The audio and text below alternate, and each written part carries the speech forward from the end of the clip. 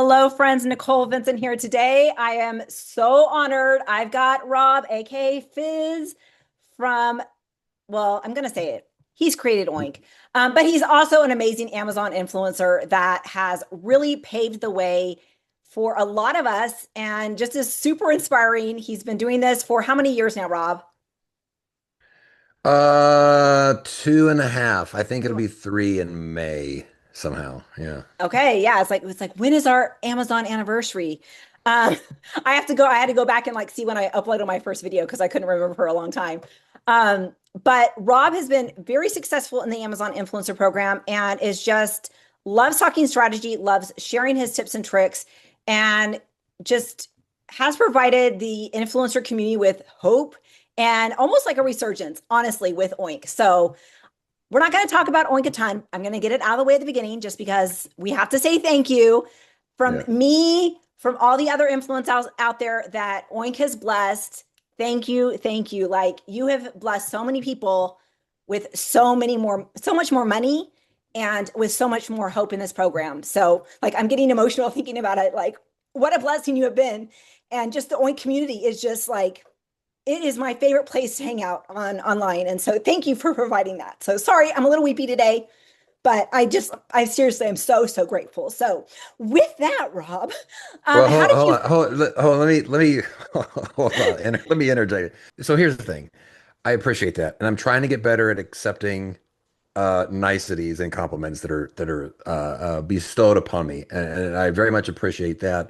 Um, from my standpoint, I you guys are ultimately the ones that are doing this stuff. I feel like I'm in a good position of support in order to help you do the things that you're already doing and hopefully help you to be able to do them at like a higher level. So I would be remiss to say, first of all, thank you for that. That's very touching. Second is that like without the things that you guys are the thing that's actually moving the needle. Oink's just there trying to give you sort of the support and the foundation to do more of those things that you're already doing. So, my rebuttal is always I always say kudos to you guys for if it is making a difference, it's because you're already doing the thing that you should be doing. But I do very much appreciate the kind words. I'm bad at taking that. When people post it in their Facebook groups, they're like, "Thank you so much," and I'm like, it's really you. Like I feel like I mean that's a bad business move. I get it. Like from my standpoint, I should go like you're absolutely correct.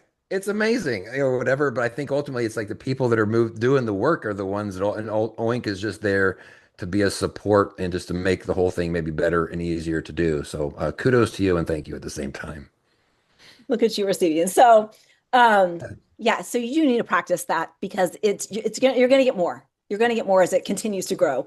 Yeah. Um, but so how did you originally start with the Amazon influencer program? You've been in it for 2.5 years, like Yeah. almost 3 years. Like how did you get started with it? By accident. It was like, I mean, so here's the way that it went was I would always been, I'm just like a normal bozo. I'm just some dumb dumb here from the Midwest. I'm winging life, like a lot of people are winging life. And during COVID, when COVID kind of hit, you were looking around at things a little bit differently, maybe through a different lens. And so Yep. I saw a blogging course that came up during COVID. We're all kind of sitting around at home, and I thought that sounds interesting to me. And usually I would have seen something like that and went like, that sounds like a scam. And for whatever reason, because all of our brains were in some other ecosystem or some other realm, we're all thinking and living differently. It hit me just in a different way, and it was a little pricey. It was probably $600-700, I think, to join this thing, and I had no real proof of it being a good idea for me to do it. And except I've always been a nerd and teachable, but other than that, I didn't know really anything about it.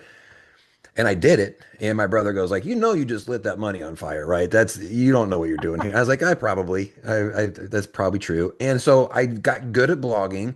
Um, I'm so stubborn. I just don't know when to quit. When I catch a little bit of something is legit, then it's hard for me to sort of let go of it. And I just saw enough. I wrote a couple of articles. I saw a little bit of traction and I was like, all right, let's go. And so I went into that pretty heavy. But that sort of like opened the door for me of going like, okay, if that's real, what else have I been saying no to naturally that actually might be a real thing? Realizing that probably a lot of it's still not. Like where my brain, I'm just like, even to this day, I know a lot of it's still not, but some of it is. And Yeah, yeah. so my blog was cooking really good. It's a health and fitness blog, still there until um, well, actually, let me say during that summer, May or June is when I got in the Amazon influencer program. I saw it come across my desk. I was in this mindset of maybe just say yes sometimes. And it came across, and I don't even know what it was. Somebody's like, you can make money making videos and have them posted on Amazon. And I said, okay, I'm good at that stuff, I think.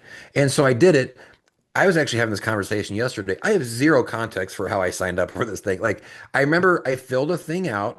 I don't remember submitting my 3 videos. It all happened within like a I was in within a matter of a couple of hours, videos and everything. I think I don't Same even here. know. Same here. Yeah, like, in retrospect, I told the guy yesterday, I said, maybe I wasn't. I didn't even know about the 3 video thing being approved until like 6 months later, whenever somebody else was talking about it. And I was like, I thought I may have went through it all at once, but maybe I didn't. And maybe that happened naturally on its own a couple days later. And all I know is it's a blur and I totally winged it. I just picked 3 videos.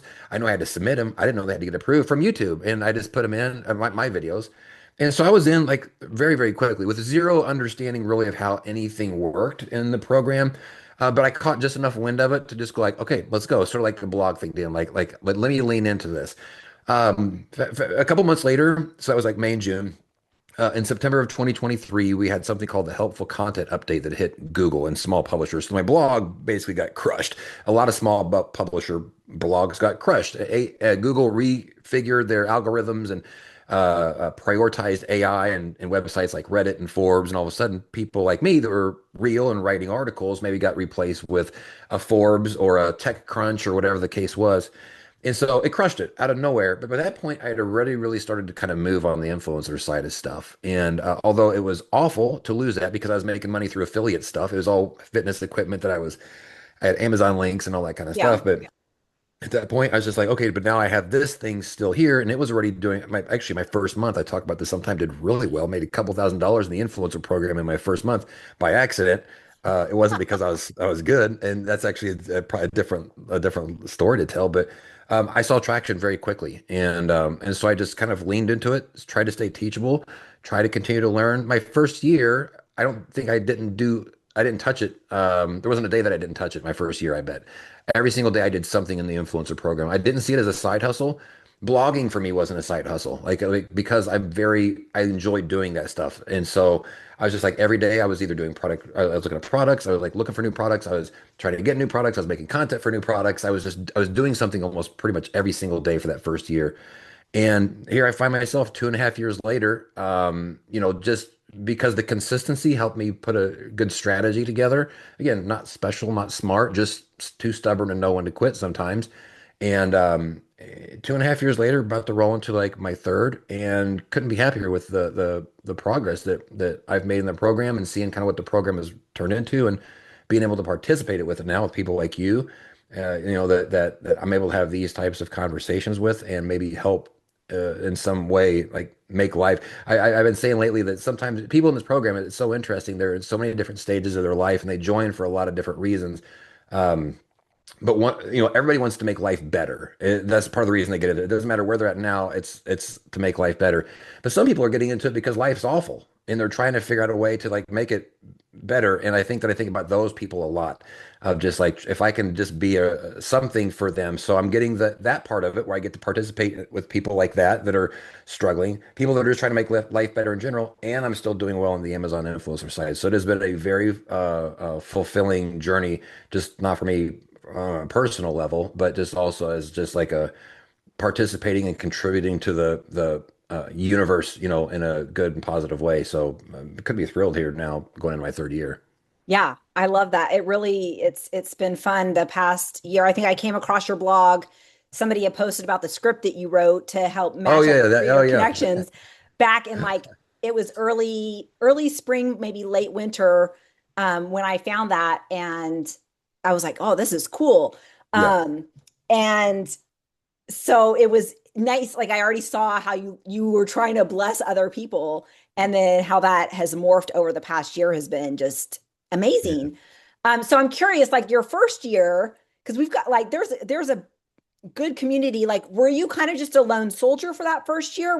Did you have anybody that you kind of like watched that was kind of like a mentor, or were you just kind of like figuring it out on your own? I'm curious. Yeah, mo mostly on my own. It was a thing. Also because my first month was so good, I thought that I had it figured out immediately. That was also part of it. I didn't feel like I needed a mentor. All of a sudden, I was just like, And you're I like, am I, it. I did 2000 my first month. Like, Yeah, whoop-de-doo, I've yeah. got it. I'm your mentor, if anything. Right off the bat, in my first week, I'm just like, you come and talk to me if you need help. Uh, no, it was a thing where even within blogging, I had no connections, nothing in that world really whatsoever. And the influencer side was really kind of the same thing. I got into it without knowing anybody else that was doing it at the time, and got in so quickly, started making money so quickly that I just sort of like paid attention to what everybody else was kind of talking about, right? There was a couple of Facebook groups at that point that you could be part of, and even if you weren't participating, you could gleam off of like some of the stuff they're talking about and see their successes and see their failures. And again, as somebody that just tries to stay teachable, I'm just paying attention to what they're sort of saying and absorbing it, trying some of it, avoiding some of it, whatever the case is.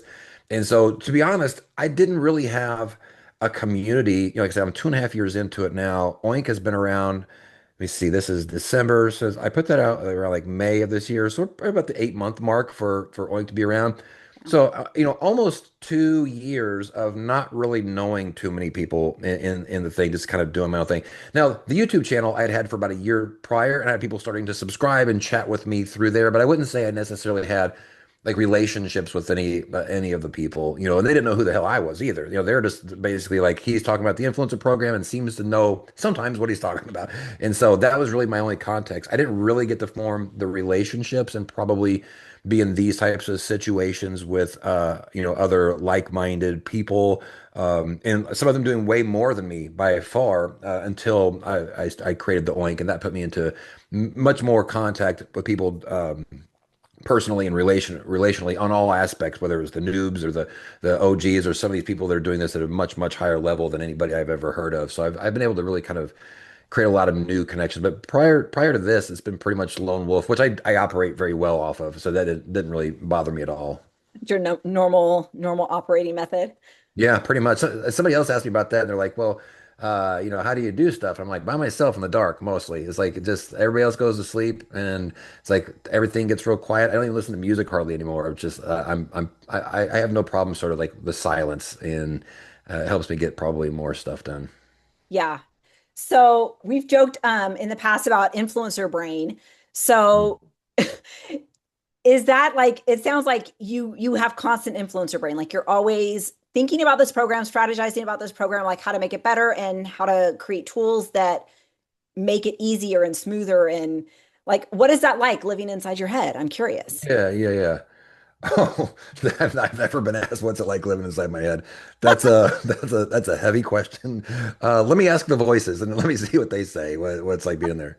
Um, yeah, I do have it, but and I think for me, the way that those voices do operate has shifted probably a little bit, which is I think that for a while I would think about it so often, trying to find a workaround, or feeling like there was always something that would make things always easier, or that it was, or there was should always be something like if I could just do this one thing, it'll change a lot of things. And I think now I still think about that sometimes because that stuff still does exist. Those types of opportunities of streamlining and if you've been missing a little bit of a thing. But I think more so now I think about it in terms of just general strategy, regardless of ease or regardless of anything. Like, are my ducks always in a row? Or if this got moved to here, does this make more sense if somebody's going to start doing this part right here? Should they do this part right afterwards? Or if I'm doing a feature for like within Oink, my brain is just like thinking about all the time, like, does this actually do something for people? Not always about making stuff easier, but does it actually like move the needle in a way that's actually meaningful? So I think that my brain has changed a little bit from, I do still think about it all the time, but I've moved away from the what am I missing? What's one hack or whatever that type of thing, which my brain was sort of consumed with, for a while, especially probably the first 3 months or so of Oink whenever it got off the ground. And now it's really kind of moved into like sometimes there's not another one. Sometimes there's not another hack. It's just about creating new layers to your strategy. Sometimes there's definitely new tips, but that doesn't always mean those tips are going to make things easier for you.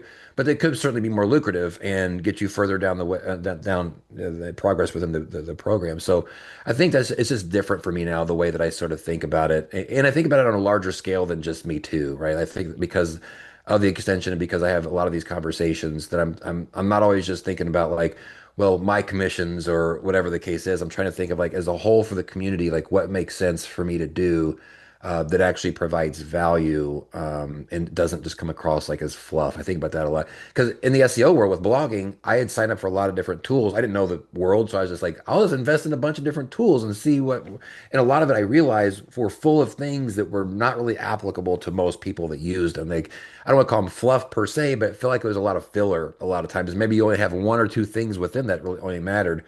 So I do spend a lot of times also just going like what matters in this program and like what actually doesn't, and trying to kind of sort that through in my brain. So it does still always kind of turn. It's just that the conversation in there is different. Yeah, yeah. I love that.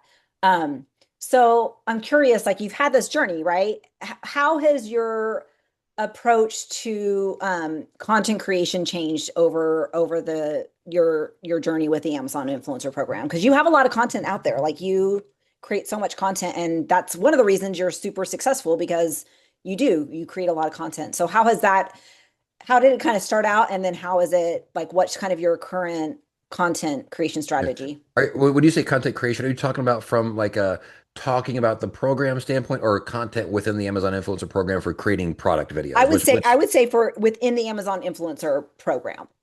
so for product videos? Hmm. Okay. Um, it hasn't been intentional. I mean, it has evolved, but a lot of this is a conversation I have quite frequently with people. Is sometimes you just like you do and you evolve as you do. You know, like it's like you don't necessarily intend for like the way that I do content creation now and the way that I shoot videos now wasn't what it was 6 months ago, and it wasn't what it was like a year ago. And to be honest, I don't even know if I would have thought it would be where it's at now 6 months ago, and I would have said the same 6 months ago from the 6 months prior to that. It's just like always kind of like changing for me. Certainly the there are parts of my strategy that have evolved. Like there's no doubt about that, especially with like Creator Connections doing with what Creator Connections is doing. But Yeah. whenever it comes to like just the content part, I think that the thing that I'm really trying to hammer home with people that I talk to now is like, earlier I said I'm not smart and I'm not special, and you don't have to be to do this stuff. But the one common thread that I think people got that do this on any sort of like decent level, like where it's converting, is there's a thread of consistency that always is there, regardless of like how you do everything else, regardless like your strategy, regardless of how you create your content, whatever. And what happens is that consistency helps those strategies evolve. Like it's by doing those things over and over again, you learn like every day, like here's what I should do when I first get up, or here's how I should shoot this video in a way that actually makes more sense. But if you it's set out ahead of time to go, I need to revamp my processes. It's almost too hard to think about it ahead of time because the program is dynamic and you kind of have to evolve as it's evolving. But it's that thread of consistency that essentially ends up dictating if you're paying attention and you listen to it and you see the results from it. Like, well, here's what this should look like for me. Like, I should make slightly longer videos, slightly shorter videos. I should make them concentrate more on this particular type of product. I should hold this one different over time or whatever the case is. So that's probably my answer. I'm not sure it's a good one that of what my strategy is or how I've approached that. It's really been I've let my successes and my failures through my consistency give me an opportunity to learn from those and then dictate what those things should be as I go forward. Because without that consistency part, I was telling somebody else this last week that you could have an awesome strategy. You could have a great approach, but if you don't have consistency, then it's DOA. Like it's the most worthless. It's like a paperweight having that stuff. But Yeah. you could have no consistency, or I'm sorry, you can have no strategy. You can have no approach. You have no knowledge, but with consistency, all that stuff is able to grow and it can evolve over time. So for me, it's I don't think too much about sort of like my individual parts to it or how like my approaches as much. I mean, I do, but whenever it's like, well, how do I change this or what does this look like for me going forward? Especially, I'm so reliant on if I can control the consistency, then those other things will start to eventually make sense to me too. Yeah. And I think that that's important to constantly be keep that content creation wheel going, but pay attention to what works and what doesn't, right? And constantly kind of tweak tweak your process so that you can become more efficient, because the faster and quicker you can produce videos that convert, the better it's all for you and more money in your pocket. And just keep improving your skills, right? Like, don't be Yeah. so stuck in one way of doing it that you're not open to change. Well, and I'll tell you too, that first year that I did this, where I was basically touching it every single day in some way, um, a lot of the stuff that Oink got developed from, I was writing Oink myself for my own purposes, and I didn't know anybody else was ever going to see it. But a lot of it came from the consistency revealed to me things that were pain points to me, like things that I were doing over and over and over again. Eventually, you look around and go, "This is stupid. Why am I doing this one thing like this every single time? If I could just have a thing that did this for me, then I could do this better." And the consistency there kind of showed me a lot of the pathway forward on what I needed to develop in order to make certain things just like work better. So I mean, there's a lot of value you can get from having consistency, and frankly, even like being consistent at being bad in some way. It's not an uncommon Yeah. conversation for me to have. People, a lot of us that started, we didn't have the tools we have now. We didn't have the knowledge of the programs that we had now. So we spent sometimes a year or more uh, failing for a Yeah. lot because we were very consistent. And we're just you look back and you go, why are our commissions not that great after the course of the year? But it taught us that consistency ended up teaching us this really interesting lesson in failure and that pain point that I don't know if you didn't have that, if you would have been like when we're looking back now, would I have got it? Would it have landed with me if I wouldn't have been so consistent at being bad? But eventually I go, I think that I can see what it takes to be good. So like that consistency for me is paramount really to pretty much everything else. Yeah. And be willing to fail. Like, be willing to be bad. Like, you're going to be bad. Yeah. You can't, Yeah. if you don't try, you can't make that progress, and you can't get better if you're not And that's willing and to that's be valuable. That's a wrong. valuable thing. Like it's not always about the commission statement at the end. I mean, certainly that's kind of the goal of the whole thing, but value in this program can come from a lot of different things. And you're 100% right there that sometimes being bad is one of the requirements to eventually get good. There's a great line in this movie Vanilla Sky with was it Vanilla Sky with Tom Cruise, and somebody was talking about how great his life was and how it's never bad. And the guy goes, "How would you?" Something like, "How do you ever know what the sweet is without ever having the sour at the same time?" And so I think that there's value in sometimes things just not being that great and having an opportunity to learn from them. And not giving up, right? That's hard. That's hard in the meantime, right? Because especially if you are paying a lot of attention to the commission rates, which it's hard not to do that. But during failure, whenever the commission is making your commission chart looks like a fart noise on paper, like it's not a great. Like you're trying to just go, like, what am I doing here? Why am I even like wasting my time? So that's true. And this is why I said earlier, sometimes I'm too stubborn to know when I should get out of something, and it ends up typically working out because I work till it gets there. But that can be hard for sure. Not seeing your hard work falling flat in a lot of ways because seeing the forest through the trees isn't always the easiest thing. Yeah, I totally agree. So I want to touch a little bit on creator connections, because that is a relatively newer program. Like, it's only about what, a year old at this point? I don't know. I feel like it It's came out it's been last around for a fall. while, but it's been around for several years, is my Okay. understanding. But it was invite only for a long time, and even a lot of the people that were invited early, like me, I had no idea what it was, so I ignored it. So it didn't catch fire, I would say, certainly till this year. Yeah. So, because that was something, like, I got invited and I'm like, I don't even know what this is. Like, this is confusing. Doesn't make sense. Like, there's a lot here. I don't even know how to find what I'm looking for. So, like, finally deciding to figure out creator connections, like, how did that shift not only your business, but this, the Oink development as well? Because Yeah. that was definitely, I would think, a side effect of figuring out creator connections. Yeah, I would say it's still a work in progress because it feels new, right? That I feel like where we're at with the program, we're all sort of shocked we're here.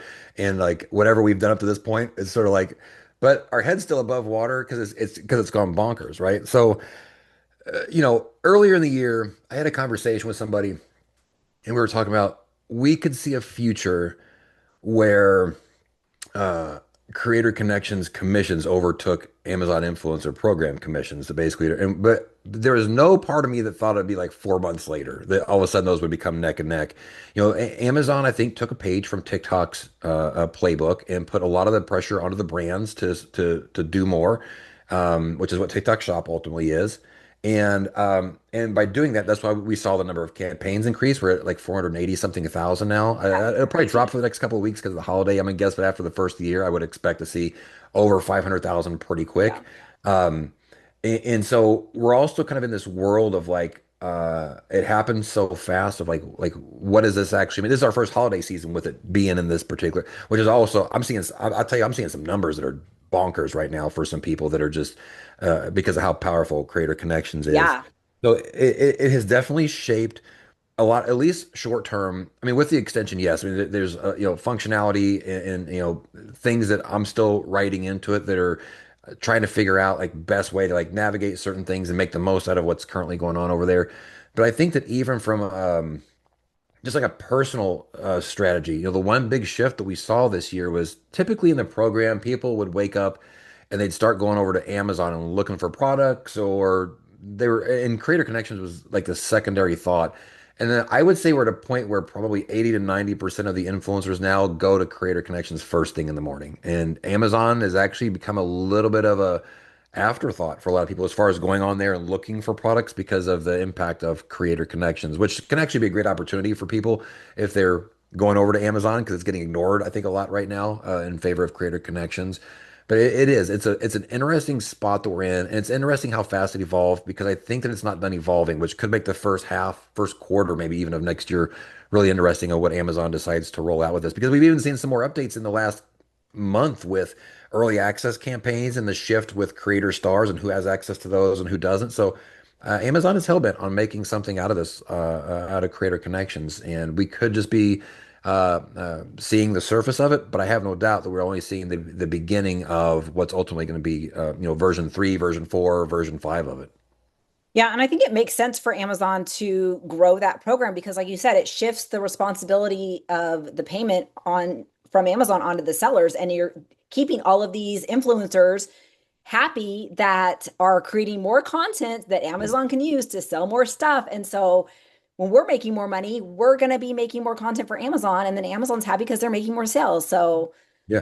But I think a side effect of that's going to end up being that because this is now more on the brands, I think sometimes Amazon has so much money it would pay stuff out and it didn't pay a lot of attention to who it was paying out to or have a lot of requirements from us. Like just make your content, but if you put it on the brand's shoulders, I think that brands will begin to expect more from the people they're paying money out to. yeah. Right. So a great example of that is earlier in the year when Amazon removed the requirement to have a link on your campaigns, even though I'm not sure it was technically ever there, but they verbally said out loud it was not there There was a anymore. You don't. verbal threat. Yes, yes, it was very much verbal. Uh, when they removed that, we were all kind of like, great, from the influencer side. But I think that then as they started to put that more into the brands, that the money they were paying out through their campaigns, the brands were looking around going, where's all of our links at? Like they wanted them because it gave them visibility into the money that they were paying out and the content that was being created on their behalf. So, it'll be interesting to see how brands, because it's new to them too, like at Yeah. this particular kind of level. So it'll be interesting to see sort of what they demand from Amazon going forward in relation to that. I think Amazon's response initially to that has been the early access change that they made in the last couple of months, where if you're gold or platinum, you have a week to 10-day head start on these campaigns now versus silver and bronze. And I think that was one of the first sort of reactions to like, okay, brands, we see that we need to protect you. I mean, I say protect, but like we need to make sure that if you're paying your money out or if you're being messaged by somebody, that you can get a feel for if they're quote unquote qualified based Yeah. purely on sales numbers, not as a person, as a human, you're special, we all love you. But Yeah. from that standpoint, so I think that was like one of the first steps we'll probably see in the first half of next year. But I said it after Prime Days in August or October, whenever that was. I've lost track. I was like, I'm really excited about the holiday season based off of what I saw in that short sample size because this is the first time that Creator Connections is on steroids essentially during the holiday season, and we're seeing it pan out exactly that same Oh, for way. sure. It's been like mine is still like like all the shipments are still coming out and it's been amazing. Yeah. But it's I think Amazon it will have to adjust it and shift it as brands respond. And I think that that's something about the Amazon influencer program is we have to be open to the rules that Amazon changes and the how the game will change and shift because we've like I haven't been in long enough to see huge changes, but that have been doing this for 5, 6, 7 years, like they've definitely seen big changes within the program. And so like how do you stay like adaptable and informed about the different changes that are going on?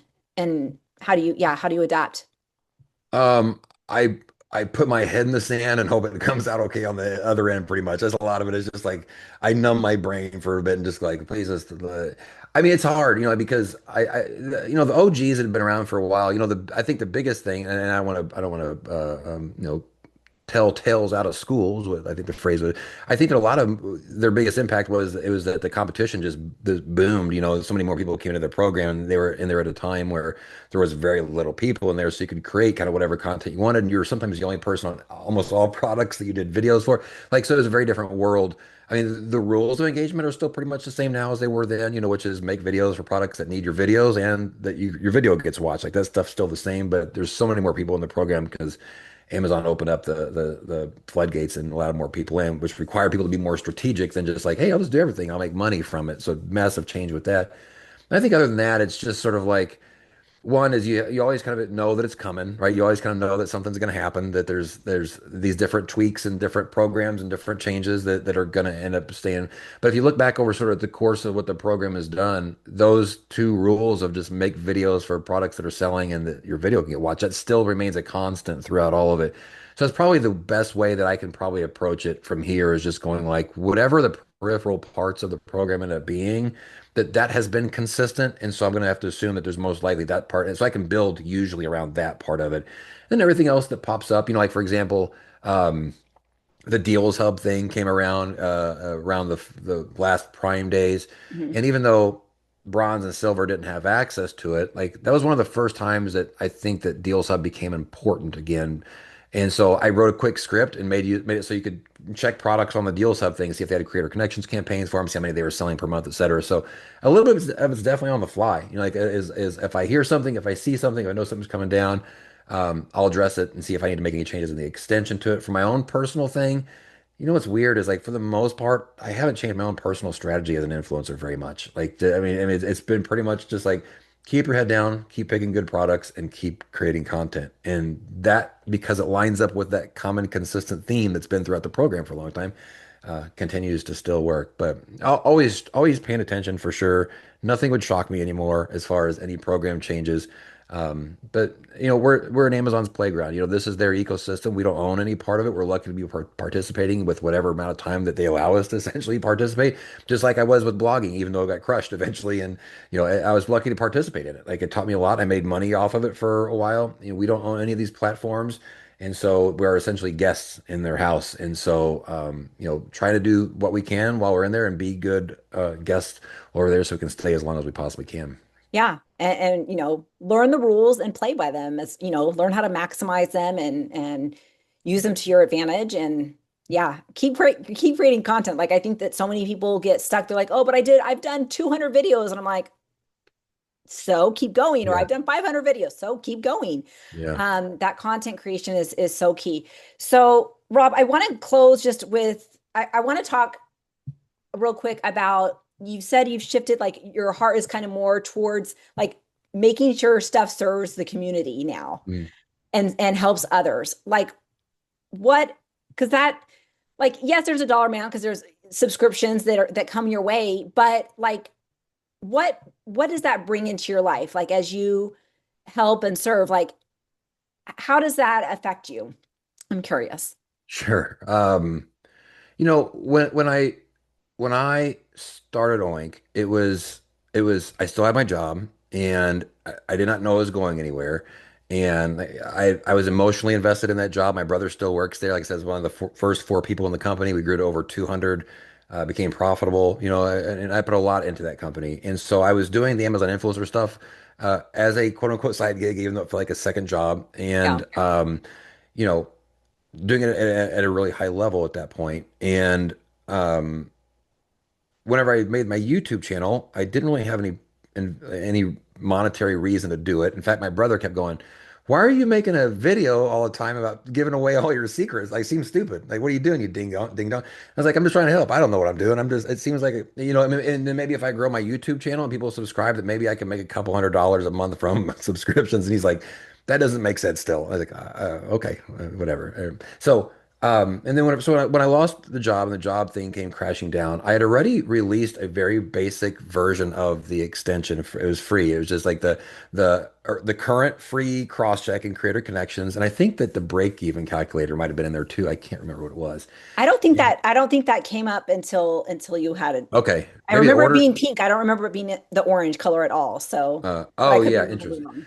Well, so when you lose a job, even though at that point I was I was able to replace my salary with the Amazon influencer program commissions. You still lose a salary, and it's pretty massive. Like Yeah. it certainly knocks you around. But what it did more than that for me was it knocked me down personally. Like I've never been through a situation like that where I've been laid off or let go. I've been very fortunate in my life, and to do it in a situation where I was so sort of emotionally invested in it, helped build it up, and my brother was still there.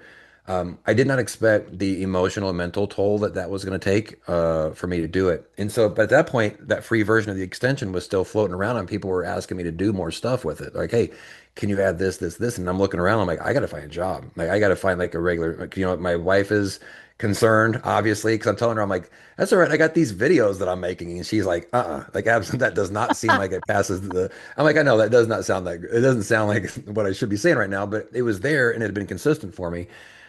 So I've been I started looking for jobs, and with more and more people that kept asking me to do stuff with the extension, I just kind of had to take a moment of like, if I'm going to spend any more time on this because of the situation I'm in, I have to rethink my approach with that. And I wasn't sure if it was going to go over very well, but it did. It jumped pretty much from the beginning of it.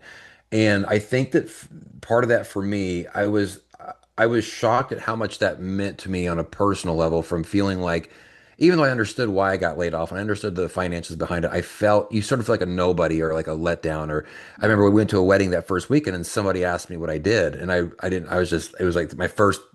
I didn't Ugh. know what to do. It was the first time I have had to have that conversation. And so, that's the first thing is the community in some way, unbeknownst perhaps to them, picked me up out of a spot where I was really kind of struggling personally with what was going on with the whole job thing. And I think the other part is, I said earlier that sometimes for people that are joining this, it's because life is awful. And I think that because, not to be whatever, but, my life has not always been great. And there's been stuff that if people wouldn't have raised their hand at some point and said, I'll do something about that on your behalf. Like I'll do whatever the case is that,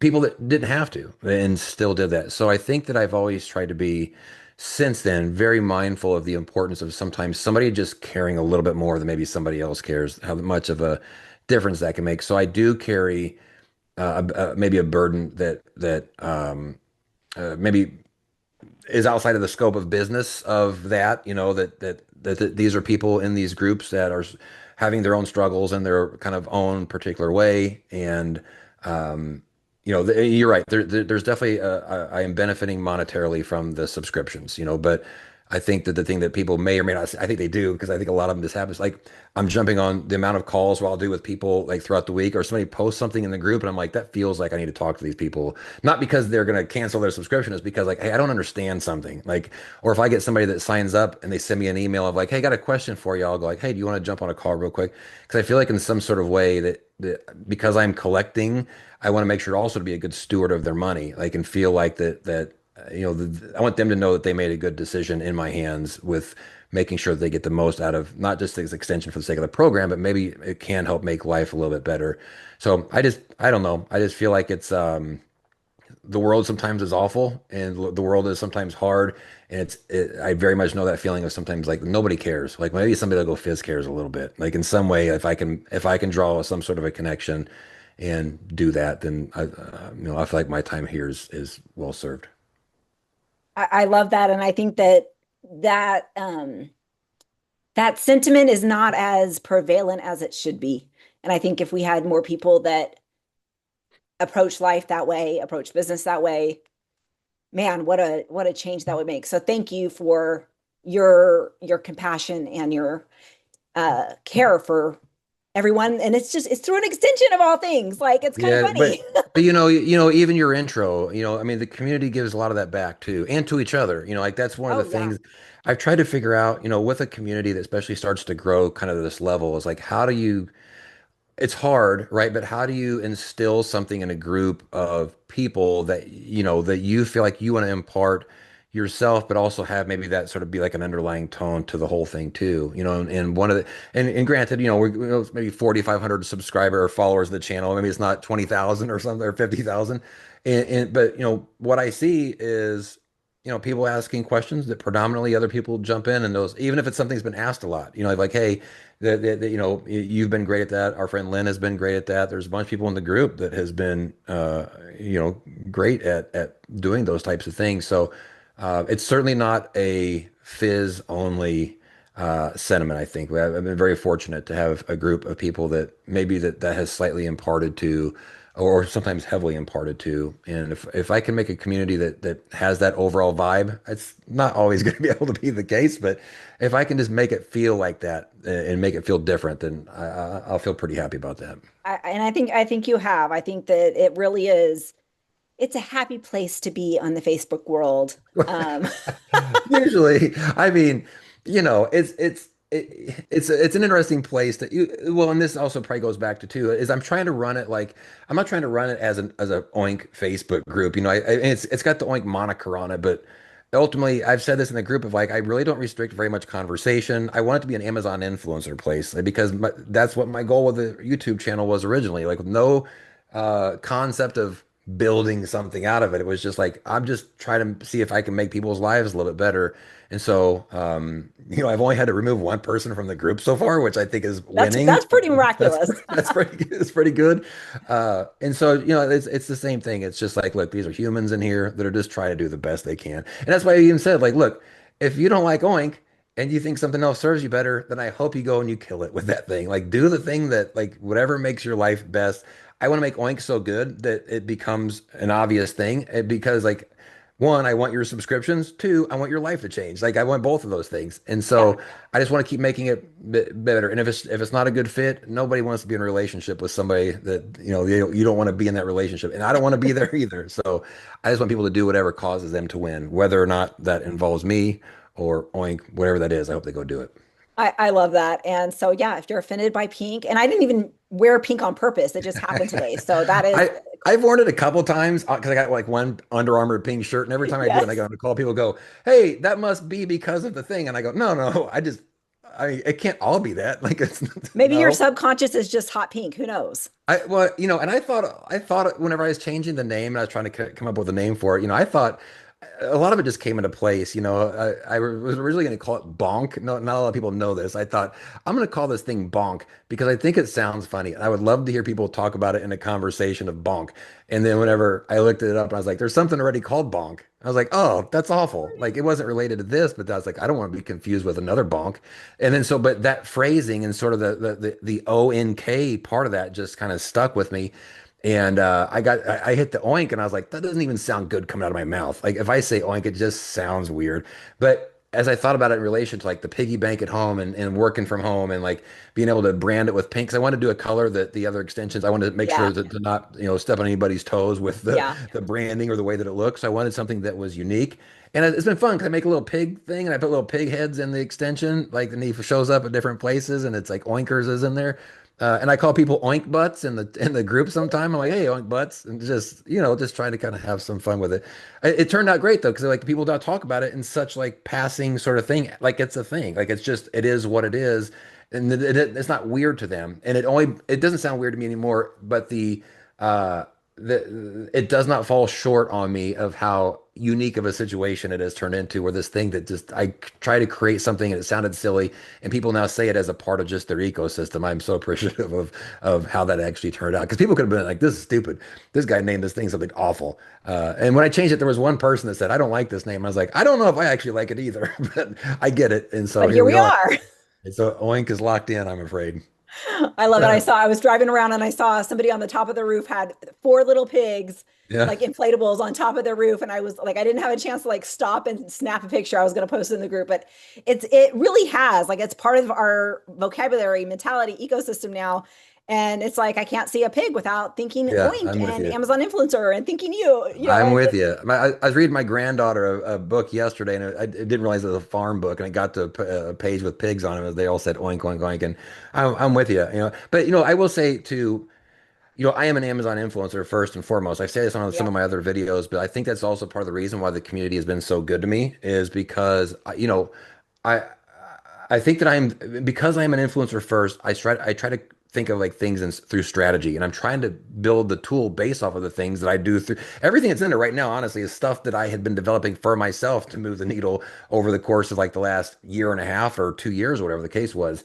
And so I think that they seem to appreciate, maybe it's because it's a creative group, I don't know, but they seem to appreciate me being an influencer that is making a tool for them, right? That maybe I Yeah. see things through their eyes or whatever. And they're right. I mean, I am. That's ultimately what I am. And if something seems to not be working well from an influencer standpoint or strategically, I'll pull it from the extension if it doesn't make any sense anymore because that was my whole goal. If people are going to use this, then it needs to matter. And if it doesn't, then I need to make adjustments to it. Yeah, and I think that really like it sets you apart in the influencer extension world for me at least is you are that influencer first. And so what you're developing is like stuff we can immediately put into practice and use and help save so much time. Like, oh my gosh, the time that is saved with just a few clicks and it's amazing. And so like you give people money, you give people time, you give people hope, like you're basically like a pink Santa Claus. That's what I'm going to call you. That was not on my bingo card 2025 to hear that I was gonna. But the flip side of that too is Oink is simply a tool, right? It Yeah. can't do the thing for you. It basically can take the work. You still have to do the work, and it'll take basically if you had a hammer before, it's basically a bigger hammer is what it ultimately Yeah, ends up being. So exactly. it does still require that. But I appreciate you saying that I'm the pink Santa Claus. I'm gonna have to let that simmer a little bit. And Well, you as could we're just do a little AI, like have them put you in a pink Santa suit. I'm At the just rate my saying. beard's at the rate it's going gray right now, it won't be much longer. It may not be 2025, but I feel like I got a lock for a Santa gig in 2026. Maybe, maybe. And you Probably can so. remember, you're like, I need a pink Santa suit. I'll just leave one out in the sun all summer, let it fade. It'll Let it turn. naturally bleach out. Yeah, Oh it'll my turn. goodness. This has been absolutely amazing, Rob. Thank you so much for taking your time, sharing your knowledge, which you are always so like liberal and free with. And I absolutely love it because I think it adds so much value for those that take the time to listen. And I know I love like your day what do you call it, your daily dose or your daily whatever that you put Daily out your briefings. Yeah. videos, Yeah. that they're so great, like they're such practical tips Thank and you. it's usually something that I have just thought about or I have been thinking about but couldn't find a solution, and so like they're always so spot on and so helpful. That is Well, thank something you. that only pro subscribers get, but I just love all of the value everywhere that you bring to this Well, table. vice versa. I appreciate you and the help that you've done in the group, 'cause especially at the beginning, there's a lot of people who are like, how do you do this? And you stepped up and made tutorials for them and did a lot of stuff. So I appreciate, your not just your heart, but the time that you put into helping the community too, right? And so, and thanks for this opportunity for talking about what it is that I'm trying to accomplish over here. Appreciate that. Yeah, you are so welcome. It brings me so much joy and it's fun to share things that are amazing. So, Well, thank you. okay, well, thank you so much, Rob. We will see you next time. Hi, friends. Nicole Vincent here, and I've got data coach Claire with me today telling her story. We've done several videos together, right, Claire? We have Yeah, we're always talking strategy, but we've never talked like the whole thing, the whole the whole picture of thing. how we've got here. Yeah. I know. So I'm super excited that Claire is taking time out of her busy schedule as a mom of two. She's in the under 30 category for age range and just busy mom and busy entrepreneur. And I'm just so excited that she's taken the time out of her day to be here. So thank you so much, Claire. Sure. I am so glad that excuse me, so glad that I started the Amazon Influencer Program 2 years ago this month. And when I first started, my goal was I want to make $10,000 from this in the whole year. And now I'm making over 10K a month. And so it's turned into more than I expected. And it's just something that I'm happy to share with other people because if somebody's watching this and wants to grow their income or is interested in starting with the Amazon Influencer Program, I want to share like why I started, how to get started, mistakes I made along the way, wins I made along the way, and like what my advice would be to me starting now Yeah. in a time machine. I love that. So we'll do a little Back to the Future episode with our DeLorean. Um, but yeah, What's it's just, that, Nicole? I know Just what's kidding. that. Oh, I'm so yeah. I'm showing my age. I'm showing my age, my 80s love, which you didn't even exist yet, but that's okay. Um, it's all good. It's all good. So Claire and I have a lot of fun together, and like she said, we talk strategy, but let's talk about Claire. It's been 2 years, which is amazing to be at the five figure a month for a few months. Like it's been consistently for a while now. Now we'll see what happens with January. Like that takes a dip for everyone, but we're all hopeful, right? But in 2 years, you've been able to create a six figure annual income, which is amazing. So how did you find out about the influencer program? What led you to that? Can you share that? Sure. So it was 2 years ago this week, actually, that I first heard about it. And I saw it from like an Instagram post, like probably somebody trying to sell a course or like advertising. And then I think they just said, like, wow, I can't believe how much I made from this. And like many good things in my life, I just honestly felt a nudge from heaven, like, this is a good thing. And I'm like, I know these nudges point me in the right direction, like point me to good things in my life. So I'm going to follow it. And so I looked into more details about the Amazon influencer program. And I'm like, prior to this, was never really a side hustle gal. Many people come into the Amazon influencer program as like a serial entrepreneur. Like they've Yes. tried everything, they've done Etsy and drop shipping and Pinterest and TikTok. And I hadn't, honestly.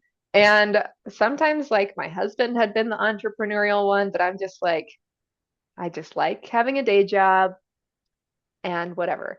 And I'll get into some context of like my professional background and how that's helped me, but we can talk about that later. So at the time, 2 years ago, I had one daughter who was a year and a half years old.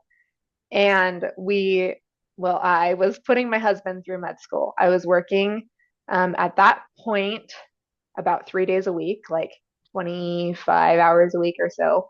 And some extra cash would be nice. And we had student loans, we were living frugally, and so when I looked into the Amazon influencer program, one thing that really interested me about it is it felt like such a formula. Like everybody was saying the same steps. Like here's how you get approved. Here's how you make those audition videos. Here's how you select products, and here's how you make the videos. And then I'm like, I can follow steps. Like is this a blueprint? Is this a formula? Then yes, I can do this. But also my whole life I've had kind of this like yin and yang between like a creative side and a data side. So in undergrad, I majored in public relations and minored in statistics. Oh, And that's an in both interesting of those, combo. yeah, it was like in both of those classes, I was like the only writer, the only creative in my statistics class, and the only statistician in my creative Oh, classes. And I was like, I don't know in what world these come together. And then I heard about marketing research as I was towards the end of my undergrad, which is essentially all of the math of marketing. So I went on to get a master's in marketing research, and I was like, this is perfect. I'm going to live in this field until the day I die. This is my passion thing forever.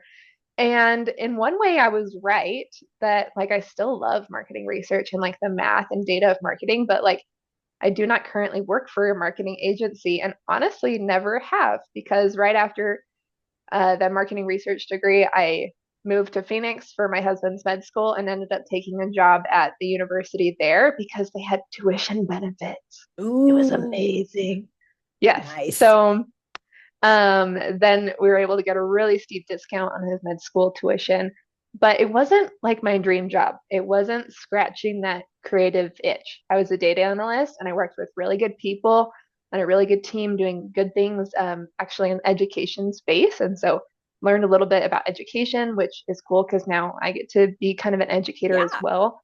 So I kind of can see how it all came together, but I was ready to let some creativity come out, and thus came Amazon Influencer. So I did my I did a TikTok account to get approved. I've never been on TikTok before and I'm still not really, but maybe I'll change that in the future. And then did some audition videos, and I think it took about 4 or 5 weeks for those to get approved. So while I was waiting, I think I made 40 videos or so. Um, and then posted all of those. And then my first full month in the program, which was February 2024, made about $500. And I Wow. think I had somewhere between 50 and 100 videos on my account. And so I don't think that those that are starting the Amazon Influencer program now will have the same instant success. Yeah. It's a lot more saturated, a lot more competitive. And so it will probably take most people at least a few months to get up to $500 a month, but I definitely think it's still possible. So with that initial success, I was really encouraged and I'm like, okay, I'm going to try to make $10,000 a year with this. That was my initial goal. And then I think by the summer, I was to like 3,000. And then that December had my first 10K month. That is just that's I love that story because you recognize that most people do not have their first month $500 because February 2024 was the first. That's when I uploaded my first videos. I can tell you I did not have a first $500 month. It was like $40 maybe.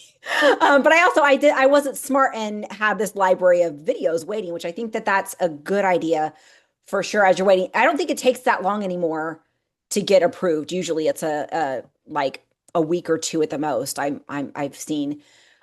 So your goals shifted, and when did like you kind of shift in how you're like, okay, this is actually like I can do a lot more. How did you like change that goalpost and shift stuff to kind of get to where you are for 2025? Sure. So a big shift was I left my day job. So this was a few things in the mix, not just that my Amazon influencer earnings were growing and making more than my day job, but that was a big part of it. But I'd had a second baby and my husband was finishing med school and we were moving. And so all of that together, plus Amazon was doing well, I was ready to put the day job behind me and then decided instead of finding a new day job where we're moving or trying to make my day job remote, which like probably could have, it was just a nice time to step away and to switch gears and to say, I'm going to put everything I have behind Amazon Influencer. And it has been a good gamble. That being said, when people say like their goal is to quit their day job with Amazon Influencers supporting their income, um, I have a little bit of hesitancy because if my spouse, who we share finances, did not have such a very stable job with very stable, reliable benefits like health insurance, I would not feel nearly as confident to have Amazon influencer as my sole or primary source of income. Because though it is lucrative, it's like feels like it could topple at any moment. Yeah. Right. Just in the last few months, like many Amazon influencers have their account shut down for seemingly no reason, or like their videos aren't being placed on product carousels anymore, and their earnings are just tanking. So Yeah. I'll try not to get into strategy We'll like we'll we do save on it our for other next call. Tuesday when we're doing our Yeah. live strategy call. Um, Um, but I guess that is just a word of caution that I have of like, you could get fired at any time from any job, but if you're trying to have stability in your income, Amazon influencer is a little variable. yeah. Both seasonality and like Amazon is can fire you essentially at any Exactly. point for Exactly. no reason. Yeah, don't Yeah, put all your eggs in one basket. Like it can be a big basket, but it shouldn't be the only basket. right. It's a big basket, but yeah, now I'm starting to grow some other baskets as well. Which I think is it's a wise thing to do. Like it's good to have those various streams so that if one stream does get dammed up or shut down or dries up, you have other income streams coming in. So with two very young kids, like how do you balance the schedule with your influencer work and the demands there? Because like you make a ton of videos. Because I last time I looked at your storefront, I think you had like 3 or 4,000. Like Hmm. Coming you've up on got a lot. 4,000. Yeah. Yeah, I do make a lot of videos. So my schedule right now is I work 3 days a week, and that's from about 8:30 to 3:30, like kind of like school hours time. And during that time, pay for childcare for my two kids, which right now they're 3.5 and 1, and they're lovely. And so then 2 days, two like work days a week, I'm just with them. And so I'm making almost double what my husband does in his more than full-time job. I mentioned he was in med school, now he's a medical resident. And so I think it's really fun to be able to say, I make more than my doctor husband. That won't always be the case, but it's kind of fun to just pat myself on the back. Yeah, husbands don't like it when you say that though. I did that once and my husband was like, we had issues for a while. My husband's a good sport about it. He's like, yeah, you do. I'm not going to calculate my own dollar per hour because it would not be Yeah, pretty. not as a resident for sure, for Yeah. sure. So you do pay for childcare twice a week. So when did that start for you? Because honestly, like you have to make money to spend money, Sure. but you also have to have time to make the money. So what like Exactly. kind of go over that choice and the timing on that for us? Because I think that's Sure. something that a lot of people deal with. Sure. So when I was working about 3 days a week at my day job, also paid for 3 days a week of childcare. And during my day job, that's what I did, my day job.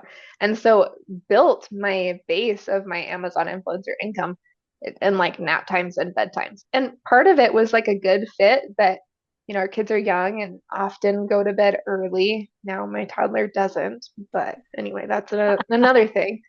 And so when my husband was staying up late studying, I was, next to him or in the other room doing Amazon influencer late. And so whether or not you have like a work day to set aside to Amazon influencer, it does take time to grow. It's going to take hours to like put in to make those videos, to grow the storefront. And I like learned probably within my first 6 months of Amazon influencer, like how to be really efficient making those videos and how to just like put the blinders on and focus on what actually matters, like what's moving the needle. And though we were talking about like, have a few different income streams going on, I really make most of my money from on-site and creator connections.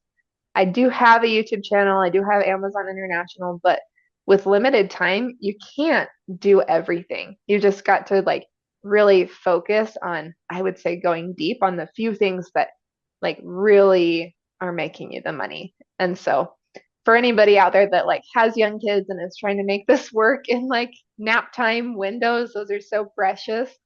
Um, you really can just like be strategic with your time and efficient with making those videos and like minimize distractions.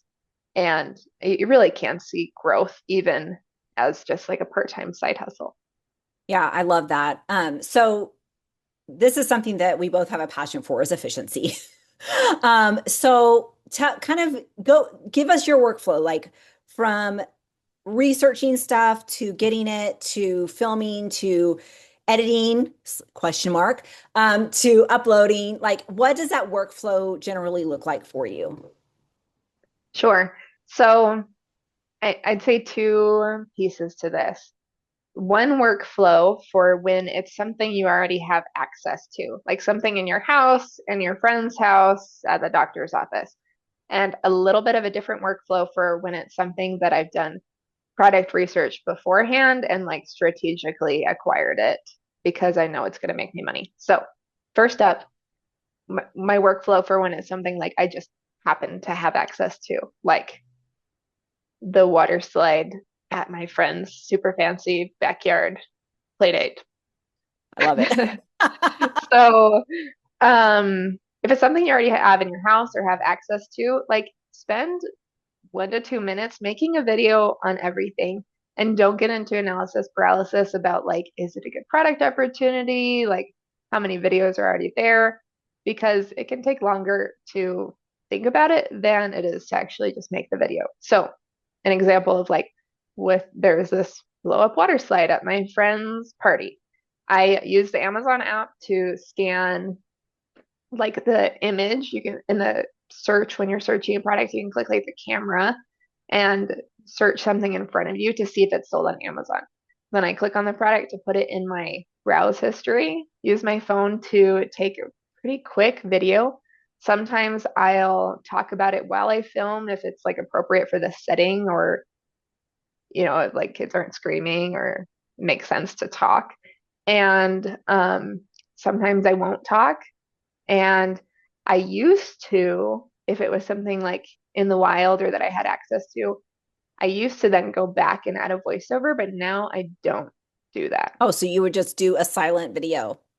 Just silent. Yeah, just Okay. here it is. You know, some people assume that you need to talk in your Amazon influencer videos, but that's not actually required. So you can actually make money from a video that you just show it. Crazy. I love So it. that's my workflow for products I have access to. I actually have on my to-do list in the next few nights to go on a walk around my neighborhood at night and look at people's like All the Christmas blow-ups. decorations. Yes. And some people ask like, are you allowed to like film stuff that's not yours or that's like in public? And kind of my rule of thumb or what I feel comfortable with is like, if it's something public facing that like the person put out for other people to see on purpose, if it's in public, then yes, go ahead. And if it's like, if you feel sneaky about it or like you're not supposed to be seeing it, then You're like peeking over the don't. fence and like your camera Yeah, like, yeah, that shattered that that'd grill be or a whatever. no. Yeah, exactly. Um, anyway, so I actually recently did an analysis about like which product acquisition method makes me the most money between purchased products, brand samples, and like found things. Like I found a Christmas inflatable and made a video. Yeah. And the found things made me about $3 per product. So I can go on a pretty lucrative walk around my neighborhood. Yeah. Yeah, for And sure. I'm gonna go on a walk anyway. Anyway, so when you're getting started, that's the method. Then for that products that are coming into my home are things that I know are going to make me money because I've done product research beforehand. So my general workflow for those products that I've done the product research, which I'm really good at, and I know that it's a winner, I know it's selling well, has low competition, almost always has a Creator Connections campaign, then it goes into a box in my office, take it out of its box Yeah. and put it in the box that is the like to make a first video about box. And for all of those, I will batch doing a like unboxing an initial impression video, just one after another. I'll do this 1 or 2 times a week, or more often if I like really want to get videos up quickly. The last couple months I've been a little bit quicker about it because it's been holiday shopping Yeah. season. Yeah. And some products can pay for themselves in literally one day. Yeah. Like amazing. So if you're sitting on good products, then that's sunk cost of like money you're not making. Yeah. So I'll film them once of just like an unboxing. Here it is. And those videos are usually like 30 seconds to a minute long. I don't really know anything about the product. I'm just showing the Amazon customer, here it is. Yeah. And then I'll put it in another box that is like for almost everything to like film it in context. Like if it was a frying pan, then to take it to the kitchen and actually like film it in use.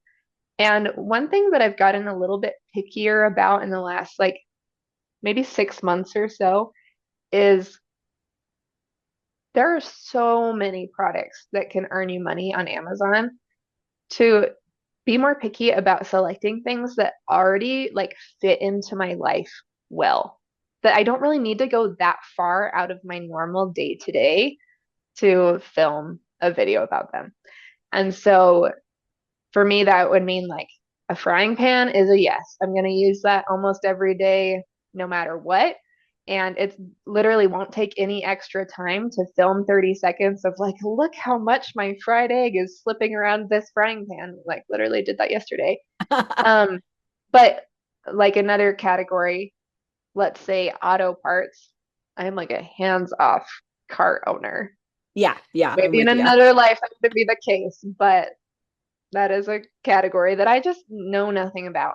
And so if I'm doing product research and see like, ooh, there's this like set of headlights that I estimate is going to make $300 a month profit, I actually don't get them. What Yeah, I have started doing is I made a service that I call the product vault, which is where I dump all of those products that are great product opportunities, but just like not a good fit for me.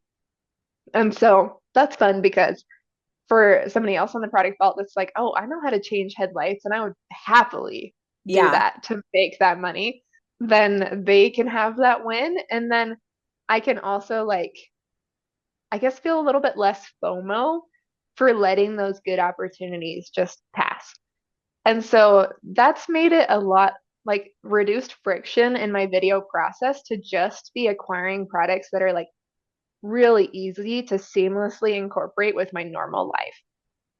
I have found similar stuff because you do like when you are in when you are in product research mode, like it's like you see the opportunities everywhere and it's like, okay, well, I guess I could. And then you spend this brain power like trying to figure out how can I do a video with the headlights? And then you've wasted this time thinking about it when you're like, you know what, this isn't for me. Like, let's move on and focus on the things that would be easy for me to incorporate to show to demonstrate that I would enjoy because yeah, there really are a lot of opportunities out there, and I've like that's I love the product vault idea. You've sent me something, and I sat Yeah. on it for too long, and by the time I finally went to purchase it, there were like 7 videos on there. So Wait, was it the garden hose? it was. I was like, dang. Oh, yeah. The other Um, day, or maybe it was like a week or two ago now, I saw this Christmas decoration that it was like for the front yard, like a 10-foot pole that had like lights that went around it. So it looked like a Christmas tree. And I'm like, I do not have the energy this week to install a 10-foot pole in my front yard, even if it would make me $300. Like, you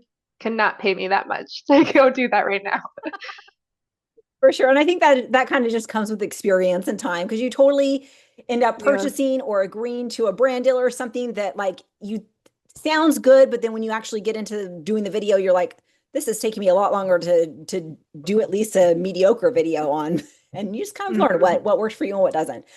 Yeah. Um, so so Claire, what has you've kind of hinted a little bit about what this income has done for your family. Like, what do you see for it doing for your family going forward? And not just Amazon influencer, but the other opportunities that have opened up with your various coaching programs. And we'll talk about that here in a little bit. And you just did a new getting started um, module training thing that it just looks phenomenal. Like, what does this look like for you and your family in 2026? Sure. So I mentioned we had student loans from med school, and so Amazon Influencer Income has been able to help dramatically with those. And now my income goal is to try to save up a big chunk for a house down payment. And I mentioned my husband has a salary job. If we were just living on his income, it would be really tight. Like we could make it work, but like he gets paid 65, like 65 for a family of four. Like Right. it would be tight. It would be tight. And so it just gives us so much more breathing room. And also like I love to work. I would almost do this like if it was cost neutral. Like if it just paid for my childcare and like taxes and I didn't make any money, like Yeah. I almost would still do it because I just have so much I guess passion and like it makes my creative and analytical brain so happy to spend my time doing this and also to be able to like help people grow income for their families as well. I love to teach. And so I feel like it makes me a more whole person to be doing work that I love so much, to be able to, I feel like people approach motherhood in different ways or thrive in motherhood in different ways, but I feel like I thrive the most as a parent by having something that I love aside from parenting, that I'm able to show up better for my girls, having done cool interview calls and having, made almost $1,000 one day, and that's my next goal. We'll see if Yeah. I ever Oh, get that's there. awesome. I love Yeah. that. I love that because when I was in your shoes, like I had four little kids and I did not thrive in motherhood. Like I really, really struggled. I didn't have anything that was my own. I felt like I was a total failure as a mom. And so I think like having something that you can express yourself creatively and feel like you're bringing value and that you're good at and you're helping people, like that is so rewarding. So and I think that's why neither of us mind taking time to do things like this, to do our strategy calls. It's because it fills us up in ways that money can't buy, right? And so Mhm. let's talk about this for a little bit because I think that this is something that's kind of undervalued in entrepreneurship and opportunities like this. Like as a person, like how has this helped you? How has this fulfilled you? Like how has this journey like helped you grow and development and stretch and just like all those things, like just that internal thing that money doesn't really show all the time, right? Like, Sure. Yeah, I feel like it's something that is hard to get in a day job, to have that like reaching for new goals and for creating something and to be growing as a person. And honestly, that's one of the reasons that I've shifted some of my energy from just making as many Amazon videos as I can, which is really lucrative. I'm really good at it, to now like creating some coaching programs and courses for other Amazon influencers. Isn't really because it's more lucrative for the time. It's not, at least not yet. But um, I'm learning new skills about like how to put together a course and like what instructions make sense for people, what help do people need, or like how to grow a social media account. And those are things that I haven't done before. And so I just love learning. And so I'm so grateful, I guess, for the blessing to have enough income that I can choose creativity and fulfillment over maximizing income right now, yeah. because I know that that is a really privileged choice to be able to make. And so I'm really grateful to, um, I guess, have put in so many years of work that now I am in that situation to be able to choose creativity and to pursue projects that do fill my cup. And like recently, I spent like 2 weeks making that um, earnings dashboard, and it Yes. was like such a puzzle to figure it out. And I used AI and some of my coding for it. And it was like the first project that I'd done a lot of coding for. And like back in college, I hated coding, but now it was like a new thing to get to do. Yeah. And I know that if I'd spent that time in a different way, I could have maybe made more money for per hour. But now I have this cool tool to help other people and learn a new skill as well. Yeah. And if you haven't gotten Claire's earning dashboard, it's a no-brainer. It's one time $27. At least that's the price it is currently. Who knows? If you click on the link and you see this video 2 years down the road, it might not be that anymore. But it is such a valuable tool. Like I love it because it takes your on-site, your off-site, and your creator connections and puts them all together so you can truly see like what your top earners are and for whatever time period. And it's just been like, oh, like maybe I should put some more, maybe make some more videos on this because it is making me more money. Or hey, that like I usually most of my free collabs are haven't I in my mind I haven't felt that they were that lucrative, but for the last 30 days, my top one was a free product that I got. So Oh, nice. Good. which it was a RoboVac, Ooh, which is hot for Black Friday, right? And yes. so like it really is a fabulous tool. So definitely check out Claire's earning dashboard. And you Yeah, have sometimes those top earners can be actually kind of sneaky, they because are. the way that it's shown on Amazon is so disjointed that Yes. you might just see like, oh, I earned on the RoboVac today, but you don't really realize like, oh, I've actually earned on that 17 times and it really adds up.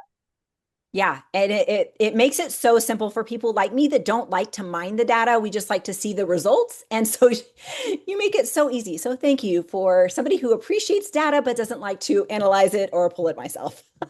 Sure, of course. Okay. So Claire, right now you've got two programs. One is like kind of an ebook style. Tell me if that's a bad description, but it's for those that are brand new and want to get started in the Amazon influencer program. It is has several modules that take them through step by step. It's not videos, it's you just read it and it takes you through the steps and the resources. So tell us about that and then we'll talk about your other one, if that's okay. Sure. So this is a brand new starter course. I'm calling it your first $100 in Amazon Influencer Starter Manual. So it is completely self-paced, and right now it's priced probably way underpriced. It is. I told her, I was But like, Claire, I think you're underpricing this. anyway, it's just $27 right now. And but Wait, mostly hold on. because Price subject to change if you watch this later and she changes the yeah, price. So just if anybody watches we're it later. recording this on December I'm 9th, just putting a disclaimer 2025. in there, Claire. Yes.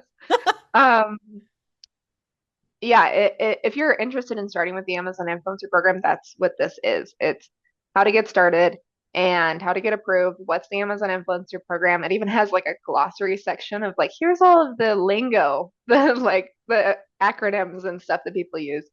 And it's priced low right now because many people that are selling Amazon influencer starter courses price them for hundreds of dollars. And though I do think it's worth it because the Amazon influencer program is so lucrative that like you'll make back your investment, I just think that everybody can succeed with the Amazon influencer program and it doesn't need to be that expensive.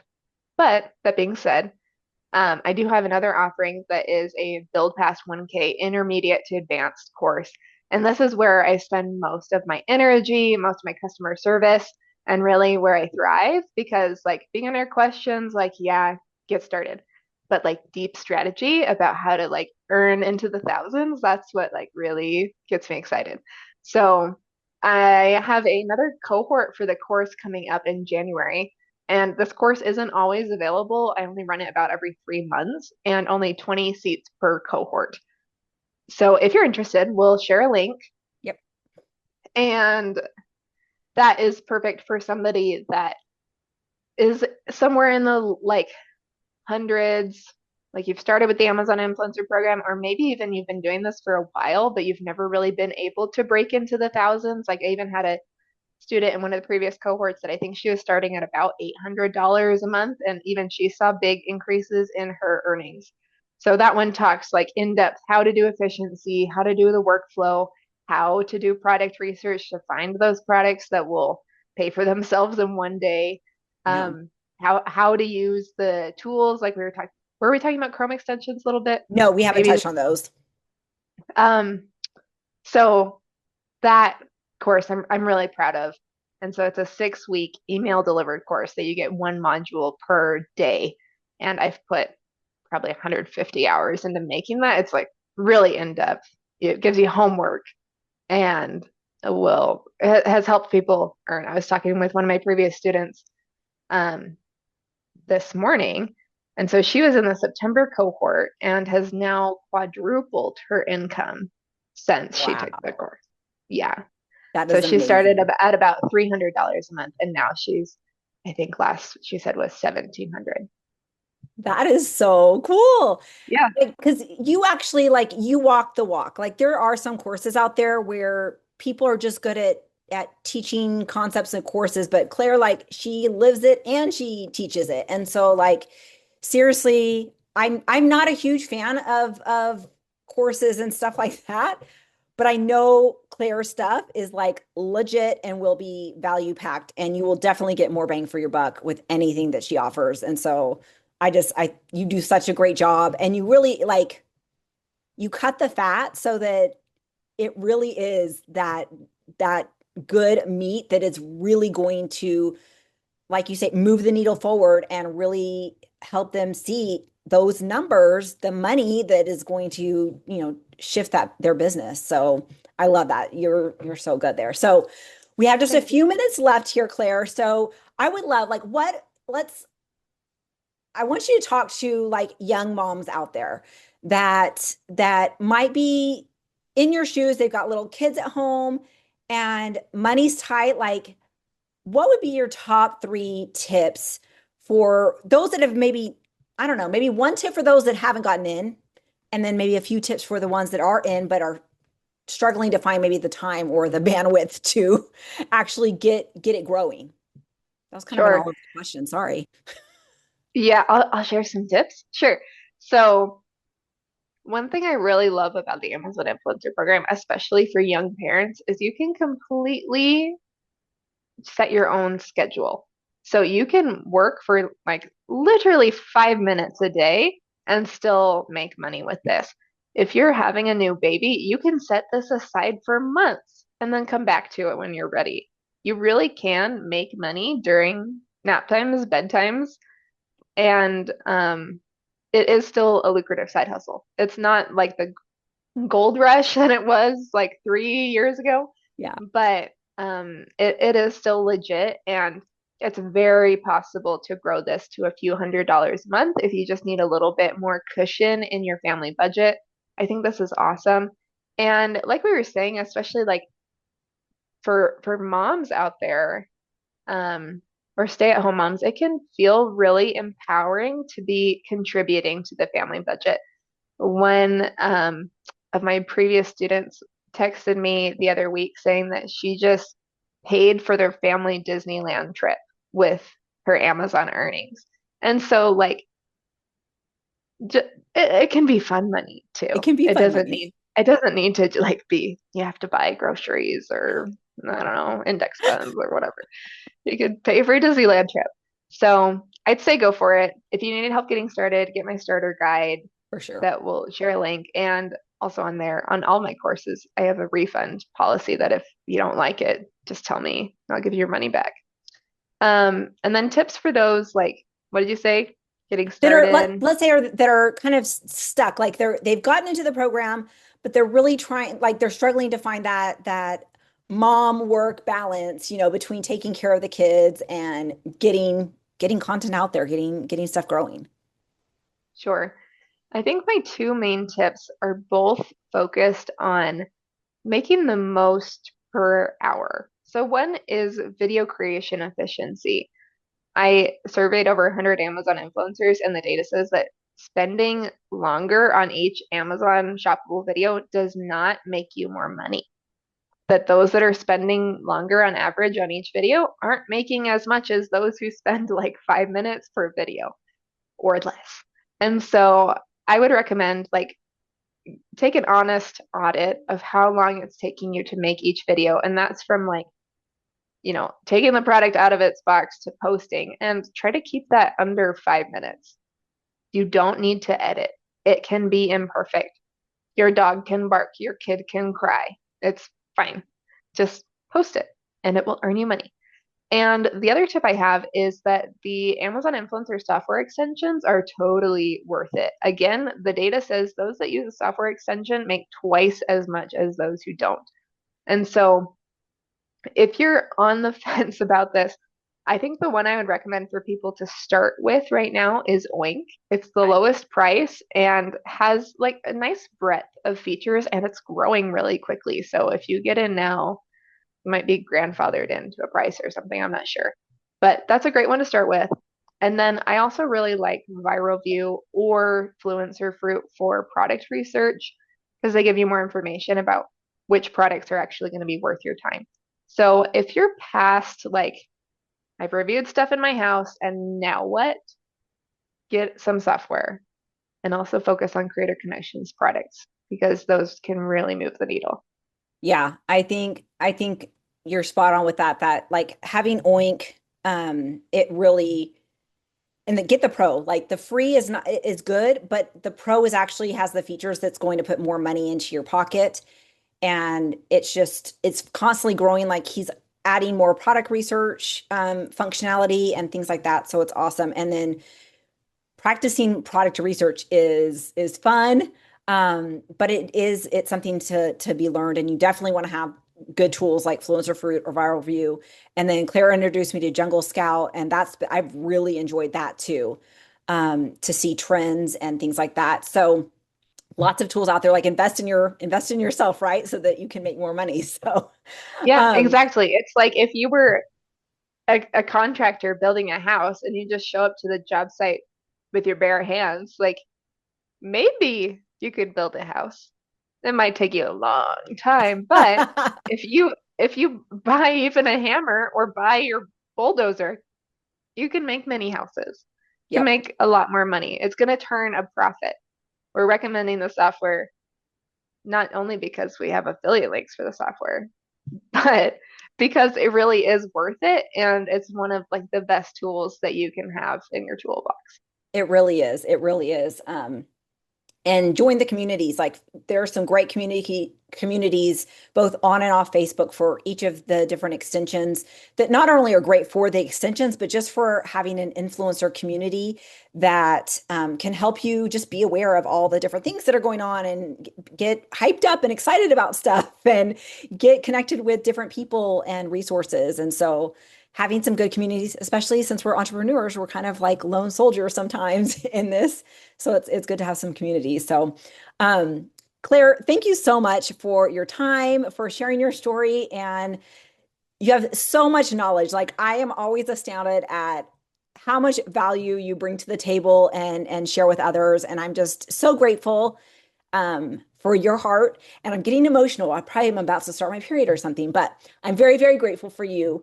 And I wish you the best in 2026. I'm just so excited for what's going to come for you. So Thank thank you for being you. here. Yay.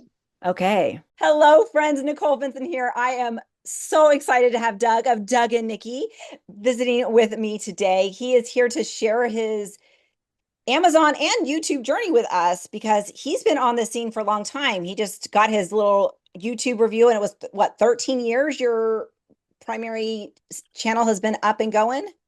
13 years. It's like, oh, wait, hold on. I'll tell you. 6,731 days I've been on YouTube from July 5th, 2007, which, as we briefly discussed, I used to race cars professionally and I was sharing videos from my racing on YouTube initially, not really technically being a creator, but YouTube thinks I was a creator. So There you go. It counts. It counts. it You know, you counts. have that origin date, like it's good. Yes. So Doug and Nikki they started a travel vlog, and that really catapulted them into like not YouTube stardom, but it was enough of a lever or momentum for it to be Amazon actually invited you guys to be part of their beta program with videos and such. And so you didn't even have to go through the application process, I'm guessing. I don't think so. I don't think we had to submit. No, I feel like we did submit 3 videos because I remember initially we had to scrub out the calls to action from our Oh, YouTube okay. videos to submit them. But so yeah, I think we did. But but yeah, so that's how and that was initially most of that stuff was RV content because we had gotten an RV during the pandemic so we could continue to travel and make travel content safely. Um, and so that was really what motivated that additional workflow of Amazon in addition to YouTube. That's awesome. So so you said the pandemic kind of inspired your wife to say, "Hey, let's get an RV and let's get out of this Yes. place." And Yes. because you guys were travelers before, um, what like that's a huge life change. Like, what did that look like for you guys? Like, did you have to sell off stuff? Like, were your Well, kids, because I know your kids are a little bit older now, but like, were your kids on board for that? Like, how did that look? I'm well, curious. so we were traveling during the pandemic, so we could be socially distant and that kind of stuff. You could get in the RV. At that point, we lived in New York, so we could like take a 5 hour ride in the RV and be like in the woods of New Hampshire, like by ourselves. but not be stuck in the house in New York, you know? So Yeah. that was what really drove it. At that point, our daughters were kind of like grown and kind of starting to do their own thing. One was still living with mom, that kind of thing. Um, and so yeah, so that was what did it. And I will say the thing that made it all super possible was my day job is I have an insurance agency. I do property and casualty insurance. That's my day job. And Nikki and I got married. This is my second marriage. And so we got married 17 years ago now. 17 years ago. Um, and so when we got married, it was really important to her to travel. Like I wasn't a big travel at that point. She's like, we need to travel. I want to go on a 2 week honeymoon or whatever it was. So I really restructured my business so that I could work remotely.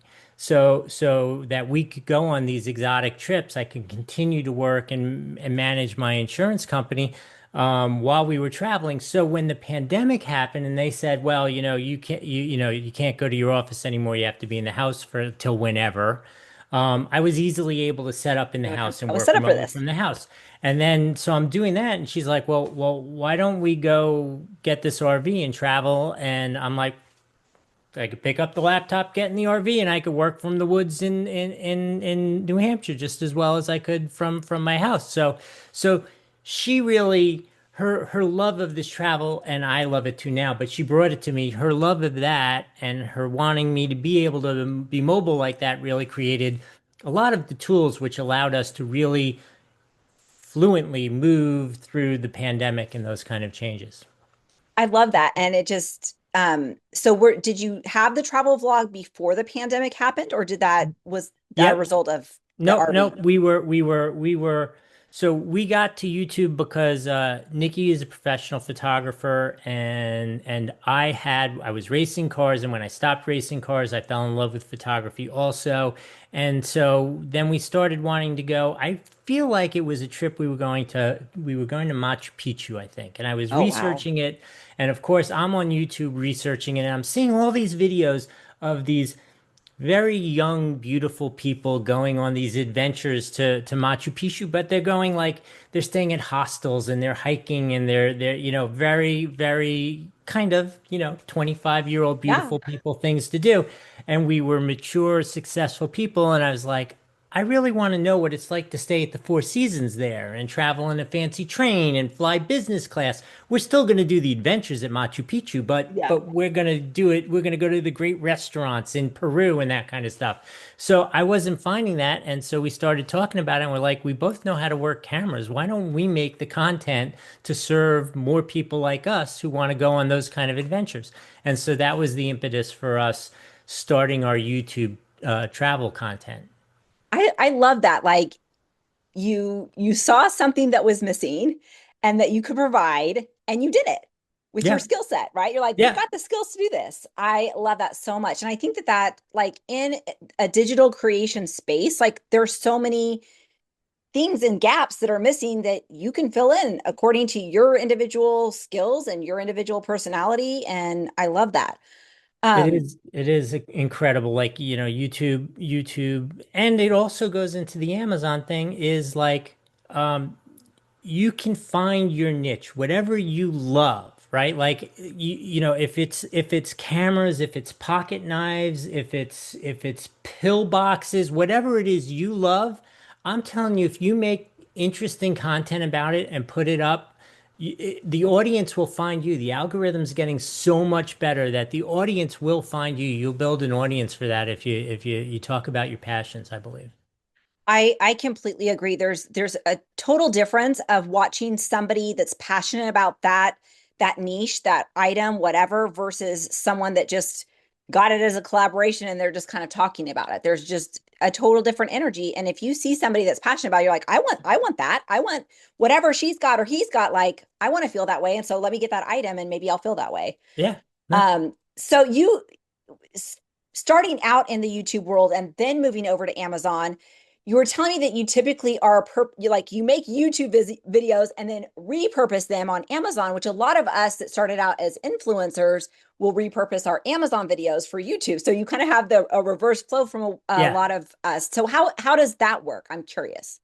So I think the conceptually it's kind of the same thing, but it's a little different. Like, I think in order for it to be the review content, because it's still review content that we're Yeah, putting up on YouTube. So like for that to be effective on YouTube, you obviously have to have a good hook at the beginning.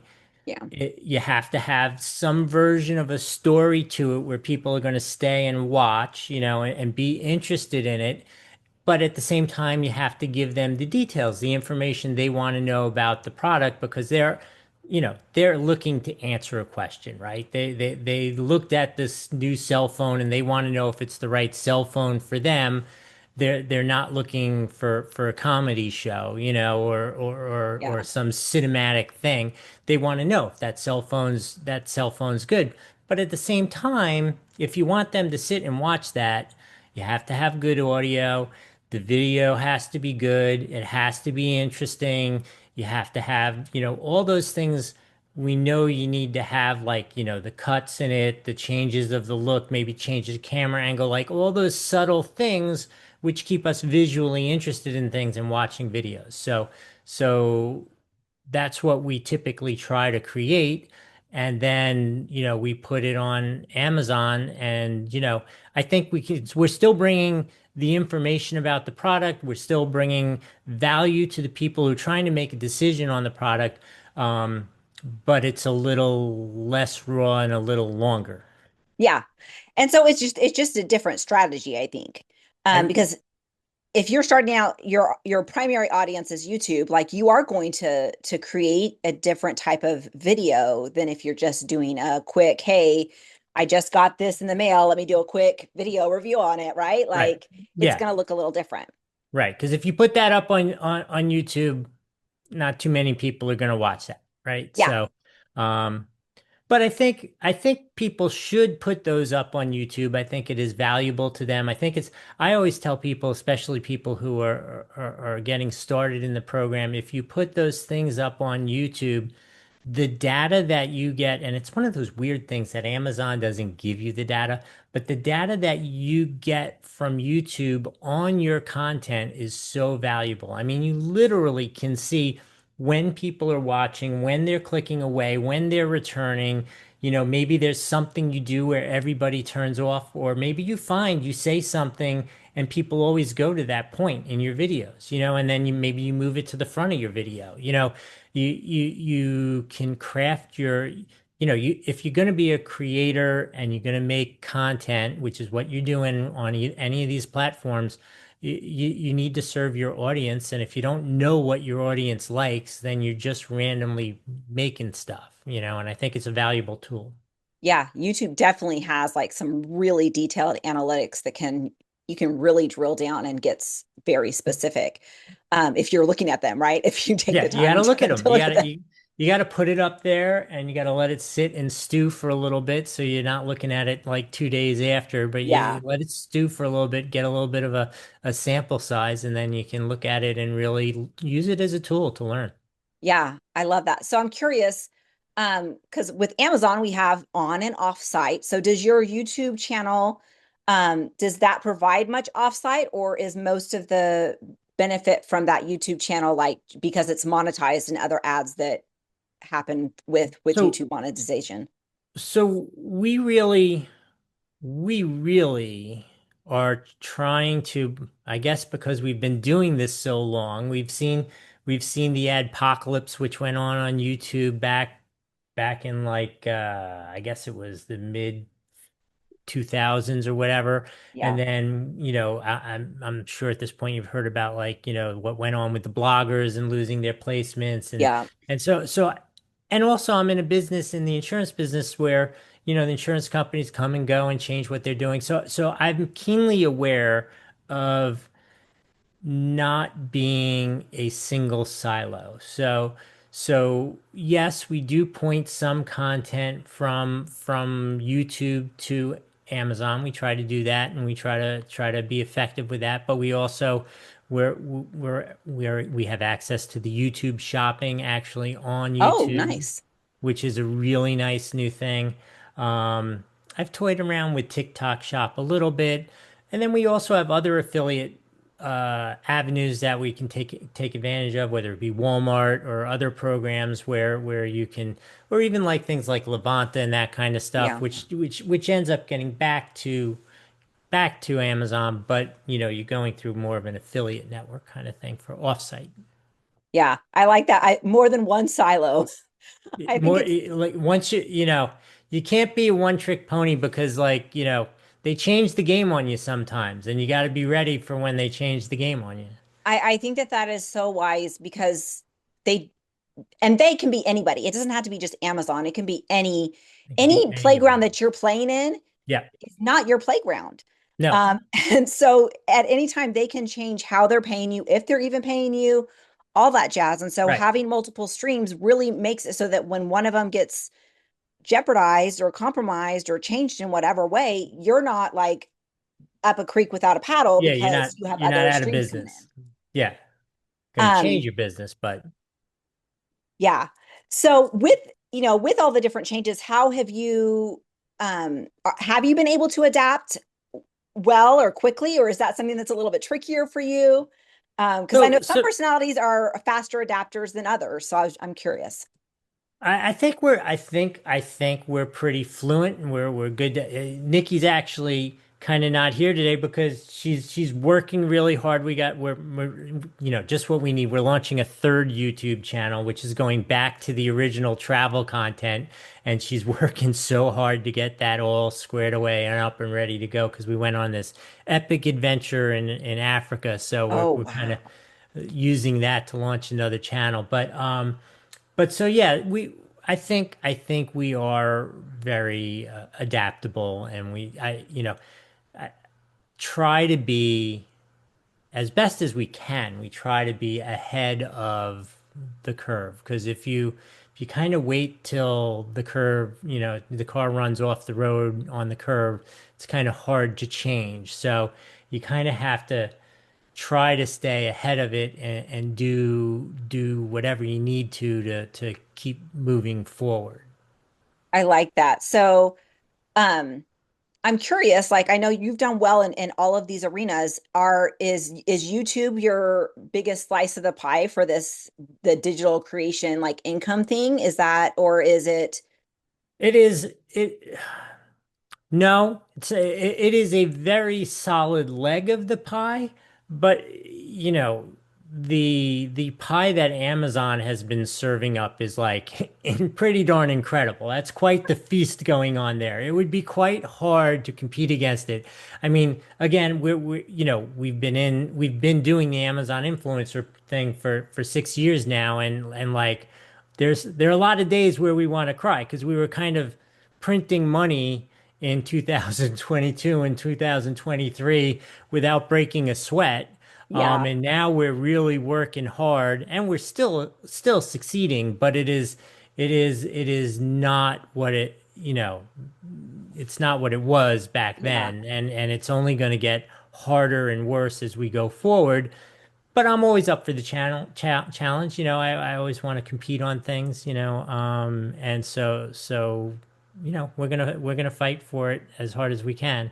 But I yeah. I like that because it's to me, it's honestly it's more rewarding to be successful in a hard game versus winning and there's not a lot of challenge. Not that like I'm sure you weren't complaining like when the Amazon influencers program first was unrolling, like it was like printing money, right? Like it yeah, was just you could do very little and it was just like rolling in and the it dough, and that's not what magically it is happened. anymore. Yeah, yeah. But like it sounds like you've got a pretty good mind for strategy and can play the game well even as it changes. Yeah, and like I think that was one of my lessons from racing actually, and goes to like what you were saying in competing and the marketplace and stuff. Like when I was racing cars professionally, It is was very interesting how everybody in the paddock would help each other out. Like if you needed a part for your car or some an extra hand to fix your car because you crashed it, like all the other teams would chip in. Like they would do whatever they needed to do to get you on that racetrack, because we were kind of like a group. We were all these race car drivers. But then once you were on the racetrack, they would just assume kill you to win the race. We were Yeah. still going to kill each other to win the car race, but once the race was over and the helmets came off, we were all there to help each other put them in a position to compete again, right? We all wanted in essence, it was kind of pure, like the fastest guy was going to win, and we all Yeah. wanted to be able to say we were the fastest guy. We even helped the other guy, and we were still faster than him. So I kind of treat the Amazon thing the same way. I'm happy to help anybody get them up and running, get them going. But then I'm not going to save any tears if I beat them to the better posting there. Yeah. I honestly love that analogy because I think that's kind of how I feel because I am like I'm so happy to help. That's why I do these interviews. That's why I am so active in different Facebook groups. Because I want people to know about the opportunity and know like because most people honestly in this game are probably not going to do a ton with it. They might make a few extra $100 a month, and they might not stick with it for very long. But when it comes to the videos, like I'm hoping that I beat out somebody on if we're on the same carousel. Like Right. I'll see, other influencers that I know. I'm like, I wonder if I'm going to make more at this one than he is or she is. Yeah. And it's friendly competition. It's not like I'm not wishing ill on anybody, No. but it's a fun exercise and growth of learning your skills, learning what you're good at, and learning what works. Right? Yeah. There's nothing wrong with that. We're supposed to be, we're supposed it's business, and business is competing with other people. But like at the same time, by not telling, if somebody sends a message and asks a question or calls and has a question, whatever, by not telling them how to do something, you're not helping yourself. Like there are millions of people doing it. Somebody else is going to tell them how to do it. Like you're not helping, you're not doing anything positive for the world. I would Yeah. rather tell them they're posting something wrong or their title sucks or something like that so they can get on there and enjoy it, and then I'll make a better video and they'll click on my video and buy the product from me. But that's fine. There we go. Where is all bears in love and war, Yes. and Amazon videos. I Yeah. love it. I love it. So I'm curious, how has creator connections shifted your Amazon influencer game, or has it? So it certainly has shifted the products we choose, right? Because we're going to choose products that are on creator connections that first, Yeah, because we want the revenue. I mean, I think in a sense, it's been more interesting to see how Amazon has managed to shift the costs to the sellers by having them pay us more. And honestly, Amazon, I don't want to say they're paying us less, but we're getting less exposure because the whole thing's a little yeah, overexposed now, right? So yeah, our pure on-site numbers, if you were to look at my pure on-site numbers now compared to 3 years ago, you would cry. But the overall numbers still remain fairly similar because we're getting so much more commissions through the creator connections, right? That has yeah, bridged yeah, that gap, that change. yeah. And I think it's like it's not a bad business move on Amazon's part to shift that responsibility to sellers because then it's less money out of their pocket and they're selling more stuff. But it's going to be interesting to see how this it's kind of been the first year of more solid creator connections, I think, for those of us that do on site. So it'll be interesting going forward if how stuff is going to shift with that seller influencer. I don't know. I think Well, it'll be yeah, interesting. I would assume, I'm one of these people who have never been an Amazon seller. So many of the people you speak to have been Amazon sellers. But I would assume on the seller side, I mean, I'm familiar with some of the software that's available to them, but somewhere there's going to be a Rob who's going to make software for them so that they can decide whether are they making more money by paying a 10% commission and putting it on creator commission or not? Like, is it cutting Yeah. into their profit enough that maybe it doesn't make sense to do that? Or maybe it makes sense to make direct relationships with creators, have them make the content and don't broadly pay everybody. It's all got to evolve. And I think the sellers are probably a little bit behind us in the sense that Amazon probably said, we really want you to do this. This is going to be the greatest thing since sliced bread. And somebody's going to figure it out on their side. Is it really the greatest thing since sliced bread, or are there other ways to be more profitable? Or maybe it is really the greatest thing since sliced bread, and more brands are going to come, and maybe they're going to be like, you know what, forget 10%, we'll give you 25%. I don't know. I don't know how the numbers work at all Yeah. on the seller side, um, but yeah, I mean, I've watched enough seller videos who are screaming and yelling about Amazon's fees and this, that, the other thing. They can barely make a dime. And I would think an extra 10% going to us has to cut into their dime pretty seriously. Yeah. So I don't know. We'll just have to I watch and be I adaptable and then just I learn hope how to it's play. magical and they want to raise the commissions. That would be good. I'll I take it. like I'll that. take it. Yeah. I'll take more Yeah. money. Yep. Uh, so fun. So I'm curious, you've got your YouTube, you've got your Amazon on site. So you said you have some affiliate stuff. Do you work with brands very closely, like with different sponsorships or as another stream of income as well? Or do you Yeah, just kind of do we your own thing? no, we generally we generally do what people will call brand deals, but where, there's some version of compensation in addition to doing, them just sending the product. But it varies widely. Sometimes it's just a payment, sometimes they agree to maybe boost the content or use AdSense to that kind of thing. Um, all kinds of different, it varies a lot. I prefer when we have like a long-standing kind of close relationship with the brand where, you know, like I do a lot of RC cars or whatever, right? And Yeah. so for whatever reason, this time of year is when they roll out their RC cars.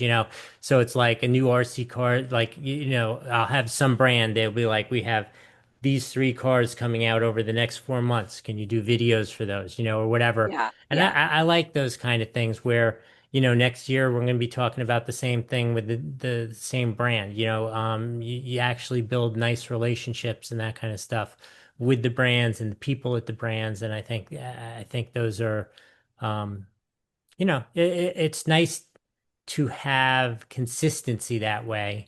And some of them also, talking about those avenues, some of them have like their own websites where, you can use an affiliate link and they pay more commissions when things go directly through them because they obviously don't have to split anything with Amazon when you send it Yeah. directly to them. Yeah. That's awesome. And I think those kind of brand deals can be so rewarding because you know what to expect and they know what to expect from you. But you have to So be willing to really perform, right? Like yeah. those brands want to know that they can rely on you to make quality content that they're going to be proud of in whatever period of time you agree to.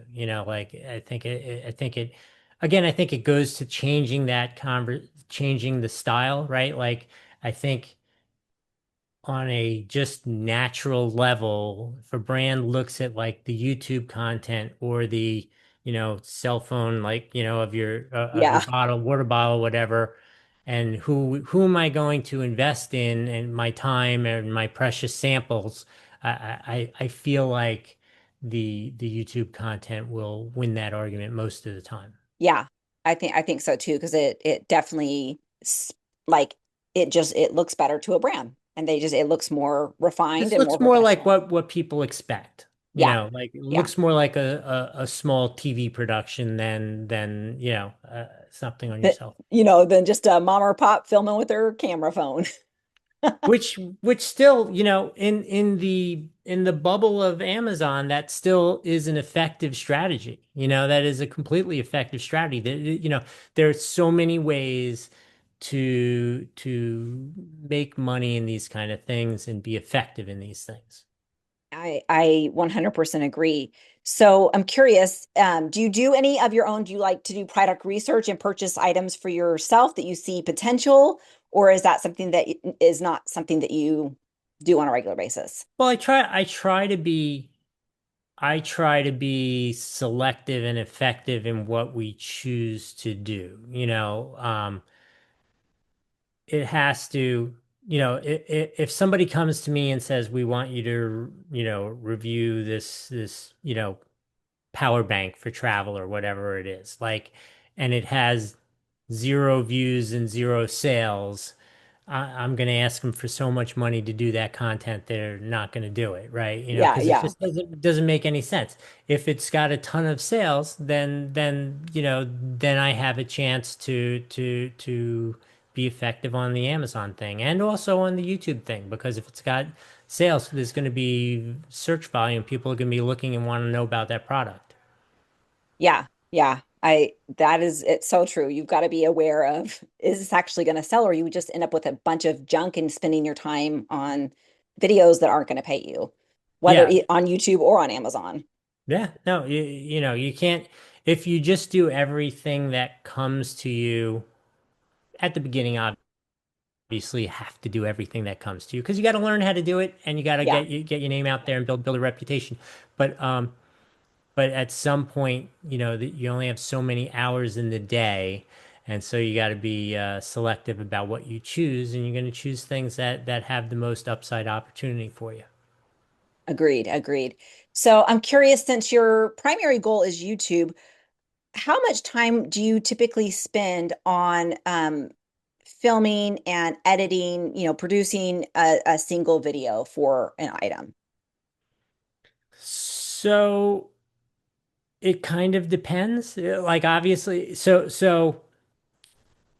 if it depends on the product, right? So Of like course, yeah, of course. if I'm doing a set of noise canceling headphones, right? Like, I'm gonna sit and talk about them, do an intro, and then I'm gonna play with them for a week or two, which I don't really need to film that. I just enjoy, go for a walk with it or play pickleball with them on or whatever. Yeah, Try them out and see how they work. And then I come back, I sit down, I'm like, this is what I like, this is what I didn't like, right? So those don't take a lot of time. Um, but if somebody sends me an e-bike that they want me to do a review of it, I gotta assemble it. I ride, or like, I mean, it's a little crazy what I do. Like I'll go to, we're in Florida here, so I got beautiful places to go ride the bike. I'll go to the beach and go for a bike ride, but I've got a drone with me, three GoPro cameras, and the vlogging. Like it's like ridiculous what so I've got like five feeds of video that I got to find like the right clips to make the video look, but I want it to look amazing, right? And if I yeah, don't have those five videos to choose from, unless you're really an artist, which I'm really not that much of a cinematographer, but like, I need that drone shot. I need the three different positions of the GoPros, to get it to look the way I want it to look. So obviously, those take substantially longer to make those videos, both in the process of going and doing it and in editing. You got to watch all those videos and see which ones you like and then edit the thing. So it very much varies depending upon the subject matter of what I'm doing. of course, of course. And but you're going to put out quality, like that's your That's signature, right? that's our niche, right? Yeah, Uh, the lowest quality stuff that I do, would still be somebody sends a dog toy and I sit out in the backyard and I play with the dog toy with my dog, and say, oh, the dog's loving it or whatever. But there's still probably two cameras going there at a bare minimum, right? Because I gotta yeah, have one super slow motion to catch the puppy catching the ball or whatever, and then me throwing the ball. So that's going to be the most simplest thing that we're going to do, and it's still probably more complicated than what most people do. Yeah. But Um, people could do that. It's not like it's artwork. I'm not using like crazy red cameras, which cost zillions of dollars. That's why, if people who are into video will know what that yeah. means. But I'm using like GoPros, DJIs, the hover drones are amazing for the content. I'm using simple things that everybody could have. It's just I've chosen to invest the time and in the equipment to do it. Yeah. And learning how to put it all together in a Learning to way that put it just all looks together. amazing. Yeah. Which I think that's important to understand too, is like if, because I know I've done reels and videos on like, hey, just get content out there, which for a lot of people, especially, parents that maybe have little kids or full-time jobs that just don't have the time, like, and they're trying to build it up, like get it like on Amazon, you can totally do that. You can point and shoot and be done, and it can still pay off. But as you evolve, you do kind of figure out your style and what works for you. And it becomes kind of your signature so that as brands are finding you, as people are following you, they know what to expect and they know that, hey, I can trust that Doug and Nikki on their channel is going to have a really great write up on this new whatever RC Right. car or e-bike that's coming out because that's what they do. Right. And so I think it's just important to find what works for you and run with it and then keep developing skills, right? Right. But the only way you find those things is by doing it, right? Like that's Oh the yeah. most important thing. You get whether you only have a cell phone or you only have a GoPro or whatever it is, you simply have to do it and you have to do it a lot. The time thing, listen, young kids are obviously I'll give it an exception. And then you have to make a decision how much of a life you want outside of this. Like, I have a pretty successful insurance business that I run, and I do that religiously from like 9 to 5. But then 5 o'clock comes and like the cameras go on, the lights go on, and I'm doing content and editing stuff probably until 2 o'clock in the morning or 1 o'clock in the morning. And then I get up the next morning and check my numbers on Amazon, see if it did anything. And then I do insurance and then I'm back to doing content and I work really hard at it. And it is a ton of work. And when and Nikki's downstairs, she's managing our relations. We do, same thing. We now have like a small team who does our editing and posting on YouTube and that kind of Oh, stuff. Because nice. just my time, there's only so much time I have between like 5 o'clock and 2 o'clock. Yeah. And so like so my time while I can edit the videos and that kind of stuff, it's cheaper to have somebody else edit it than have me sit here and edit it. So we have somebody else most of the videos. Some every once in a while if I want to make an art piece, I'll do my own thing just for fun. But but most of the time and she manages that team and all that kind of stuff. So she's super busy with that kind of stuff. But it's a lot of work and you have to really choose to kind of make those sacrifices and do those things if you want it to be effective, you know. So, and I love that because I think that there does come a point that you do need to scale your business. And I think hiring out things that you don't have to do or don't have find joy in is a great way to do that. Yeah. Because you can pay somebody, anywhere from 15 to 30, 40, $50 an hour, however, whatever skill they're doing to do something that maybe isn't bringing you joy or isn't your biggest skill set. And that way you can focus on creating the content. Yeah, Um, and it's just it's a business and you have to be effective with your time and your efforts. so I'm curious, you've had this great full-time job. What drives you to spend so much time and energy on this content creation? It's not I even a love side it. hustle at this point, right? Like it's like a It second. technically it's a side hustle, I guess, but it's like a full-time job. And it a little bit goes back to like one of those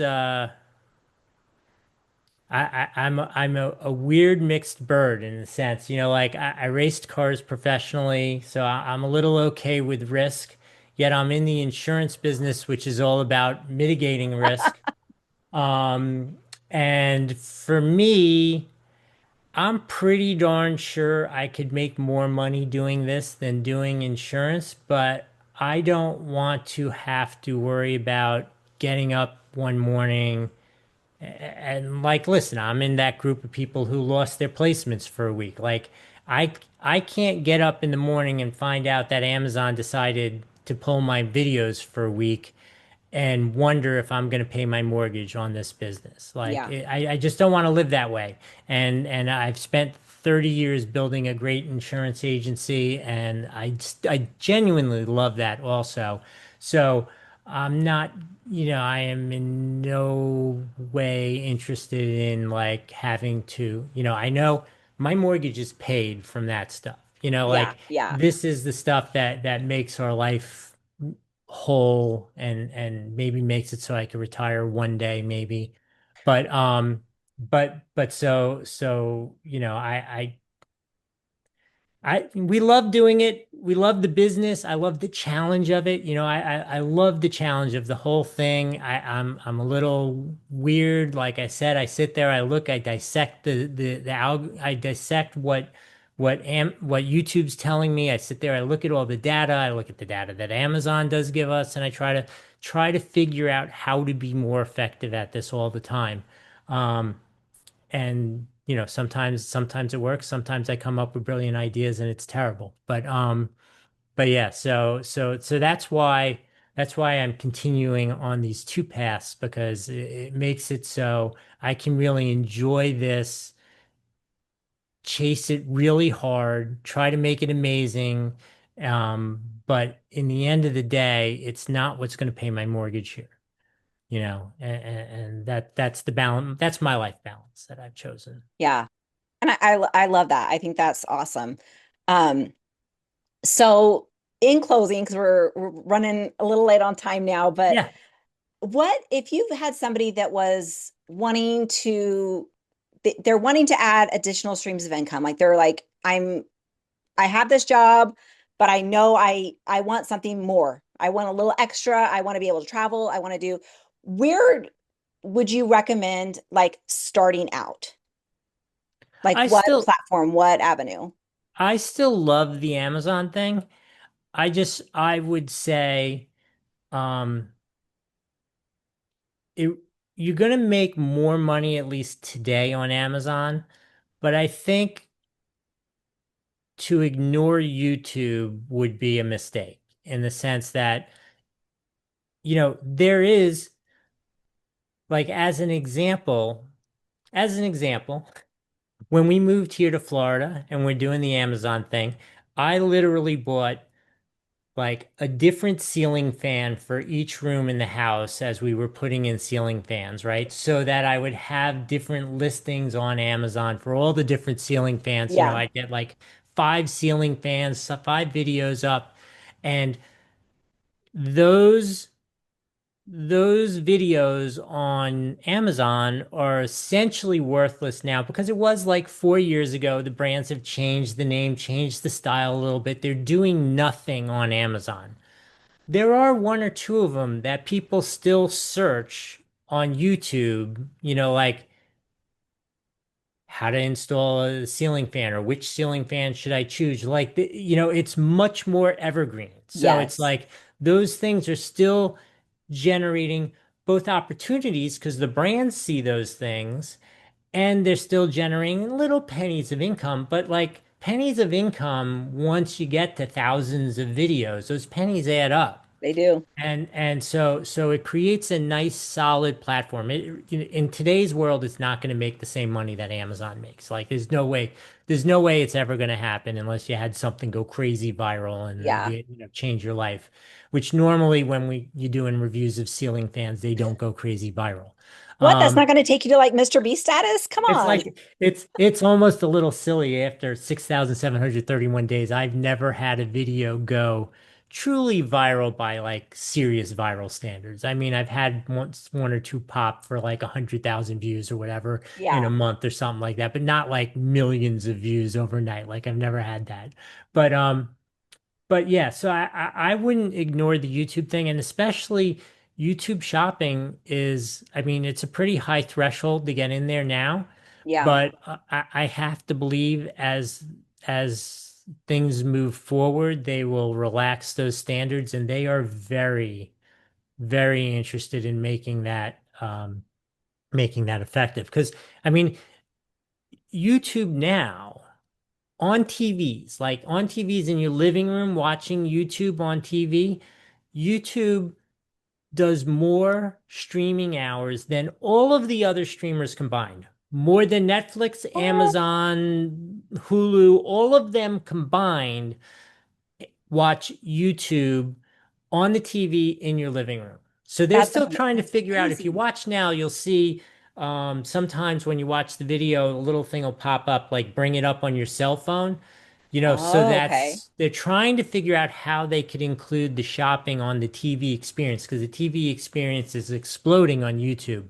And when they figure out exactly how to bridge that gap, I think the YouTube shopping thing will really expand wildly. I mean, it's growing a lot now, but I would be angling to put myself in a position on YouTube to take advantage of the YouTube shopping moving forward. Right at Yeah. this minute, you can't challenge the Amazon thing, but moving forward, I think that YouTube shopping thing is going to be a big deal. Yeah, but you got to start somewhere, right? On YouTube, You you're you not going can't to get monetized, you're not going to get subscribers and followers overnight, you're not going to get views overnight. You got to put right. something out there. So, Yeah, you're gonna have to you're gonna have to work much harder on YouTube than you do on Amazon, but I think the upside is also there's a lot more room going forward, I think.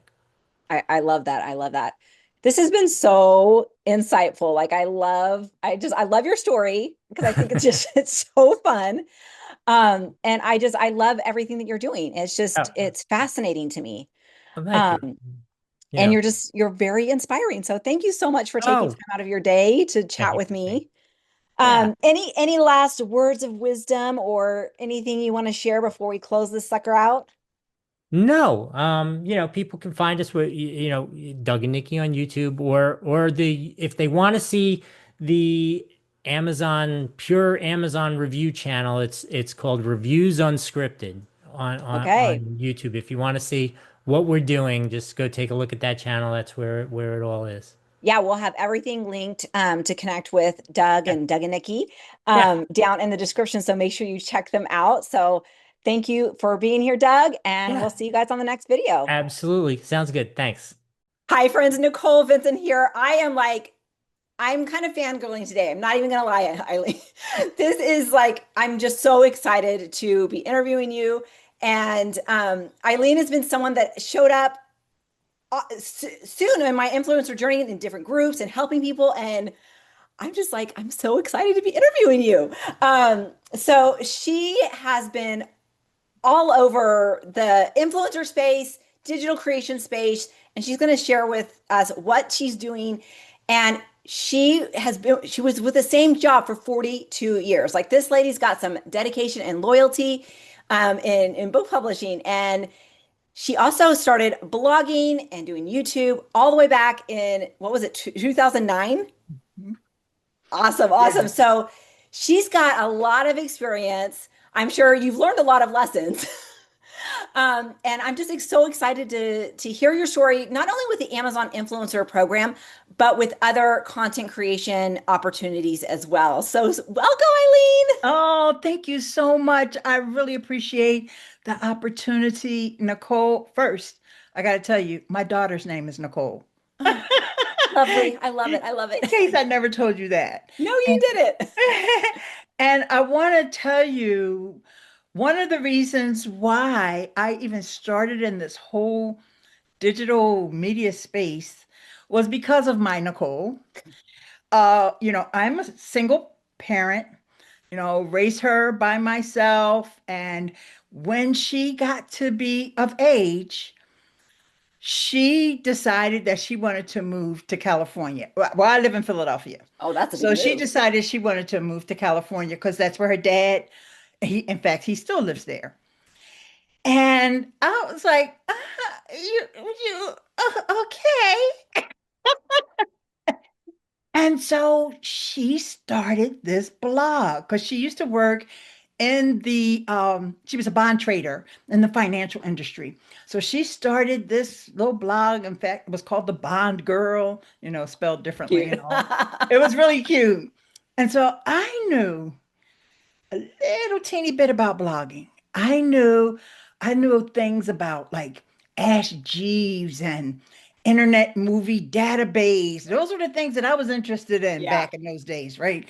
And so when she said, I started a blog, I was like, oh, okay. I got to follow my daughter's blog. I knew Of nothing course. about RSS feeds. I knew nothing. So now this was on WordPress.com. So I go Back in over the to day. WordPress.com and I'm filling out the form because like I said, I gotta follow every word she says, right? It's my baby, right? And lo and behold, I didn't know I was signing up for a blog. So you're trying to follow your daughter's blog, but you end up signing up for a blog. And so I That is started, amazing. I started blogging by mistake. Because now I got a blog, I got a platform. I'm like, wait, this is empowering. You know, I'm going to talk about life and love and music and anything that comes to mind, which, you can't do that, right?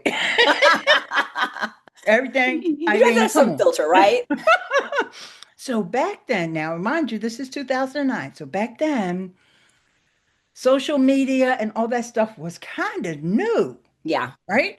So as I would write these little stories, and I was like, oh, I'm gonna join Twitter.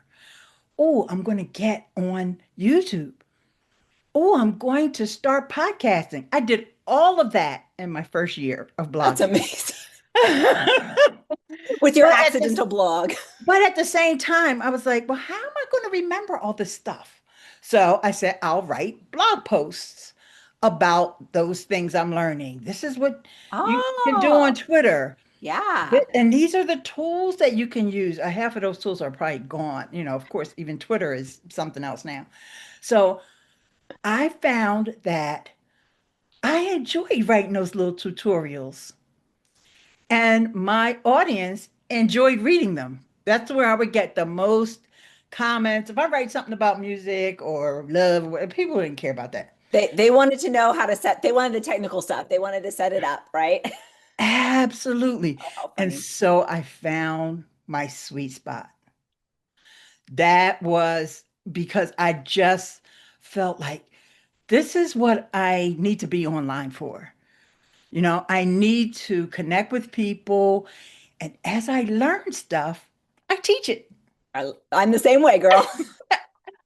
And this is one reason why I was so, I am so enamored with you because you talked about, how you're so happy for me to be on here, but I am the same way about you, Nicole. It's like mutual Oh, admiration because, I'll see a question in a group and I'll be like, I know the answer to that. Nicole already answered that. And I'll be like, I have a oh, bad Facebook addiction. I can't get off there. yeah. And it'll be like, wait, no, Nicole, she already got a video. No, matter of fact, let me just start sending people to Nicole's videos because I'm like, what the heck? She does it. She does it perfectly. And whoever's watching this, if you don't know, definitely check out Nicole's tutorials because she does an excellent job. And you can tell when someone cares. You can tell when someone cares, not just trying to promote herself or trying to put herself out there, but being helpful. Yeah. And that's me.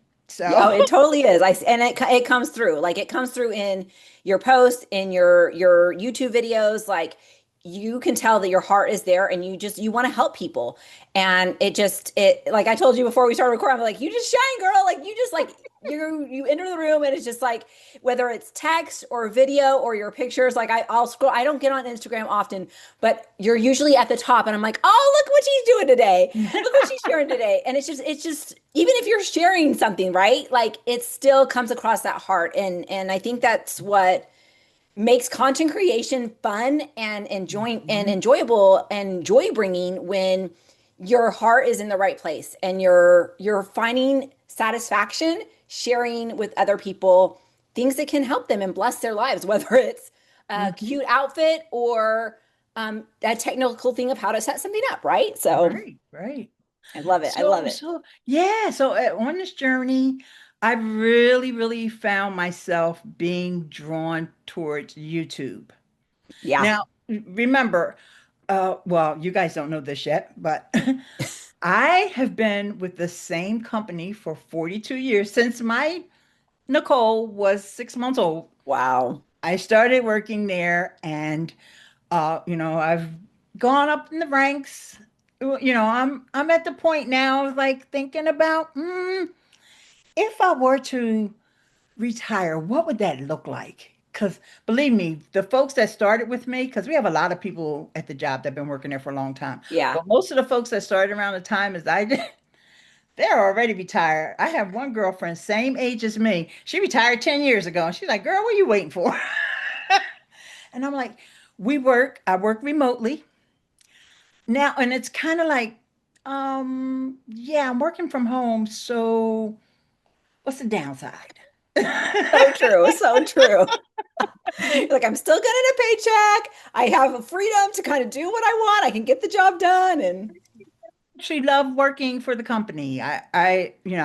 We are a standards developer, so we develop standards. yeah. The Yeah. paint on your wall, it probably applies to one of our standards, you know. Awesome. And so I absolutely love working there.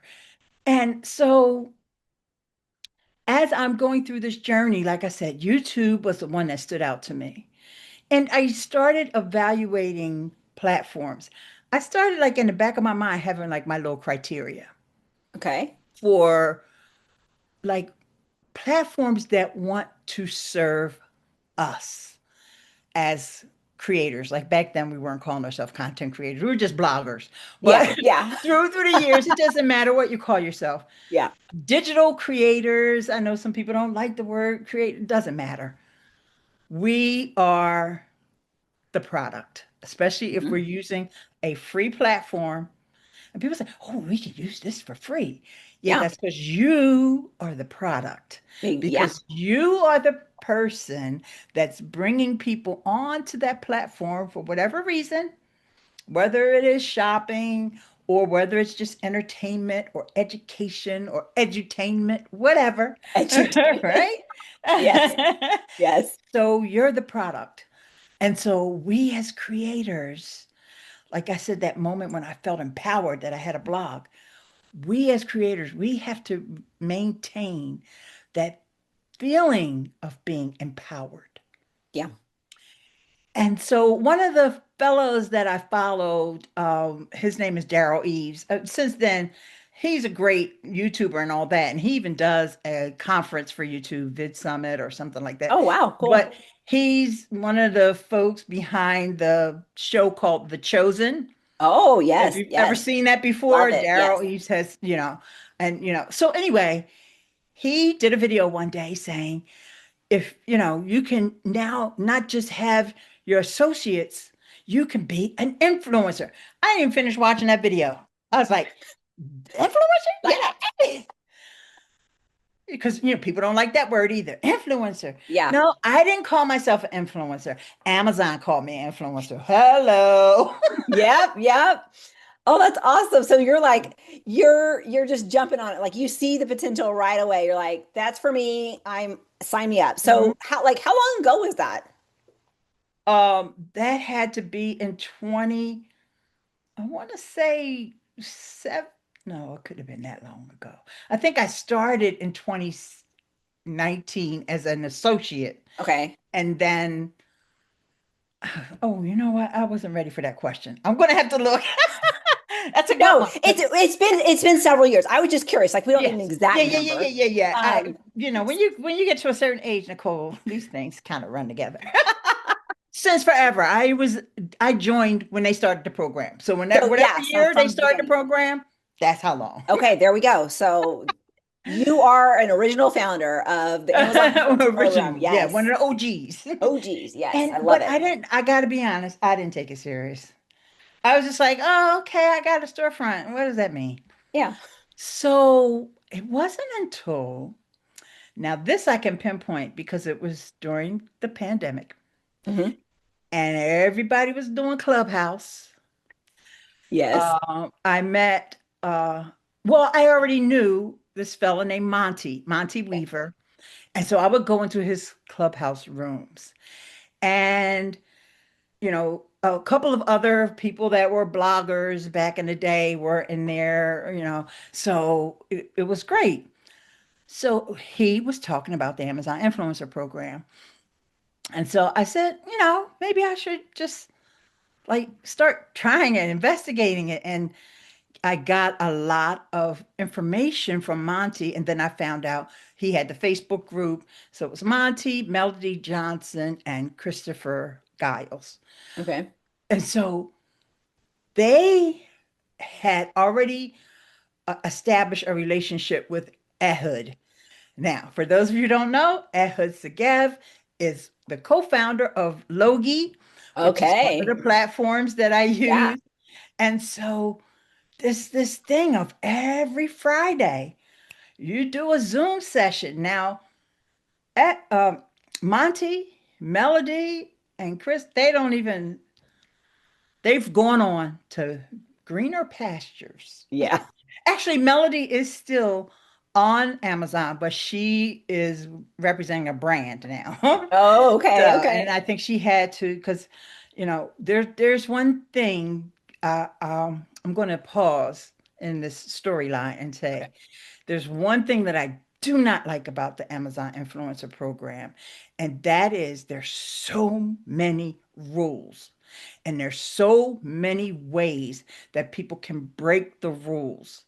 And that's another reason why I love what you do, Nicole, and why I try to do something similar is educate people because some of the rules, if you've ever done any kind of affiliate marketing, the rules are contrary to everything else that you ever learned as an Yeah. affiliate. So it's not intuitive at all.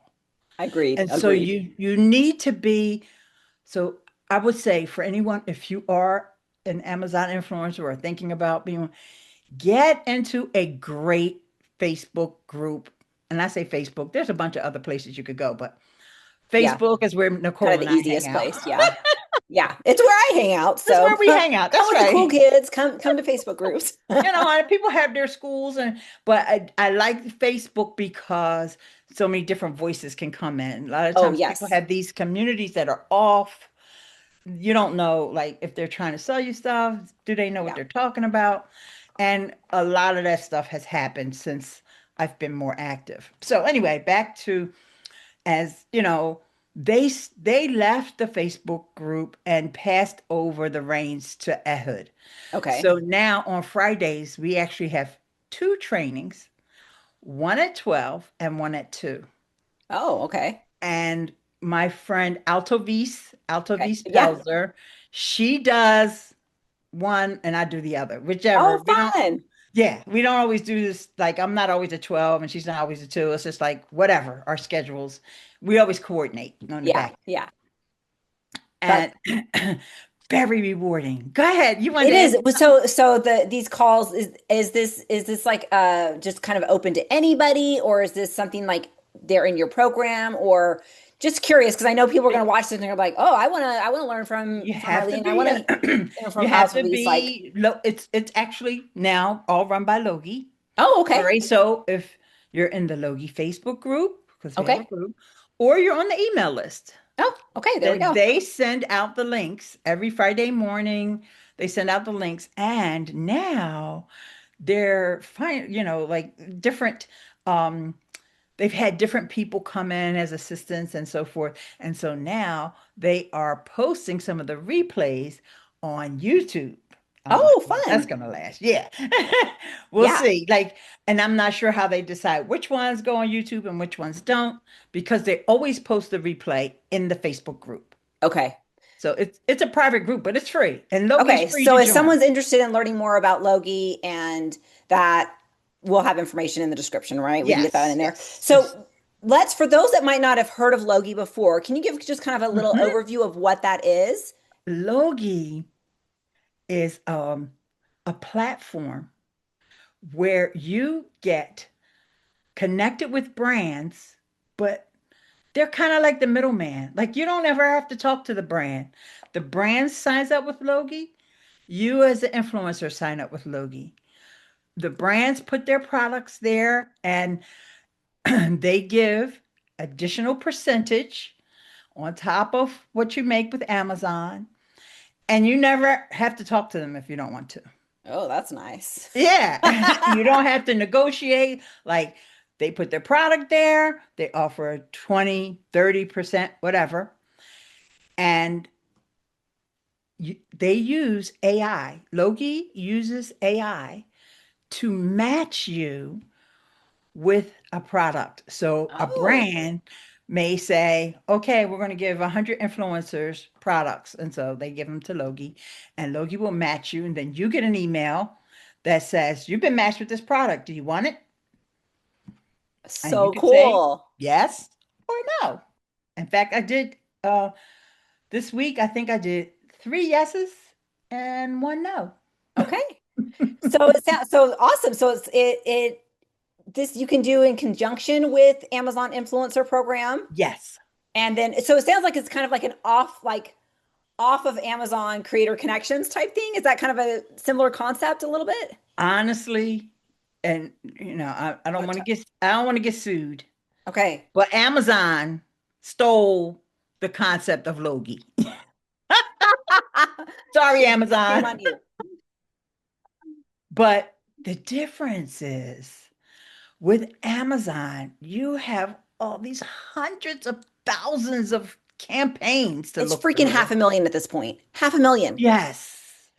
So many. And with Logi, I would say right now there's maybe 10,000, but you don't, it's there's a whole platform where you can actually go search for what you want, categories that you want, and it's so much easier and so much nicer. And now they also added, Logi does so many things. I don't want to leave anything out, but this is important. Yeah. If you're having relationships with brands as an influencer, you've been getting free products, you've got certain brands that you're like, they're on my good list. And then you got these other brands like, I'll never work with them again. Yeah. But now they have an affiliate program where you can invite your brand, your good Okay. goodies brands, Yeah. and if they sign up with Logi, you will get a percentage of what they pay Logi. Oh, Yes, it's that's absolutely cool. amazing. Now, me personally, I don't work with brands. That's one reason why I love Logi, because remember, I got a full-time job Yeah. You and don't I got have a time for life. that. So, when I hear these people complain about this brand did this and this brand did that, and like in Oink, we'll Yeah. talk about Oink later. Yeah. But one of the things you can do is use a template to reach out to brands. I don't have time for that. I love that it's there and that the people that want to use that as part of their business Yeah. model have that option. But me personally, by the time I finish with preparing the trainings on Fridays and you know doing my little influences, the last thing in the world I feel like is talking to a brand.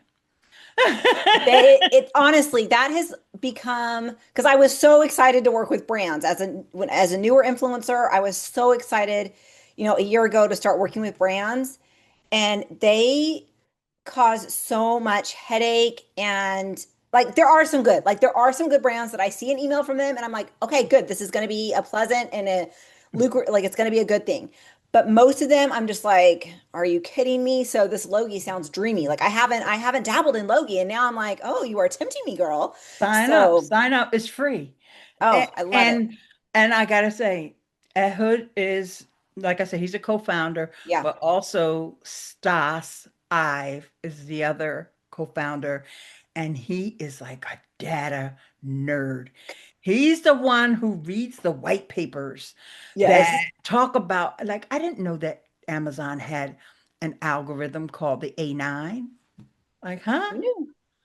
Who? Most influencers don't know that. Yeah. Because I'm part of Logi and because Stas will come in and you never know when he's going to pop in and he'll say, here's the latest of what's going on. And so it's a wealth of information. And even more than that, it's a community. It's a community. You will not believe what happened on the call yesterday, Nicole. Yeah.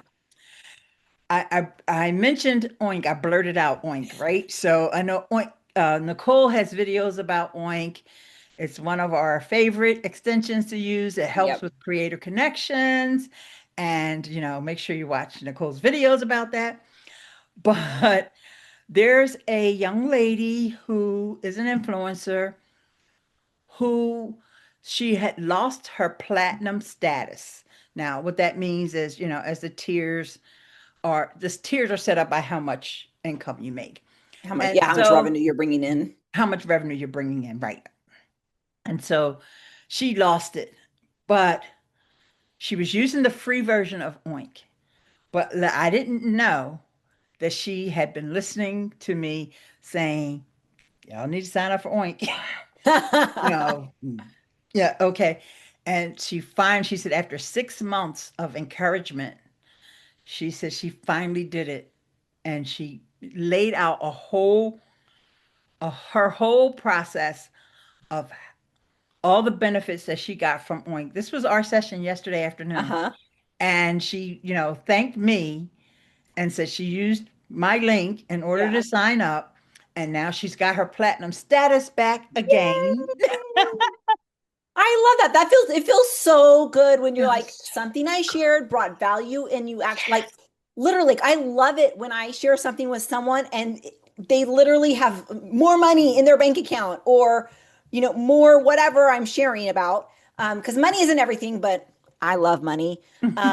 And I love making money and I love helping other people make money. And so that just does it makes you feel so good, right? Like, oh, Absolutely. It made me feel so, so good. And I didn't know that because she had texted me. She said, is it okay if I come in and talk about, in tomorrow's session, in today's session? I was like, yeah, sure. But I didn't know she was going to say that. And it was yeah.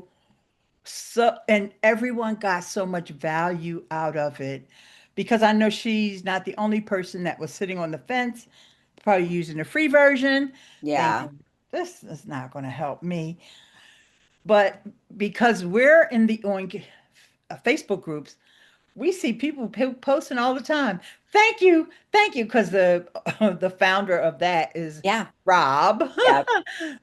also known as AKA Fizz. Fizz. Yeah. Thank you, Rob. Thank you, Fizz. I just, reached this milestone, or I had my first 5K month, or look at all the money we see it all the time. And I was like, yep, another one. Here's another one.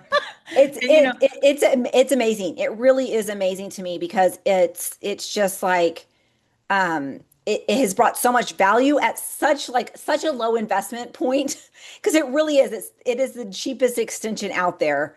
Um and I think adds the most value. And not only just like putting money in your pocket, the community on talking about Facebook communities, you've got a great one with Logie. The Oink community is phenomenal. Like it's been a long time since I've been in such a phenomenal Facebook group, which I think for us as influencers and content creators, we're usually kind of lone soldiers, right? Like we're right, just kind of right, like right.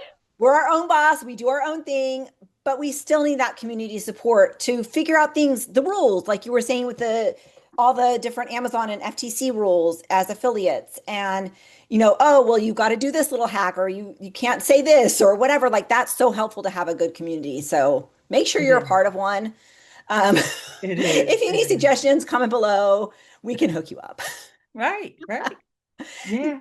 So and Logi is mhm, is huge for you, which I love. Like mhm. I had heard of it, like I've seen it in passing, but I had no idea what it was. So I'll be signing up. Um, you love, Amazon influencer program, your YouTube, like you've had your YouTube for how many years? Did you say 16 years or so? 16. Hmm. So And how has, as a YouTube, like, because you've got a nice big channel, lots of videos out there, like how has that channel evolved over a decade and a half? okay. So here's the thing. And Nicole, you always talk about this, about, focusing on the one thing, which I don't do.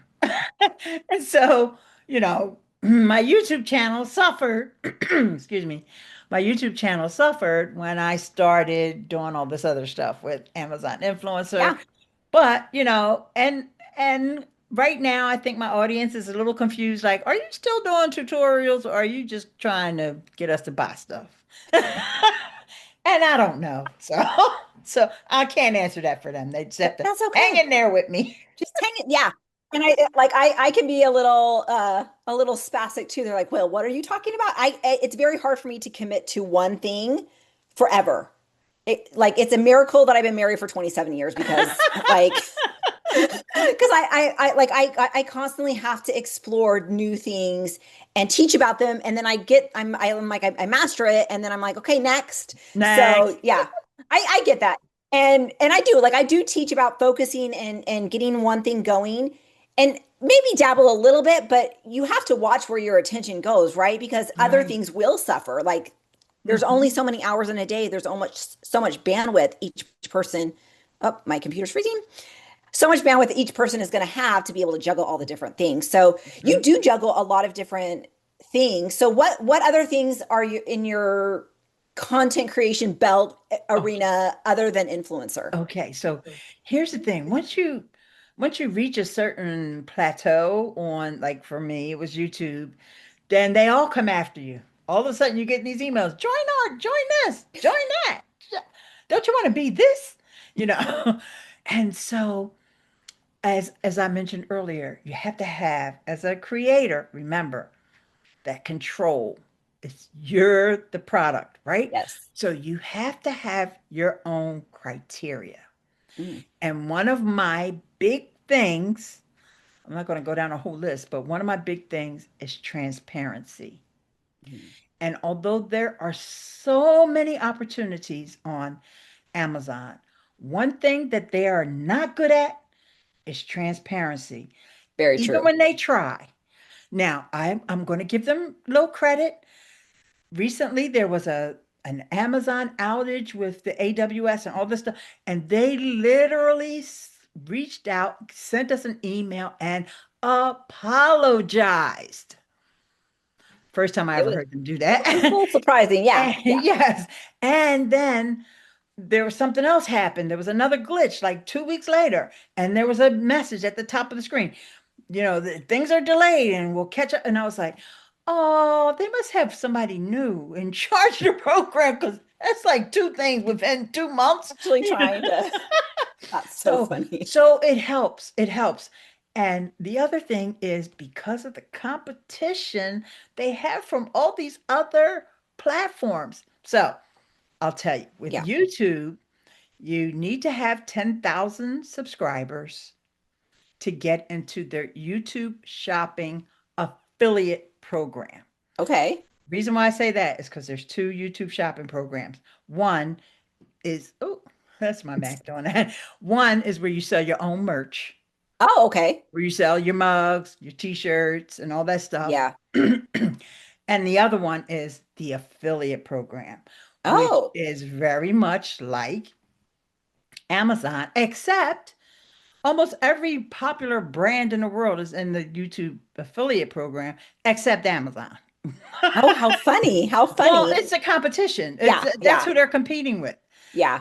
So and Amazon's not about to get in that program because then they would have to give YouTube a cut of their, like, why would they do that when they've got the throngs of influencers? Yeah. Yeah. And one thing that, if you notice, Nicole, Amazon is the only platform that literally advertises constantly. Join the info. Oh, you've been invited. Like you're special, right? Yeah, Oh, yeah, did see the yeah. ad, right? I get the ad every day, every day. Every day. Now, the other programs that I've joined, they have done ads too. For example, Walmart Yeah, has done some ads and also Lowe's. Now, I can tell you right now, I haven't done much with Lowe's. It's just because of time. yeah, But Lowe's I can see potential there yeah, because my friend who's always helping me around the house, and he lives right across the street. yeah.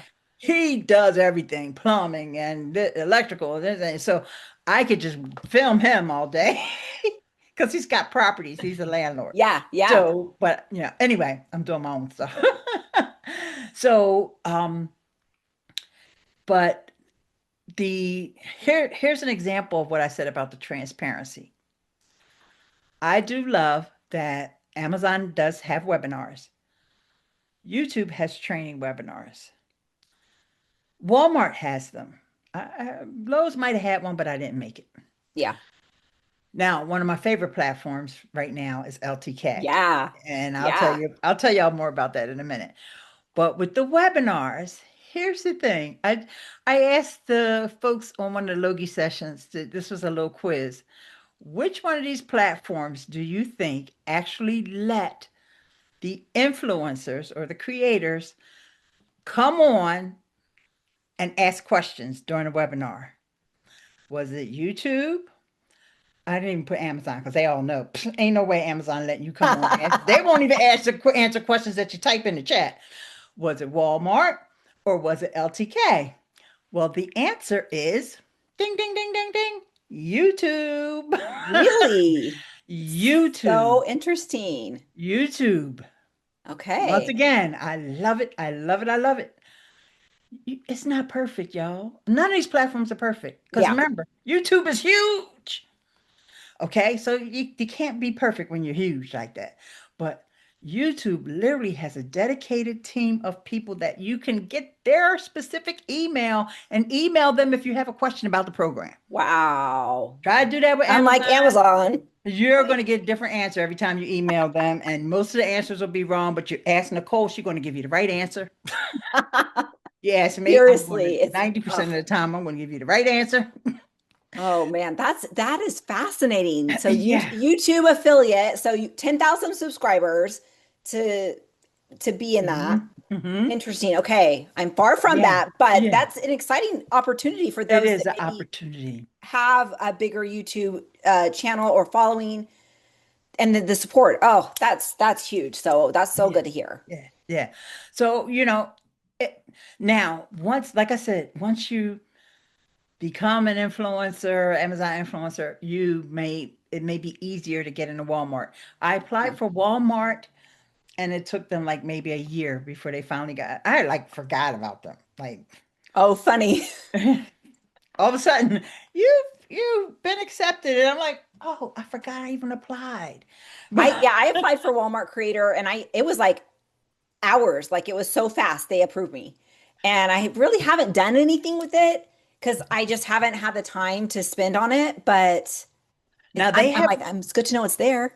yeah, and they have good webinars and a Okay. lot of the things that this you can repurpose your content. Yeah, yeah. That's kind And of what this I is was thinking. That was kind of like where my brain was going with that, but I just haven't had the time. It just hasn't been a priority, but it's good Mhm, to know they have that support. they do. And they're also competing with Amazon, but they're also part of the YouTube affiliate program. Okay, okay. Yes. So it's interesting how So everything like yeah. what works plays well together and what doesn't, right? Yep. So let me just tell you a little bit about LTK because Yes, LTK yes. is like my little darling, the belle of the ball right now. Yeah. First of all, it was founded by a woman and her husband, Okay. Amber ben, Venz, VNZ Okay. Box, and Okay. her husband Baxter. But she was she had the idea, and Baxter is like the techie person Okay. who helped build the platform. But she's the one that really started this whole concept of influencers. So And fun. yes, and I love it for that reason. And she's still very vocal. She's always on panels and, she has a podcast and Yeah. things like that. Well, she's mostly talking to folks who are in the program that are doing well. And, there's been a lot of mostly women. Mostly, I'm not going to say there's not men on there. There are some men on there, but it's mostly women. Well, because women, Because it's we're the ones that love to shop. So those that don't know right. what LTK is, Eileen, like tell us a little bit about what Okay. it is. It's a dedicated app, a mobile app where you can browse through people who have created videos or images, and some of them are collages as well, with their recommendations. Oh, okay. Mostly fashion, beauty, of home decor, a little bit of DIY, but it's very um, profitable. And as a creator on the platform, there's also a companion app for the creators. Okay. So, yeah, you have a separate app and one of the things I like about them compared to all the others is the amount of training they give you. Like when Nice. you first join Amazon, there's an onboarding webinar. LTK takes you through 4 weeks of training. Wow. That's what they call the accelerator. Wow. And another thing, this is important. When you sign up for the webinar, let's say you're a week one and you sign up, there's 6 or 7 different options of which one you want to attend because it's like, on a replay webinar. Yeah. Nice. So, I whereas first of all, with Amazon, the webinars are not recorded. Be there or be square. yeah, it really is. Like, why? Yeah, This is what I yeah, mean about lack of transparency. Why? yeah. Why not? But anyway, so you get the choice. So, and they make it convenient times in the afternoon or in the evening. And, Yeah. so and they give you a choice of different days that you can attend. So then after you go through that, that's accelerator. Then you go through another program. And then because of with the holidays, then there was a whole nother program. One webinar every week. So nice to keep you informed. Not yet for training, bringing on people that are successful and Yeah. finding out their process, showing you examples of what it is that they've done. And, and you get a chance to, you're on Zoom, but you get a chance to type your questions in. Yeah, every single question might not get answered, but Yeah. But there's still like if it's a good juicy one, they will answer. They will answer. And so I love that because y'all already know my background, just like Nicole. We like training. We can't help you until we have the information to help you with. Like we hate so true. Yeah. saying, I don't know. We like to be Yeah. able to go somewhere and find, let me get the answer for this person somewhere. And with Amazon, when we don't know, like it's probably because it's nowhere Ain't published. nobody gonna know. That is honestly it's a huge benefit because I think that for me, like I'm kind of a self-learner and I'm going to figure it out with or without training. Like that's just kind of my personality.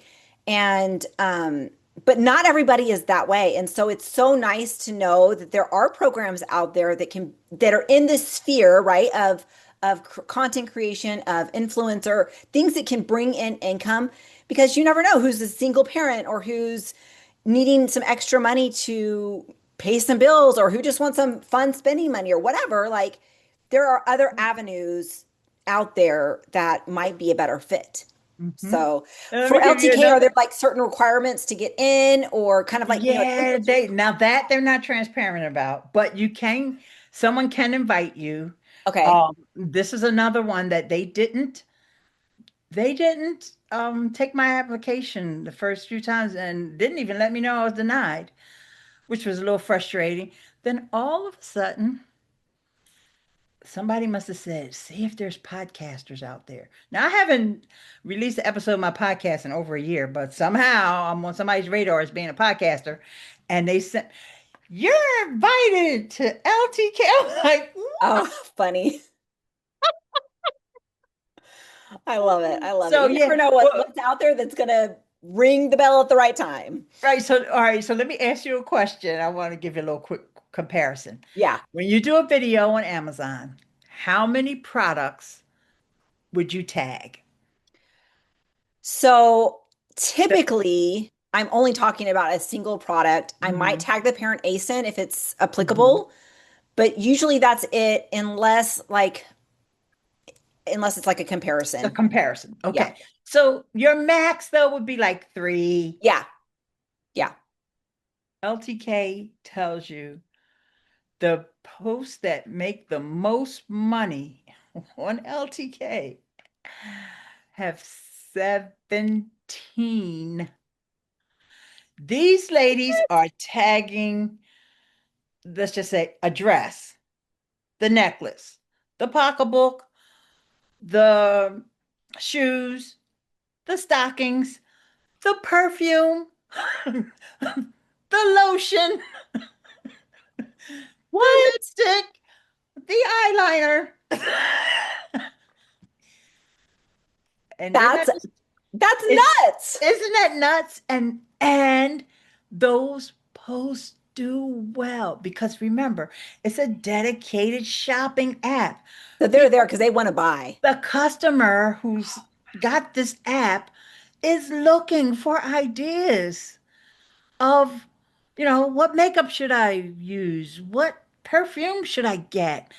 What stockings? And I haven't worn stockings in like, I don't know, 30 years, but For those people that are still wanting to go back to the 1900s a little bit with some stockings. people still do it. So, so I absolutely love that when I heard that statistic. And they're just really starting to focus on video. They were more so focused on still images, Yeah. Yeah. but they saw like in the last 2 or 3 years, because they have all these statistics that they share with us, Yeah. that video outperforms the images by far. Interesting. So, So that what you're saying, it kind of goes back to what you were talking about is like you are the brand, like you are the product. And so like to me, it's like if somebody's shopping through LTK and they're attracted to whatever vibe you're putting out, they're like I want her perfume, I want her lotion, I want whatever underwear she's wearing, I want the shampoo she's using, I yep, want, that plant in the background, like I want it all. yes, Right? Like that's kind of what it seems to me. it is. Isn't that amazing? Oh, it's so fascinating. It's fascinating. It really is kind of it's a different perspective and a different angle to take on the shopping sphere than what Amazon Right. review videos Hmm. typically Hmm. are doing, right? Right. So Yeah, fascinating. it Like is. my It mind's like going because Yeah. I haven't looked at LTK a lot. I did a little bit, but I'm like, that's not for me. But it might not be for me right now. It might be for me later because I think that's kind of how I work though. Like I'm like, okay, let's do this. Okay, let's do this. So, Right. but Because you're loving it it? is time consuming. And right now for you, Nicole, I would say just keep what you're doing because you're making money with your Amazon. And but one day you're gonna wake up and say, I don't like something they did, or I'm just getting bored doing this. I don't feel like Yeah. talking to these brands. They do have a brand collab. Oh, that's another thing. LTK has a whole set of brand collabs that are within the app. Oh, nice. Nice. So you, I don't know how much they monitor them because I haven't been chasing them to the brand collab because they have what they call levels. And once you get in, they want you to post every day for 30 days, which is no big deal for us because we Yeah. got plenty of content to repurpose. Yeah. Right? So, okay. Then, the holidays, they want you to post 3 times a day. I'm like, yeah, okay, whatever. So then after you- you've got so many followers and then you're level 2, and then level 3. And we'll open up brand collaborations. And I'm like, okay. Everybody else is like so excited. You're Like, like, I don't I'm do it, Brent. almost, I'm like, yeah, whatever. Don't get me wrong. I think I'm better at I would like to collaborate with LTK. Like I collaborate with Logie, Yeah. Yeah. and like I have collaborated with Rob. Yeah. And Yeah. I've collaborated with Liz. Yeah. Our Fluencer Fruit friend. I like those kind of collaborations. I totally agree. Like I think I'm finding as I grow in this influencer content creator sphere, it's like I love the collaborations with people that I know are good people, and they're shining their skill set and their knowledge set and what they have to bring to the table. And it's like, let me help bring your stuff to the table or help support your community, and not have to be, I don't know, back and forth and like kind of in the weeds and the admin type stuff. Like I'd rather just be a voice for education, a voice for hyping people up and getting them excited, and helping them to see, hey, like hang in there. This is a long game. Like you're not going to be a millionaire in 2 months, with your 20 videos. Like, Right. so Yeah, but yeah. I love that you are just a perfect example of someone who will take the time to help others, but you're doing the work. You've used what you learned about making videos, and you're able to excel in the program. And so I love that.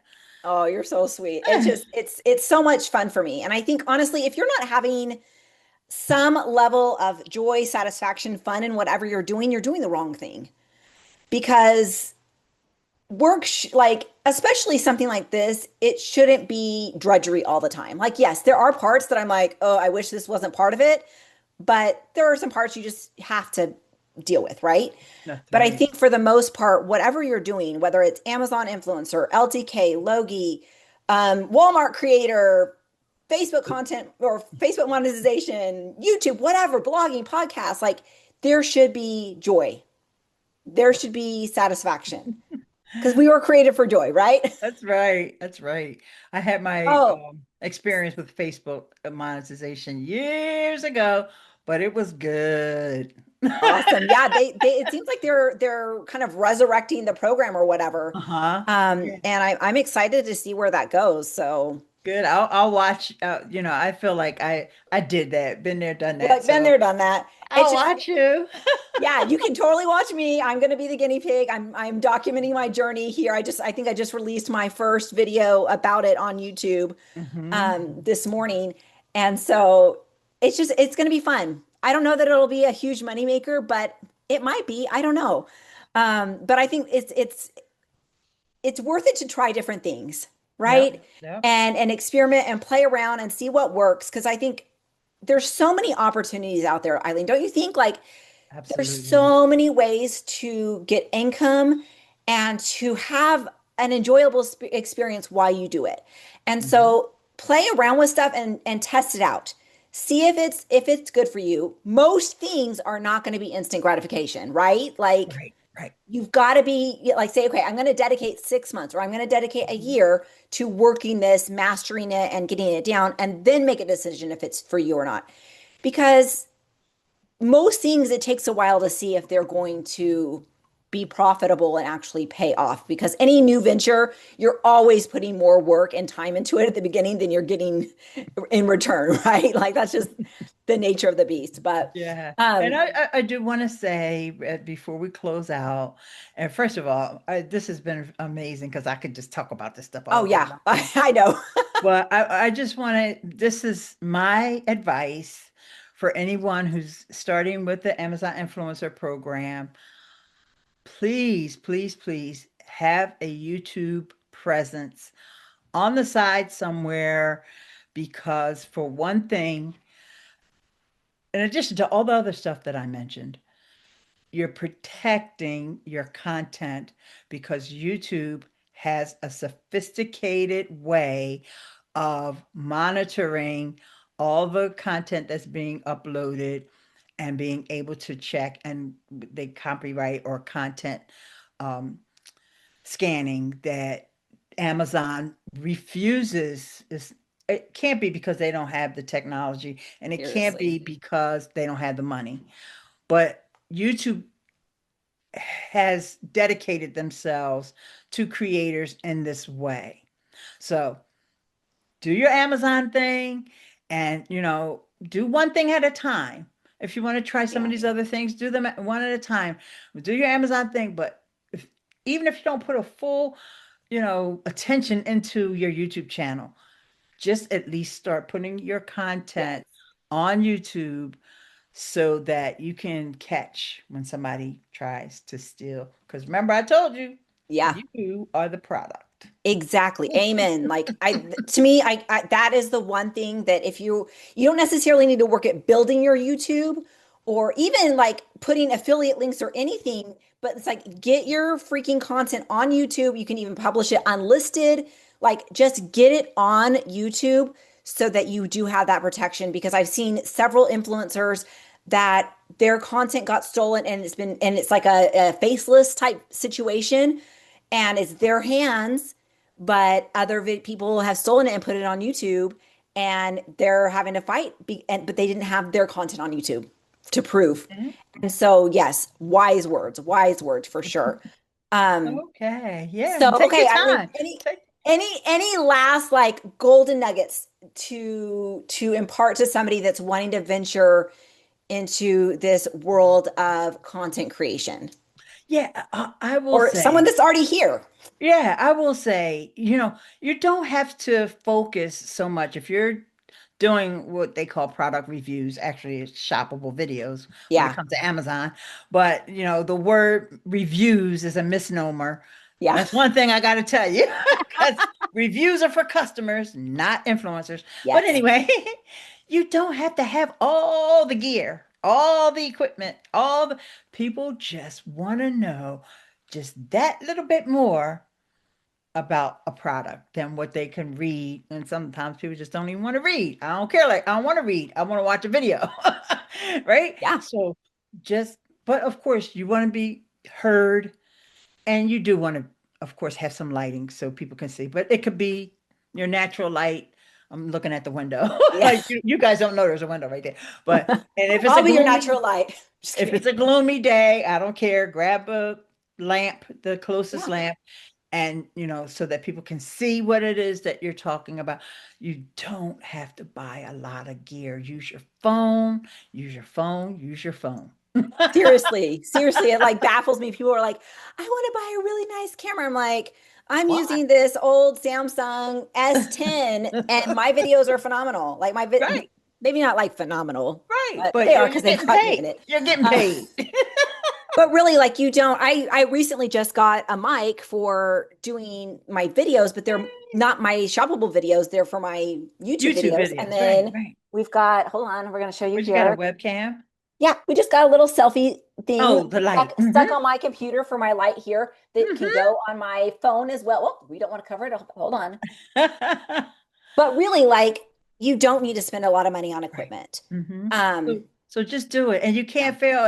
And you may think, well, oh, I'll put this up, and then you can always, especially with YouTube, you can always make things unlisted or hide them, or take them down 2 years from now when you're like, oh my God, I can't believe that was my first video. Okay, take it down or make it unlisted. It's yeah, okay. yeah. But you can't get better if you don't try, if you don't get So true. started. So stop making any excuses about why. And the number one thing, whenever you're on like a recording, like an interview with someone, or if it's a live stream, always have water. Oh, that's my number one tip. Always have water. Always have it. It's so true. Like I've got my giant 40 ounce thing that I got for free in Creator Connections. See? But I like, yeah, definitely. You want to stay hydrated. You want to have stuff close. Um, and this is a little random, but have you done Amazon Live videos? Absolutely, absolutely. In Okay. fact, I'm thinking about doing one tomorrow. Okay. you'll have to send me a link for that because I haven't ventured into that world yet just because I can't, my brain hasn't wrapped around like just the logistics of it, but I totally can do it. I know because I don't need prep. Um, but yeah, that's something that I want to play Yeah, around with. this is another comparison between Amazon and YouTube. Yeah. If you wanted to do this on YouTube, you could have the same products, right? Because remember, most of the stuff that's on Amazon is on Walmart or Target Yeah. or Nordstrom's or whatever. Yeah. But but all you have to do for YouTube is just have your stuff in front of you, and then you show this is Just have this it thing, close. this is a no, with Amazon, you have to use the app. You have to Mm. have it all lined up inside of the app. All the products have to be picked ahead of time because that carousel has to, you have to tap on it. Now I'm going to talk about this item and tap on it. So now it's being highlighted in the carousel. Oh, okay.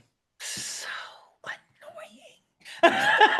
But once you get past that, once you get past the setup of Yeah. it, then it's just like any other live stream or any Live other stream. Okay. video. Yeah, So yeah. fun. Yeah, yeah, it is. And it can be fun. It could be fun, especially, people come in and especially they'll show you like if people are clicking on the products that you're showing and stuff like that. So do it even if you mess up the first Yeah. time. It's okay. Yeah. Yeah. I love it. I love it. But you can't get better if you don't do it. So true. So true. I just need to bite the bullet.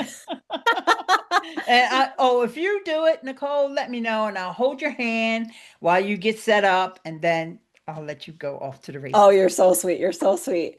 Oh my gosh. I feel like we could talk for hours. This is I so much know, I fun. know. So many wise words that I think people that are newer to this arena definitely can use. Those that have been in this arena for a while definitely can use. And like I love everything you're doing. It's so fun. And like I said, you bring light to anything that you're touching. It's just you just emanate light. I love it. So Oh, thank you so much, Eileen, for being here. thank Please connect with you. Eileen down in the description. We're gonna have her YouTube channel, and all other good links down there so that you can connect with her and just enjoy her presence because she just has so much value to add and she's just amazing. So thank you so much. This has Thanks, been so good. Nicole. Bye, Okay, we'll see you guys everybody. on the next video. Hi, friends. Nicole Vincent here. I am so excited. Today, we've got Chris Huff with us. We're doing interviews with influencers that are having success in this program. Chris has been in this program for 4 years, but really kicking it up in the past year and just doing some amazing things in the program. And I'm just so excited to hear his story, share it with you guys, give you some tips, tricks, hope, inspiration, all the things. So welcome, Chris. Thanks for having me. I appreciate it. You are so welcome. Thanks for carving out some time for this. I'm really excited to hear your story. So you said that you've been an Amazon influencer for 4 years, but Coming up really on it. just the last year has Yeah. been what's set you on fire. So tell us a little bit about that. So yeah, so I got into the program. I think my first three videos, the on-site trying to get the on-site stuff, were posted like February 2022, and I made like $3 from those videos or something like that. And then I didn't really do anything. I didn't even upload more videos for like 2 more months or something like that. And then I realized, wait, yeah, I posted three really short videos, and they did, earn me $3. So I really should try to do this more and see what comes of it. So I started posting more, and for the first year or so, I was making, gradually more. I think I made at the most my first year, I made about $1,300 or so in a month, which not bad in like Not December of shabby at that all. month. But then from there, for the next 2 years after that, I think I started averaging a few $100s, and then I kind of peaked at about maybe $1,200-1,500 or so, and I was just kind of stuck. And so I talked to Rob at that point because I started using his at the time it was just the the His code, script. right? You had to kind of So use when you say Rob, for those that don't know, we're talking about Rob that's developed the Oink for Influencers extension, aka Fizz, right. that we're huge fans of and so grateful for, and so is our Yep. bank account. So Yes, thanks, yes. Rob. Shout out to you. Shout out to Oink. Right. So he started following my journey because I was posting every day at that point. I had made $100,000 in a year goal like the August before this or so like that. And so he was following my journey. And then so he's like, hey, let's talk. Let's figure this out and get you to that $100,000.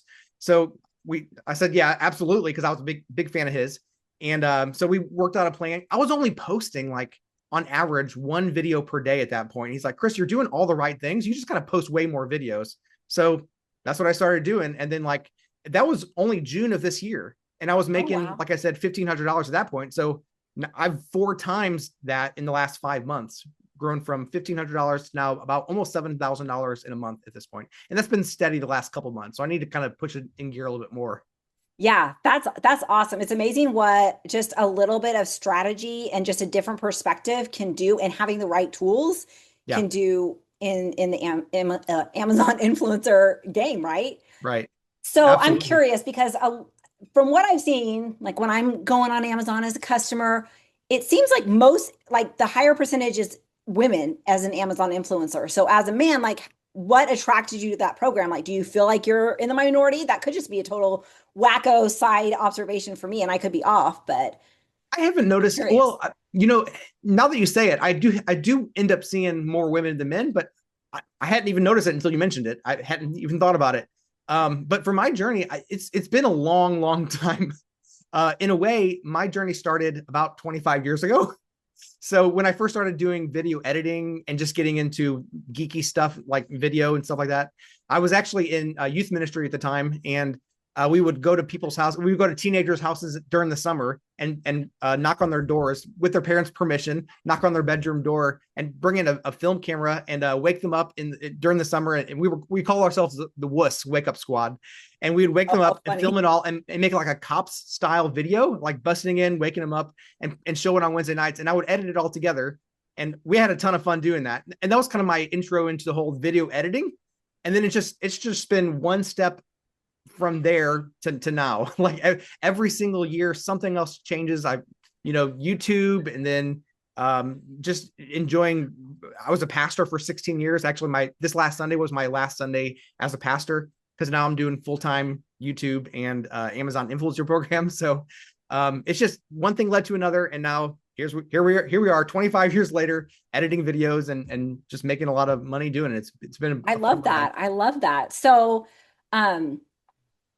I love how like you see the path, right? You see the building, you're like, okay, I have this skill set, and then here's this opportunity. Let's see how we can use it. So I love that. So you just said like you're not retired, I wouldn't say that, but you're diving in full throttle. So what do you think that like having that extra time is going to allow you to do? Like, what are you hoping to do? What's your strategy there? So yeah, my strategy these last few months has included trying to post 4 to 6 influencer videos every day, product videos. Yeah. And now that I have the time freed up, I'm hoping to make 10, 15 videos a day. Haven't done it in the last couple of days yet, but that's my goal. Holidays. It's okay. Right. We'll get there. Yeah. Yeah. And I'm also very much of a YouTube minded person as well. So I post everything to YouTube, even though I know that kind of slows you down for the Amazon influencer program. I think it's good practice to get that offsite traffic going as well.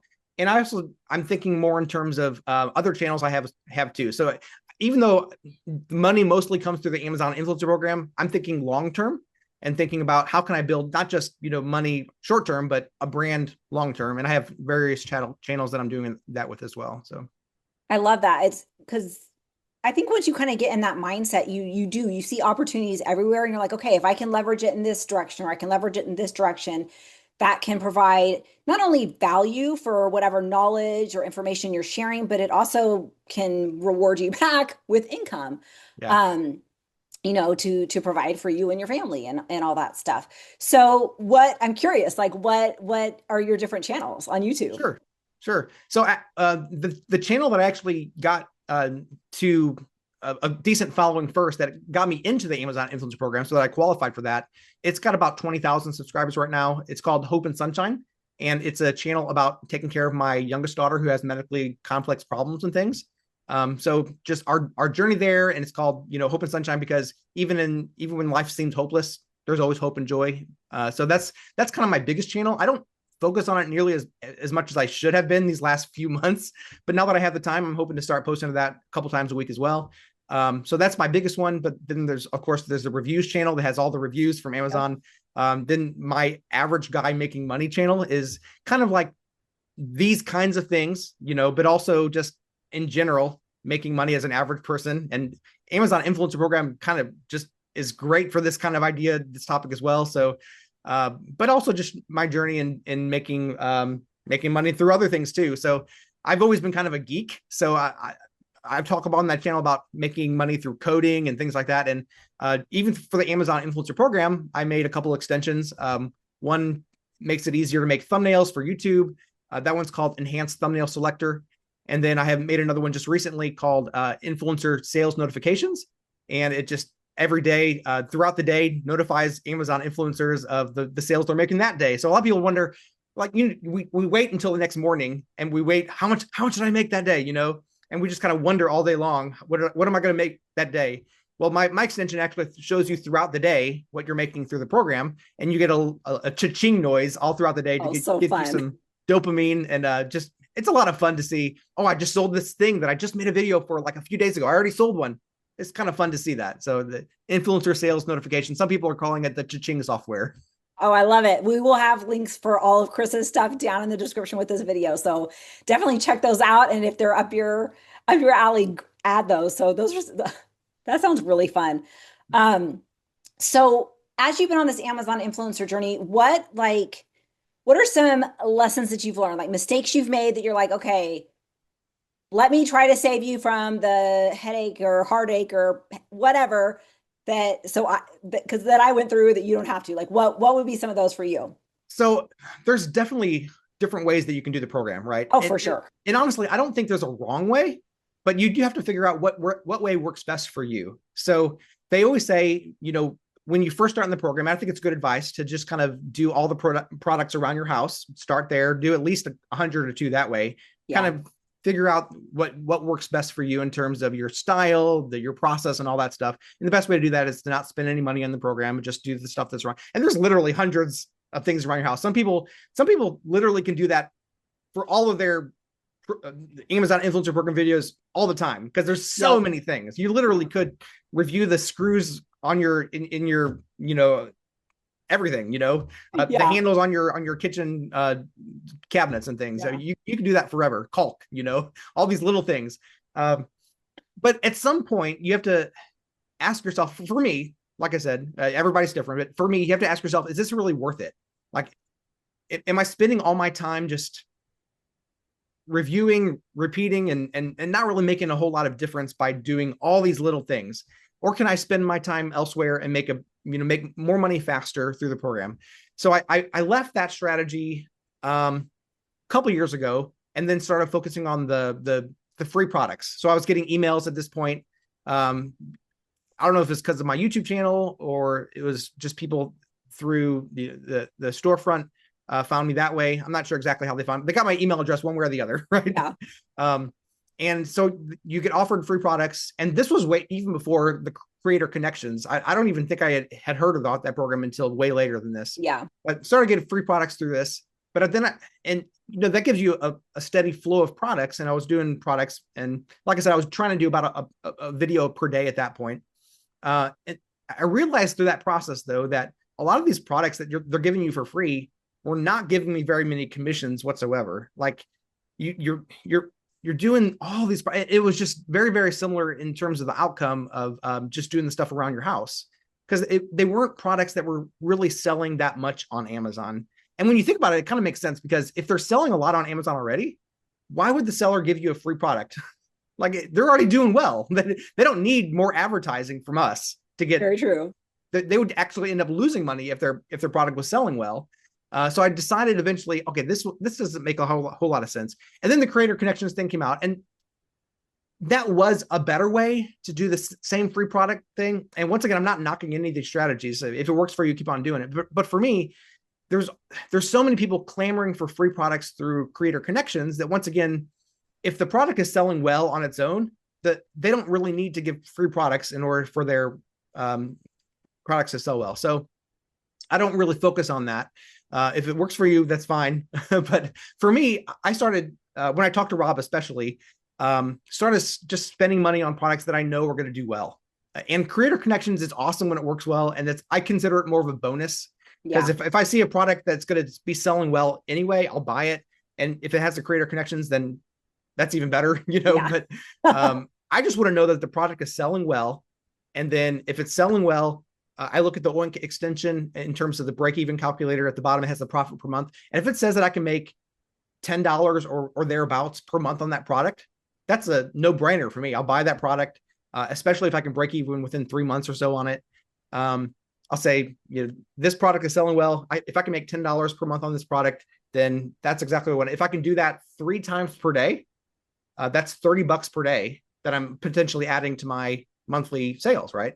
If I can do that 30 times per month, then that's $900 a month that I'm adding to whatever I made last month. So do that for 9 months, then that's $8,100.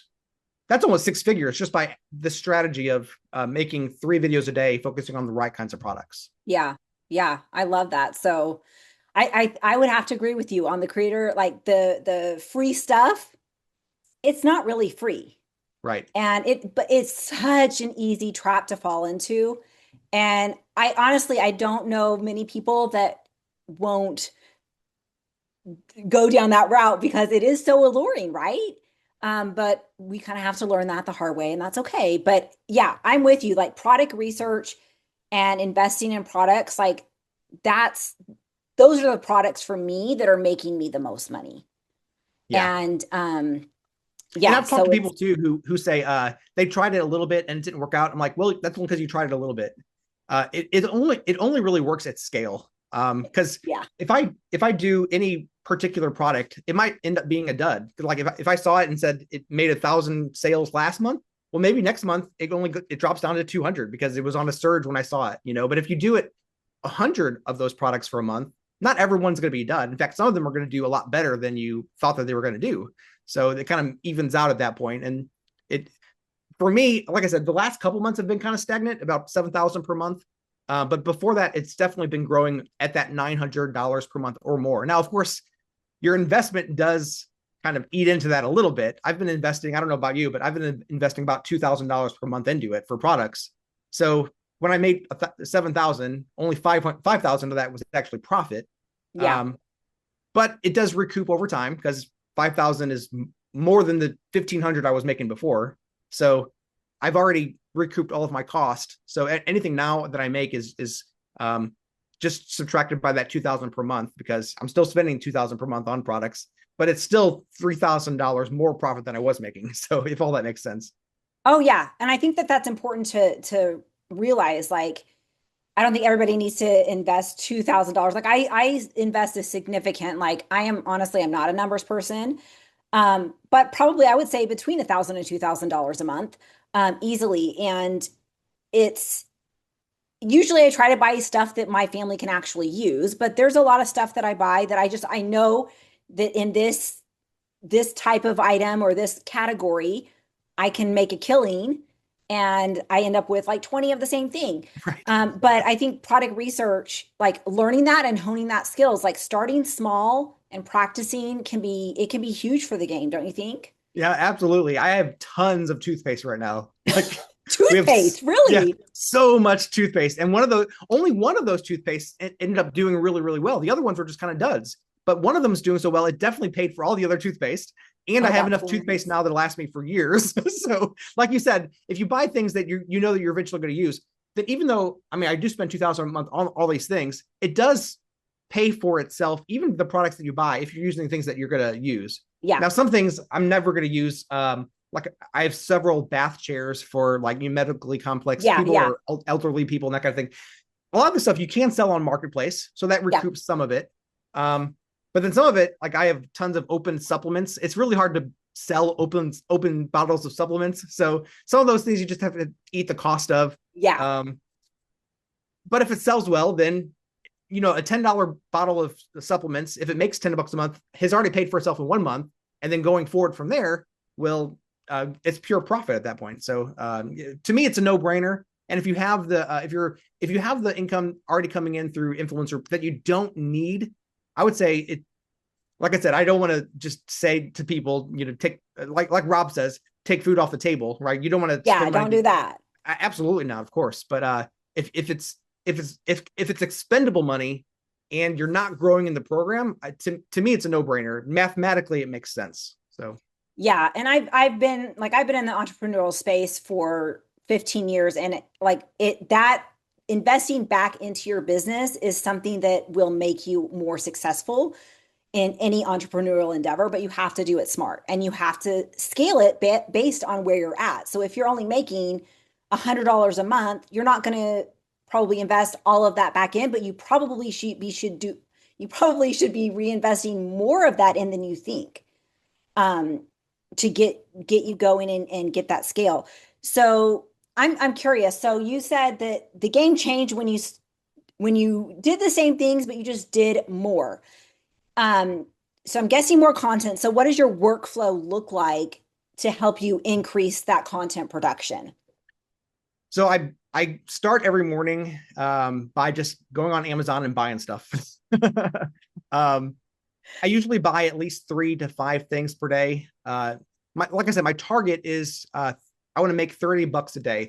I want to add $30 per day into my Pocket. Yeah. revenue for.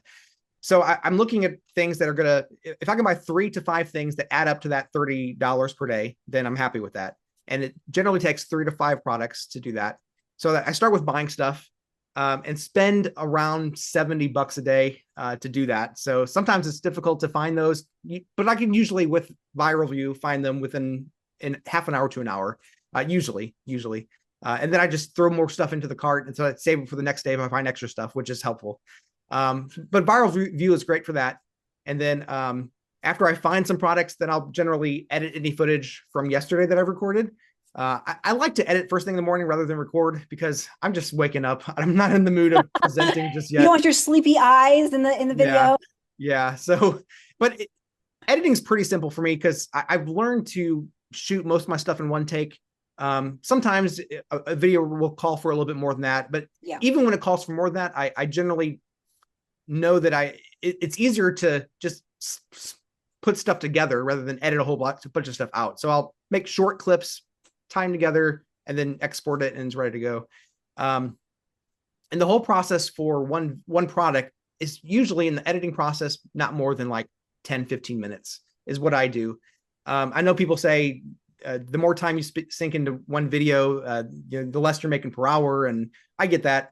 Once again, I'm playing more of a long game, and I'm fine with spending 15 minutes on a product if it means to me that it's I can post it to YouTube. Actually, on 2 channels. I have a YouTube channel that has all of my reviews. And then I have about 14 other channels that have niche. So I have one for auto, one for food, one for clothing, things like that.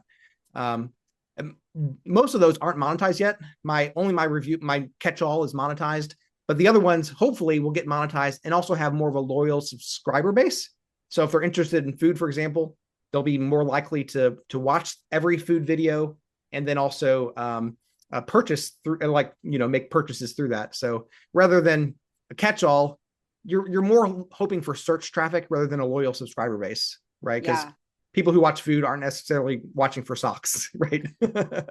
But if you make food on a channel, you can make even more types of videos. So once again, I have more of a YouTube mentality, like in terms of if that food channel starts getting a loyal subscriber base, then I want to make challenges for food. So maybe it's not necessarily a review video anymore, but if my wife and I can eat a certain budget food for a week, that has more virality aspect to it rather than just a review. But then I can still also review that food in there and say, if you're interested in it, buy this and go to Amazon and all that stuff. But, so more of a long-term plan than a short-term buck, I guess, is kind of how I think through the programs. Interesting. I haven't heard of setting up the different YouTube for different niches like that. But I can see why that would be effective and how that could be effective. It definitely would take a little extra time because you're having to switch between your channels and stuff. But once you get the routine, though, it's not too hard, because once you've made the video and edited the video and posted it to Amazon, that's most of the work is that. And then it does take 5 minutes per extra channel that you posted on, but it's 5 minutes per video. I mean, and if you're thinking long term, it's 5 minutes well spent per video. So if you only, Yeah. I mean, if you make 10 videos per day, you're talking an extra hour a day. It's not that much, you know. It's not that much. I like that. I like that. So I'm curious, since you are more YouTube minded, how does that translate into your Amazon review videos? Like when you're doing a review video, are you doing it like you would want to do it for YouTube, um, versus this is only going to be seen on Amazon? Right now, it's mostly Amazon. Honestly, I Okay. want to, now that I'm going full time, now that I'm transitioning, I want to start thinking more about YouTube as well. But Amazon, they have so many rules about, you know, you can't really talk to your subscribers as if they're going to comment or like or share or anything like that. Yeah. So it, if you want to make one video that's multi-purpose, then you have to keep all that in mind. But Yeah. just in terms of like, I'm just thinking through, since each channel is niched, you know, I can post additional videos to those and maybe even like bring several of the videos that I've made for Amazon and bring them into one compilation video a lot easier than I would just have just for Amazon. Oh, I like that. I like that. So, um, I'm curious, do you do multiple videos for products that you're finding are selling well or that hit well either on Amazon or on YouTube? Do you do multiple videos or are you one video per product guy?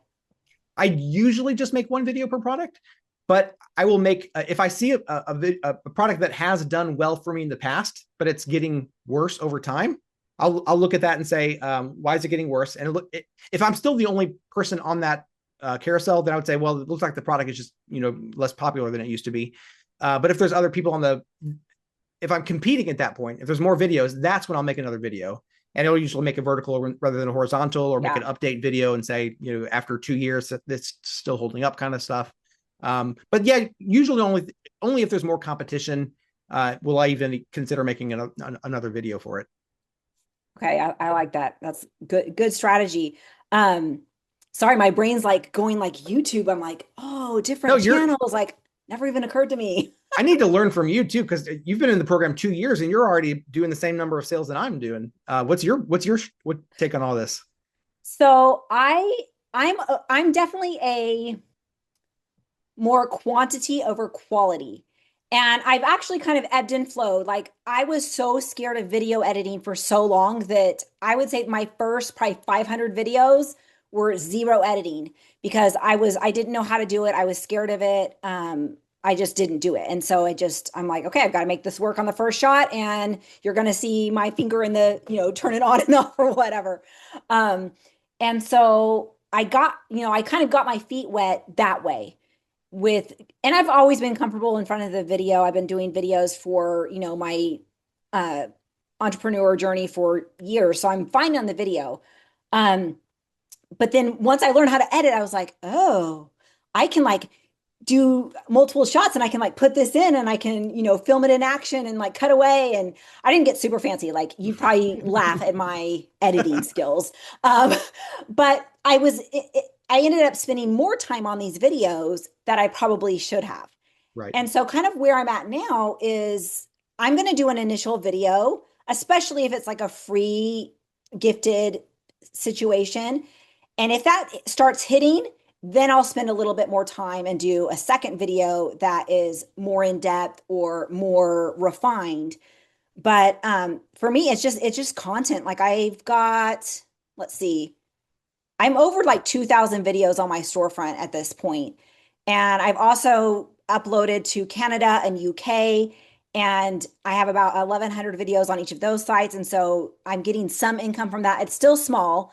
I think for last quarter, my US market share for my payment was about 81% and then 17 and I don't know if it was 4. I'm like remembering from an image, but it was less, but it was still like, hey, I'll take that few hundred extra dollars. Sure. But utilizing the tools, right? Oink is like freaking the bomb. Like Rob is seriously like an Amazon angel to me and to you, it sounds like. Yeah. And so having tools and using them, and then I'm learning the product research, right? Like that's fun. Like I would get myself in huge trouble if I bought every day. I don't have that kind of self-discipline, Chris. So I'm impressed. I'm impressed that you can like, okay, we're gonna stop here. Well, I Because tell I'm more of myself like, $70 a day. you're That's like, this is it. This $70 a is it. day.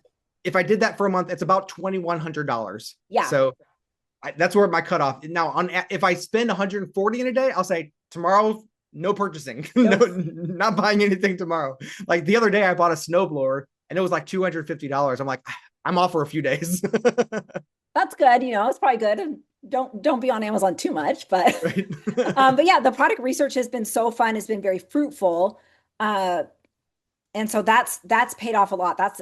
It's almost like gambling a little bit. It feels a little wrong, a little risky, and a little fun and exciting at the same time. You're like, is this going to pay off? And then it Don't does. think of It's it as like, gambling, not gambling. It's an not investment, gambling. it's strategy, right? Yeah, yeah. But yeah, it's for me, it's just been content. It's just getting the content out and then just like I just keep getting better. I just keep improving my knowledge and my skills and expediting my process. So I'm not a daily person. I'm more of a like, I'm going to batch video. Like I will do 50 to 100 videos in a day. And then I'm going to edit the next day. And then I'm going to do product research the next day. And so for me, I don't break it up. I'm going to do this, daily. I really bulk stuff. And so, um, that works for me. I'm not the only thing I'm good at doing daily is like playing my games and checking my Amazon back office to see how much I made on money, right? And being on the Oink Facebook group. Well, you'll love my extension then. You check it out. The Amazon I will. sales what is it called? Influencer sales notifications. Influencer sales notifications. I will, because it'll be fun. It might drive my dogs might get a little crazy and they might start barking at it. Right. Who knows? That'd be funny. It's addicting. I love it. I love it.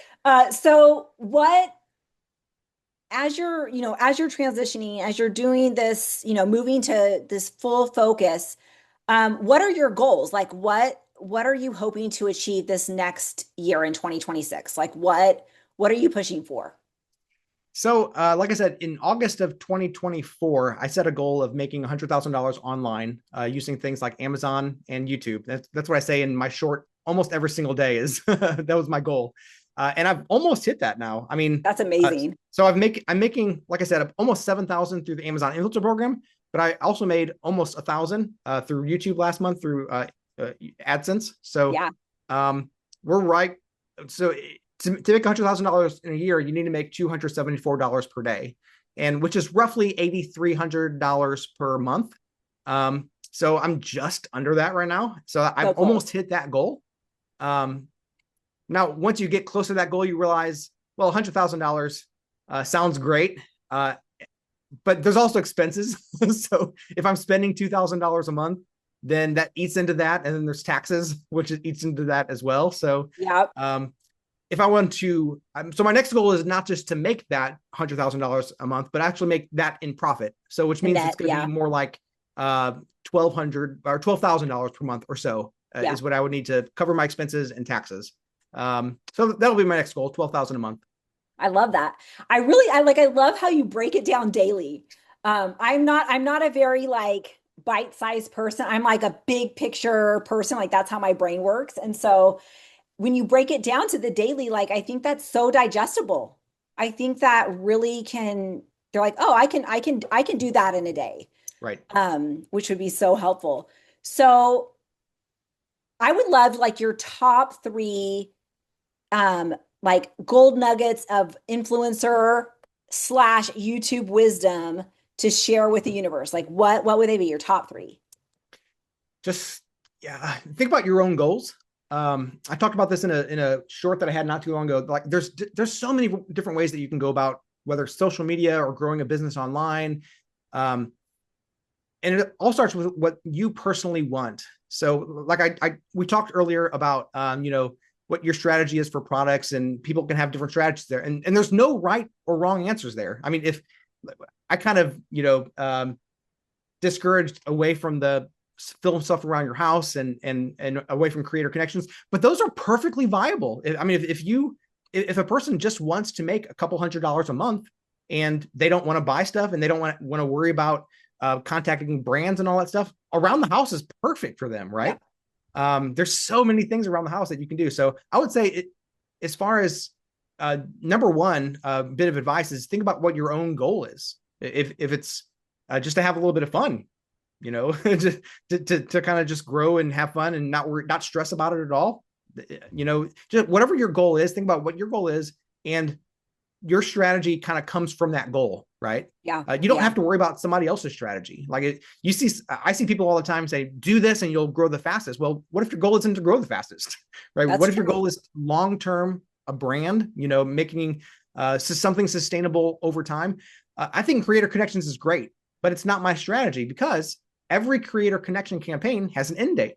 So if I'm trying to build something that's sustainable long-term based on the products that I reviewed today, Creator Connections is slightly outside of that, isn't it? Like you can never know if they're going to renew that campaign, if they're going to make another one with the same ASINs or the products.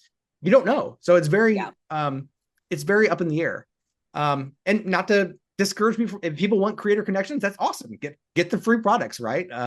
You have a steady flow of stuff if you send out. Well, Viral View gives you 100 per day. No, 20 per day, 20 messages per day that you can send out with Viral View, and then up to 100 if you pay extra or something like that.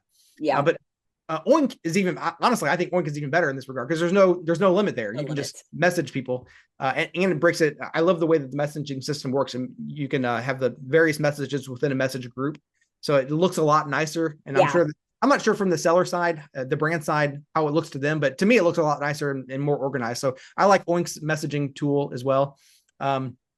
So whatever your strategy is, it comes from what your goal is. So that's number one. Think about your goal.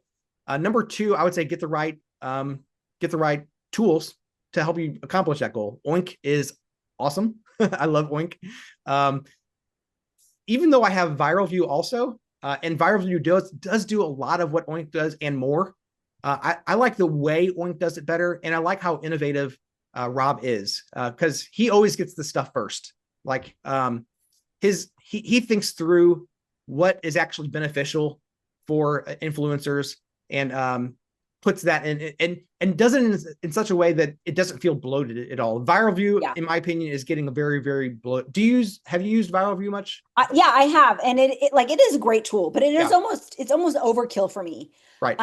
And like I tried the pro version for 30 days and reviewed it and things like that, and it is like it's got a ton of functionality. But I definitely, for me, like I'm a diehard Oinker. Like I've been with Rob since before there was even an extension. And like his heart and his like desire to not only create a amazing tool that's making us a lot more money, he also like cares about the community so much that he's created. And so there are some things that Viral View does that Oink doesn't, but I think for most people, Oink is like it's the way to go. Like and it's also the lowest entry point. Like the value, it's so affordable. Yeah, it's no brainer. I mean, like it pays for itself in no time. So seriously. Okay, so get good tools. Good tools, yeah. And I would say Oink is definitely the one to start with. And then Viral View is good. Fluencer Fruit is also, I haven't used it much, but I can see its value as well. But I am a Fluencer Fruit. I do like Fluencer Fruit a lot. I've been using that for probably more than 6 months, and I really do enjoy it.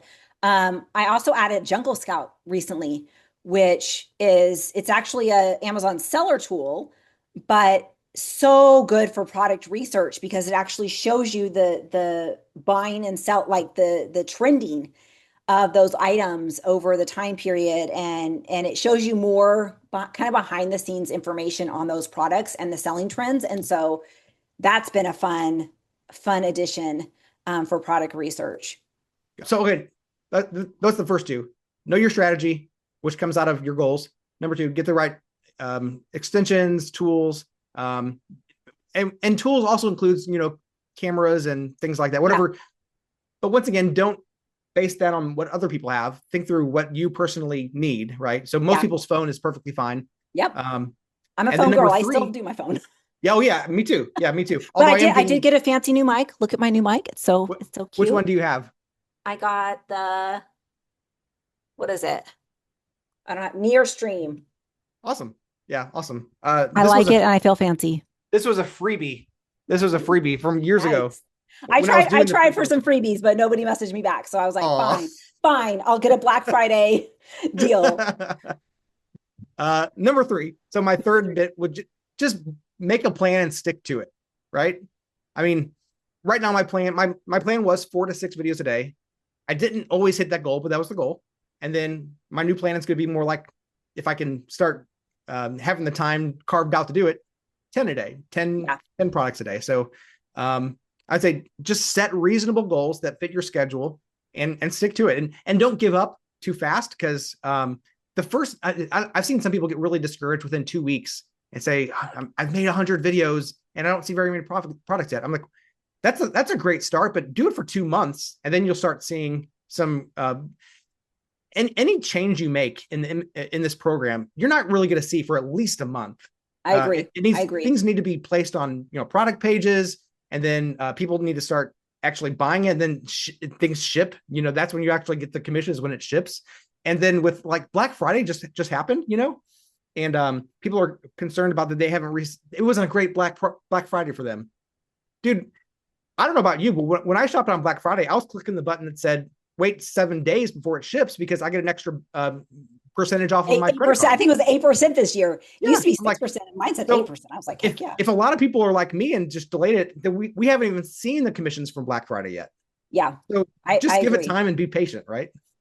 I agree. I think those are great tips, because I think so many people get into this program and they think that they're going to get rich fast. And there are a few people out there that do like get in there and within their first month, they're making $1,000. Well, that's freaking amazing, but that is not the rule. Like that's the exception. And so I know for me, when I started this and I'm like, when I learned about it, because I had no idea that you could freaking get paid for doing videos. Well, I'm like, I love doing videos, like sign me up. Um, I was like, I'm gonna commit to this for a year. I'm gonna go all in for a year and see where it lands me. And it landed me, I was making probably at the year mark, I was probably hitting right around 1,000 to 1,500. And that was before I got into creator connections, because I'm like, I don't like dealing with brands. I don't like, it's so emotionally draining for me. I don't like doing it. And so I was like, I don't want to deal with brands and all the stuff. And then I heard about Rob's script that you put in to match up your stuff. I was like, okay, well then I can get paid on my videos on my storefront with creator connections, because I thought it was just off site, which I think a lot of us did right at the beginning. And it was just offsite at first. Yeah. And so, yeah, so when that happened, I was like, oh. And then he kept growing his script and then did the extension and then grew that even more. And then when he did the Today sales, it was like freaking gas on a fire, angels singing from heaven. Like, so like I will sing the praises of that tool, that one little tool within Oink forever, because it's so amazing. And I don't even know where I was going with this. I just got excited about today's sales. But I think that when you commit to something, oh, we're committing. That's what we're doing. So I committed to a year, and I could see that this was working for me, because I think that gives you, and it doesn't have to be a year, maybe 6 months, but commit to it for a decent amount of time and actually put the work in, and not just like researching and perfecting and spending like 3 hours on one video just to make it commercial perfect. Like, don't do that. That's not all in. Right. Doing things that are actually going to make you money, learning product research, creating the content, learning the tools, watching stuff like this, following people like Chris, like me, that are a little bit further down the line and can share our strategies and what we've learned. Like that's being all in, right? That's learning and growing. And then you can evaluate if it works for you or not. Because I don't think it's for everybody, right? No, like absolutely not. You have to have self-discipline. You have to have self-drive, because it's you. Like, you are a sole proprietor. There's nobody here that's like, oh, you've got to do these, 4 to 6 videos today, Chris, or you're fired. Like, no one's saying that, right? So you have to have that internal drive and motivation, and hopefully finding joy in it. So do you love this? Is it bring you joy, and do you like that creation? I do. Yeah. It's a lot of fun. I like the editing part more than the filming part. But even the filming part, I'm enjoying now too. Like I enjoy. I have right now. I have in the kitchen going some a dehydrator that's dehydrating some apples for a video. Yeah. And I never would have done that before. I love experiences. I love just trying new things. I even like sometimes I even like spending an hour or two putting something together. Right. Yeah. I don't do that for every video. Like usually the stuff that takes an hour to like you pass on that because it's gonna take too long, you know. Yeah. But sometimes I'm like, I'm in the mood to just, you know, not film anything right now, but just spend an hour putting something together and then seeing a job well done, you know. Yeah. So there's something therapeutic about that. Like Oh, I agree. using your hands and just put something together, you know. And then afterwards, making a short 2-minute video about it and then selling it. You know, like it's almost like you're a carpenter. So I was a pastor for 16 years, and as a pastor, you put on a whole bunch of different hats. Like sometimes you're going to the hospital and you're you know, a chaplain. Sometimes you're helping fix the toilet and you're a plumber. You know, Editor. small church in a small town, and you do all these different things. And in a way, the Amazon influencer program is like that too, if you want it to be. Once again, you can do it in various different ways, but I enjoy the aspect of getting lots of different products. And some people will niche down even so far as to only do, like Rob loves doing supplements. That's great. More power to him. Supplements and then questionable things as well. But the stuff, let's stick with the supplements. We'll stick with the supplements. Right. It's a family show. Exactly. He loves doing those things. And that's awesome. I would go crazy if I just had a couple different, you know, types of products. I love various things. And I just, that's my personality. That's why I have so many different YouTube channels, because I can't stick to one thing. And they say, you know, just stick to one thing and excel at that one thing, get that thing to $10,000 or however many, you know, success first, and then move on to the next thing. And I can't do that. I have my hands in so many different fires, and like I'm building everything up at the same time. And that's the worst way to go about it, because you're not getting enough traction on any one thing. Because I mean, if I wanted to, the Amazon influencer program, I could be double what I am right now if I would have just focused on-site only, right? Yeah. But that's not my personality. And like I said, everybody's going to be a little bit different. And you can do the program your way and grow your own way according to what you want out of the program. And I think that's one of the most beautiful things about all this, is that you're an entrepreneur. It's your business, and you can build it the way you want. It's pretty cool. Yeah. I love that. I think it is so important to find what works for you and fits with your personality, your skill set, and your life, right? Because like, if you've got little kids at home, or you're taking care of an elderly parent, or you've got a full-time job or whatever, like your creation is going to look different from mine, where my youngest is 17. Like I've got no little kids running around. I've got time out the wazoo to do whatever I want to do. And so like, and I hyper focus, like I drill down and master something. And then I'm like, okay, I've got that mastered. I'm done. Next. And so it's harder for me to do a ton of stuff. I do like to do multiple things at once. So, but I try to get the thing mastered down first, right? Like, so I've got Amazon influencer. So like I'm adding YouTube, and I'm adding Facebook monetization. And so like I'm adding in little things, because having those various streams of income, and I think this is kind of what you were talking about with your YouTube channels and stuff, like having these various streams of income that are unconventional, that are not having you tied to a 9-to-5 job, can be lucrative, amazing, and so fun and rewarding, because you get to be you get to be creative, you get to make money. I like making money. I don't know about you. Do you like making money? Well, everybody needs it. It's so fun. But yeah, so important. Like that, I think that's why I like this series, is like, I want to get a lot of different personalities and a lot of different styles. So hopefully those that are in or interested in the influencer program can see, hey, this can be done successfully a lot of different ways. And I think the one thing that's going to be the same is you've got to create content. Like, other than that, you can do it so many different ways, different styles and approaches. So, okay, Chris, this has been freaking amazing. You are so awesome. I love all that you're doing. So what is the best way for people to connect with you? Probably my YouTube channel Okay, is Average Guy down in the Making Money. description.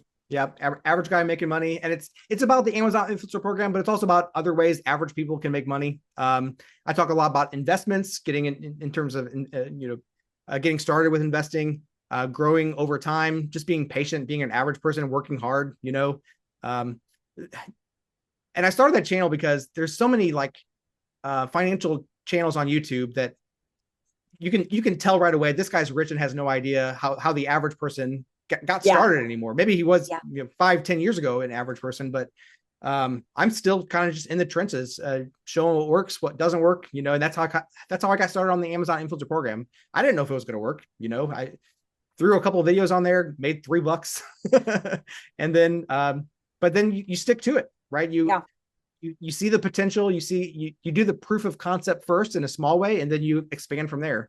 So Average Guy Making Money is probably the thing that I probably want to focus most on going forward at this point, now that I'm full-time. I use that full-time in quotes because I have nothing else obligated to do right now besides my You're family. not clocking in anywhere. No, Right. No, it's great.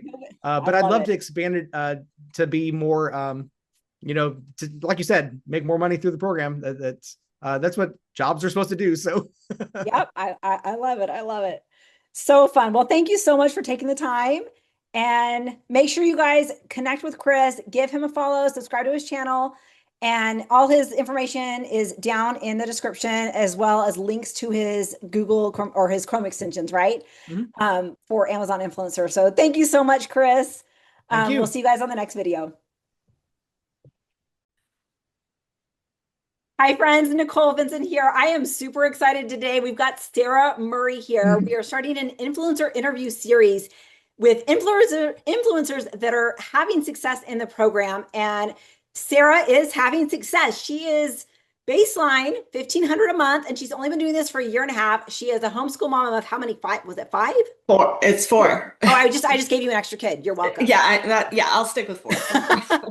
But she's a homeschool mom of 4, and she is having great success within the Amazon influencer program.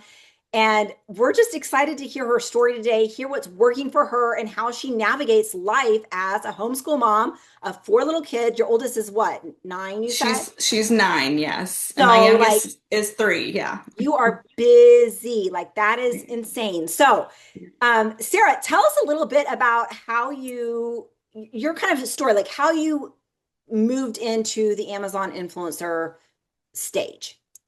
Yeah, so I've always had some sort of social media platform. I mean, like very, very small, because I am a baby nurse and a lactation consultant. And so I run a little business from those things. And so I got an email one day that said to apply, and I was like, I might as well. I would love to cut down my hours at the hospital, because with 4 kids and homeschooling, it just got really hard leaving and coming back. I love my job at the hospital, but I needed something at home. And so I got approved and I started from the ground up. I knew nothing technology, nothing product research, like absolutely nothing. And so there were no more audiobooks for me. It was all podcasts from Amazon influencers, YouTube how-tos. I mean, like just constantly taking it all in. And it took off from there. And ever since then, the people that I really started listening to are some that I still like follow their tracks. And I feel like that has helped me so much. Like finding just 2 or 3 people to like listen to their, how they do things, and that's really helped me take off. So I love that.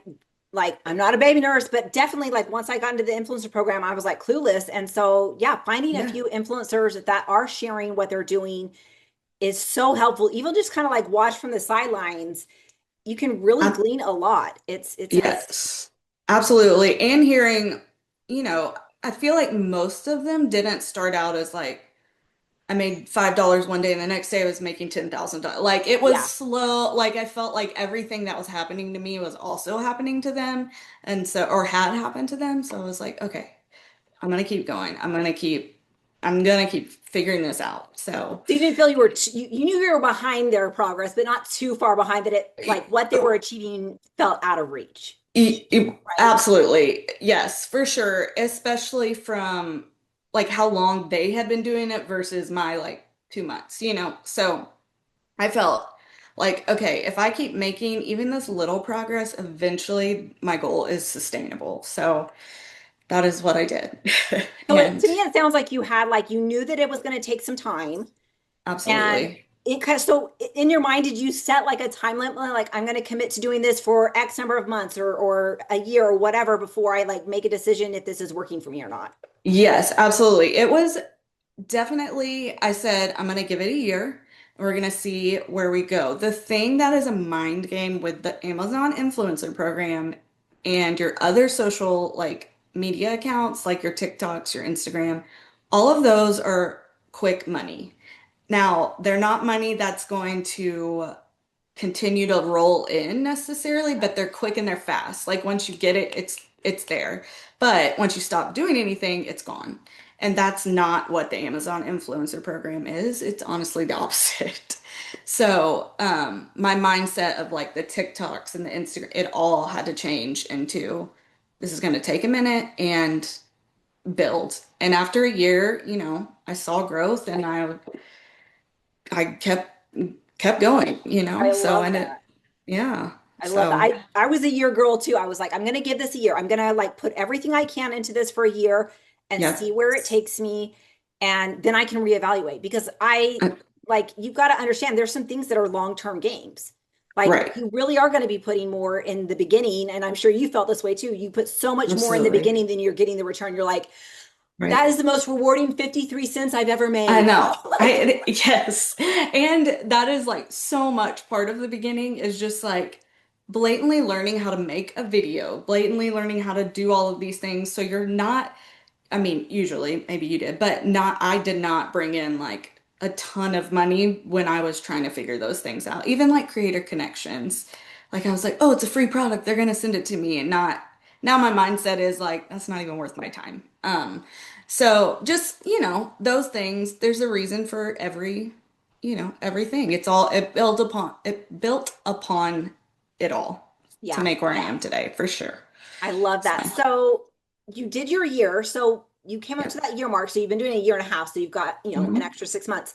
So Yeah. when you got to that year mark and you're saying, okay, this is actually working, like what did anything shift for you? Did you like, did you Yeah, so I had the number that I made at the hospital every month, and I'm not full time. I just work as needed, but pretty consistently. And I was like, once I hit that number, I can start thinking, can I stop working at the hospital? And when I hit it, that was a few months ago, and noticing that my growth was still happening, I felt much confidence in, you know, putting that to the side and just focusing on Amazon and social media accounts, of course, too. But that was my like goal was if I can just make what I'm making at the hospital, and then I'm also eliminating paying for babysitters now, completely like coming home exhausted, all of those things because I'm just at home doing this. And so,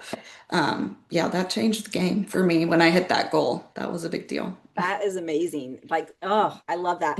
So with four young children, homeschooling them, like how do you balance? Like how do you make time? How do you work this into your routine? Because like as a homeschool mom, like it's not like you get a lot of breaks. For sure. And it's not pretty some days. I'm not going to lie and say I'm sure it's it's messy most so days. good. Yeah, oh, absolutely. And I am what I love to create things. But my brain is going constantly and post-it notes and like notebooks like this are all over the place now that I'm just like writing things down because I don't have time to just sit and like think about ideas. That just doesn't happen for me. Um, and so we try I try to tell my kids like why I'm doing this. And I'm doing this so we can homeschool and we can do these fun things. And I want other moms that want to stay at home with their kids to find a way to do that too, because I do work with a lot of moms that are just so sad when they have to go back to work full time. And so even helping them cut their hours by doing a program like this would be amazing to me. And so my kids are very involved. They know when a package is at the door, they know to go put it in my office. My older kids help me film. Obviously, I get a lot of like Power Wheels now, all of those things. And my kids are Like, always, yeah. yeah, they're like, yes, another one. Are you gonna sell that? That's their first thing. Or like, are you gonna give that away? And I'm like, oh, well, we don't need 10 Power Wheels, so. But Come on, mom. I know I'm the worst. But yeah, so I think like keeping them involved in, like opening up in a package. I don't even know what's in the package half the time. So that's fun for them. And just saying like, I have to have these 2 hours to work every day.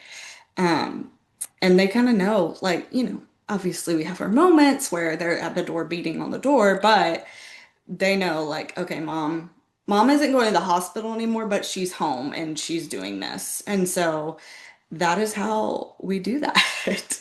I love Um, that.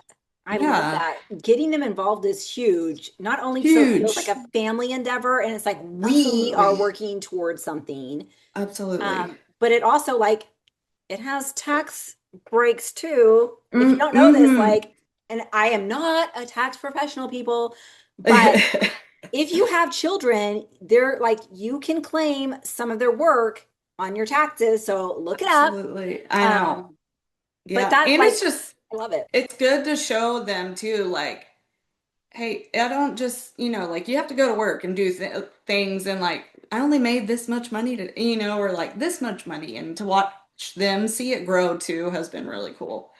I love So, that. I think as moms, it's so important to show our kids um not only like work ethics, but also like, hey, absolutely. it's worth putting your effort into things and there's going to be a return. My Right. kids are older, I don't have little kids, but Right. it's so funny. So I just had a birthday yesterday and Oh, I happy turned my birthday. thank you. And my kids like they're like thank you so much for showing me like because I've been in the entrepreneurial space for about 15 years now, Oh, and they wow. watched Okay. me go from being a stay-at-home mom and just taking care of them, which is a job in itself, don't get me wrong, Oh, but I didn't have a yeah. lot of purpose, and then they saw me create this business, and then now they're seeing me create another business, and it's just my kids, my adult kids appreciate that so much more, and Yes. showing your kids that hey, there's different ways, there's creative ways that you can make income, like it doesn't have to look like Absolutely.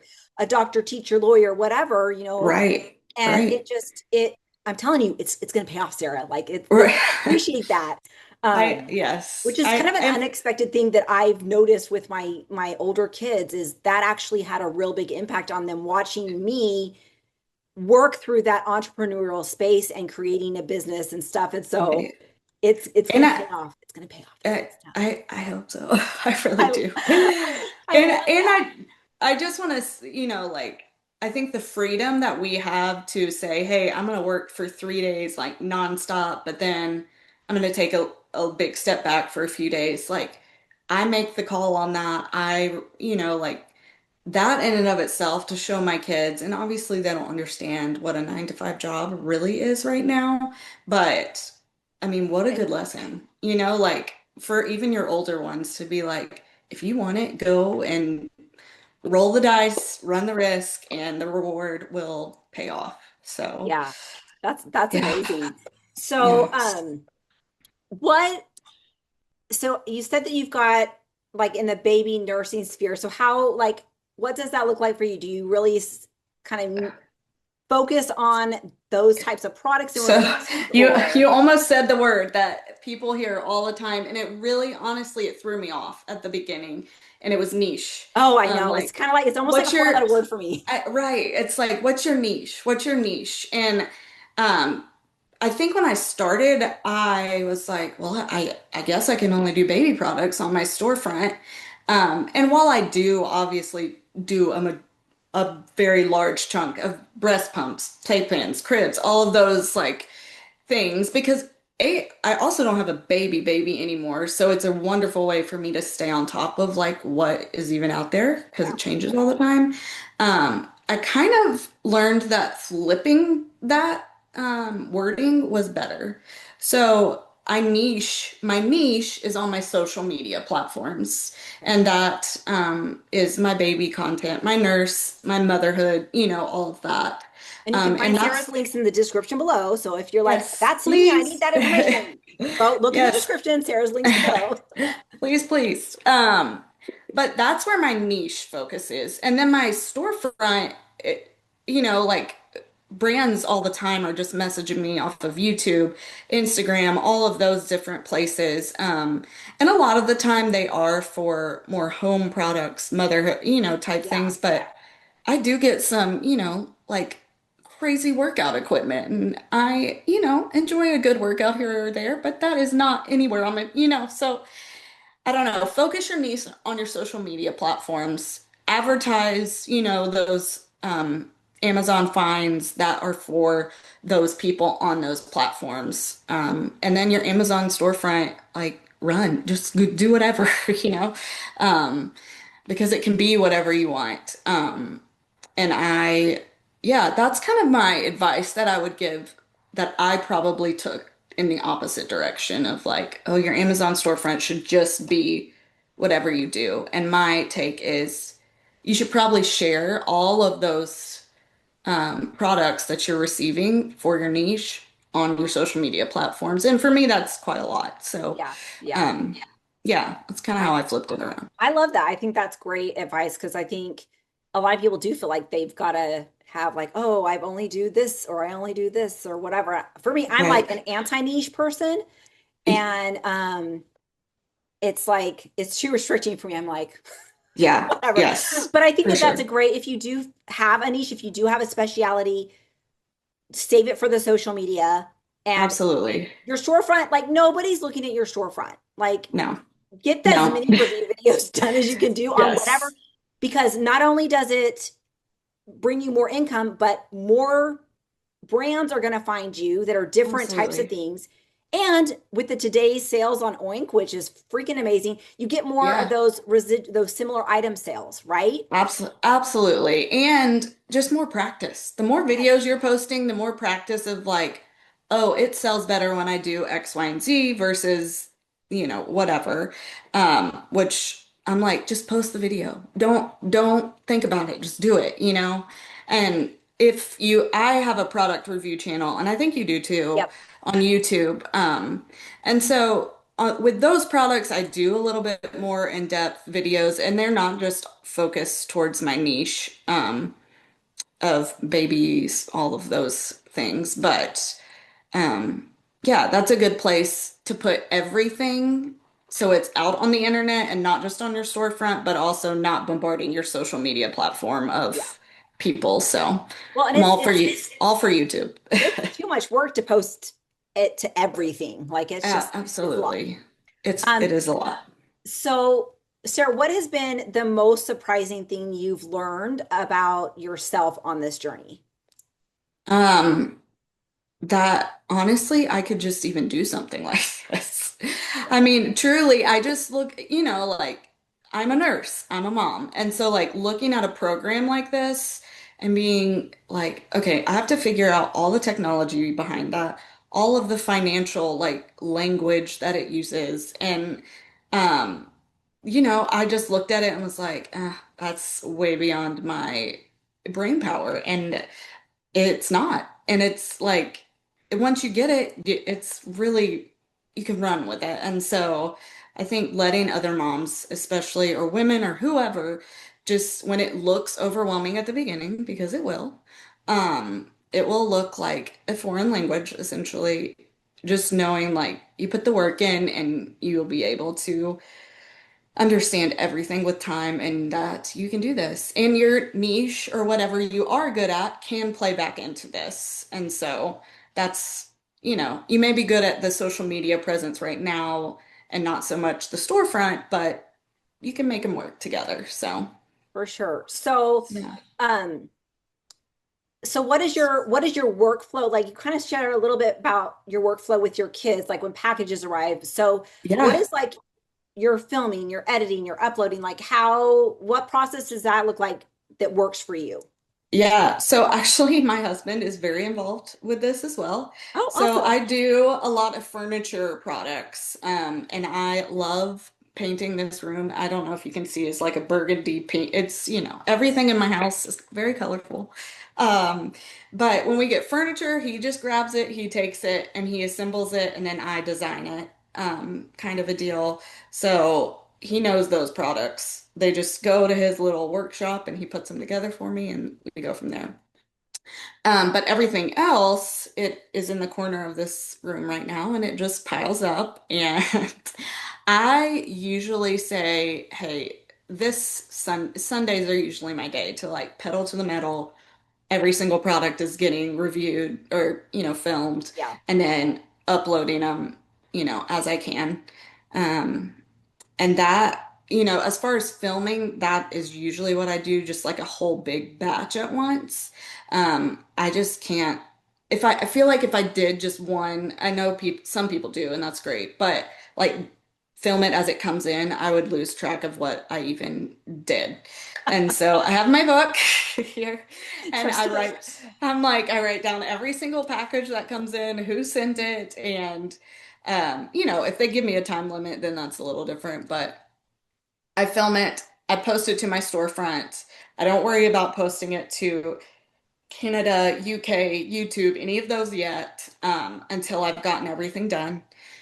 And then once I have, I'll go through and do my Canada, UK check and say, hey, which products are uploaded on there? I'll upload those there and then I'll do my YouTube, post them to my YouTube. Um, but then I have another notebook. I This love it. one is all of my like big ticket products on my storefront because I do have 1,100 videos.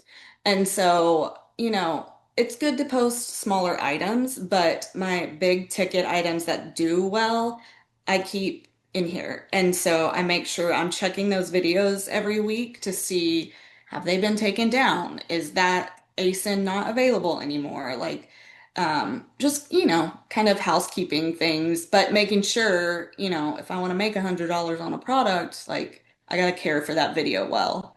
So Oh, smart. I love just that. yeah, just making sure because once you get over like 500 videos, It's a it's lot. overwhelming. It's a lot. So yeah, and that's every week. I just kind of do the same flow. Obviously with a list, gotta have a list. But I love it. So are you editing much? It doesn't sound like you're doing a ton of editing. I don't do a ton of editing just for my storefront. I do upload everything into CapCut. Yeah. I'm not sure if I'm saying that right. Because I don't want to have my finger like starting and stopping a Yeah. So video. just like Or, trimming the ends, so yeah, putting just little, trimming the ends, or like if my children run across the floor, or like something like that. Minor edits like that. Yes, I do. Anything other than that, not much. Now, if I want like a really nice video for YouTube, that will require some editing. I'll put some text in, but I don't do that a whole lot. So I do use thumbnails though. I know everyone's got an opinion on a everybody's got thumbnail. an opinion. I've got Everyone, opinions. You've got, yeah. so do you, with the thumbnails, do you find joy in the creation of a thumbnail? I love it. I could just do thumbnails for the rest of my life. I should just start a business of like I'll just do everyone's thumbnail for them. So So yeah, my 25-year-old daughter is my thumbnail creator because I hate it so much. you do.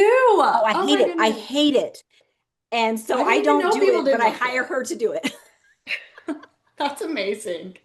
I'm like, please don't make me film the product that I don't even know how to use. Let me do the thumbnails all day You do the long. thumbnail. So, That's awesome. yes. And I think that that's like if you're finding joy in something like thumbnails, there has been data like research and stuff that on the storefront they don't really make a big difference. Right. But if it's bringing you joy and you can use it elsewhere, I say go for Yes. it.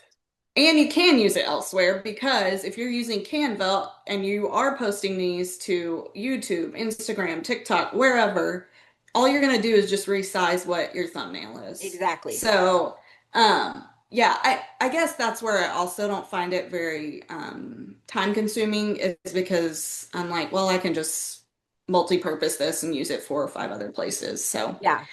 I do it once and it's over I kind of love a it. deal. I love it. And I think that that's something that within the Amazon influencer program, I think and this is going to vary by personalities. Like there's not Right. one right way to do it.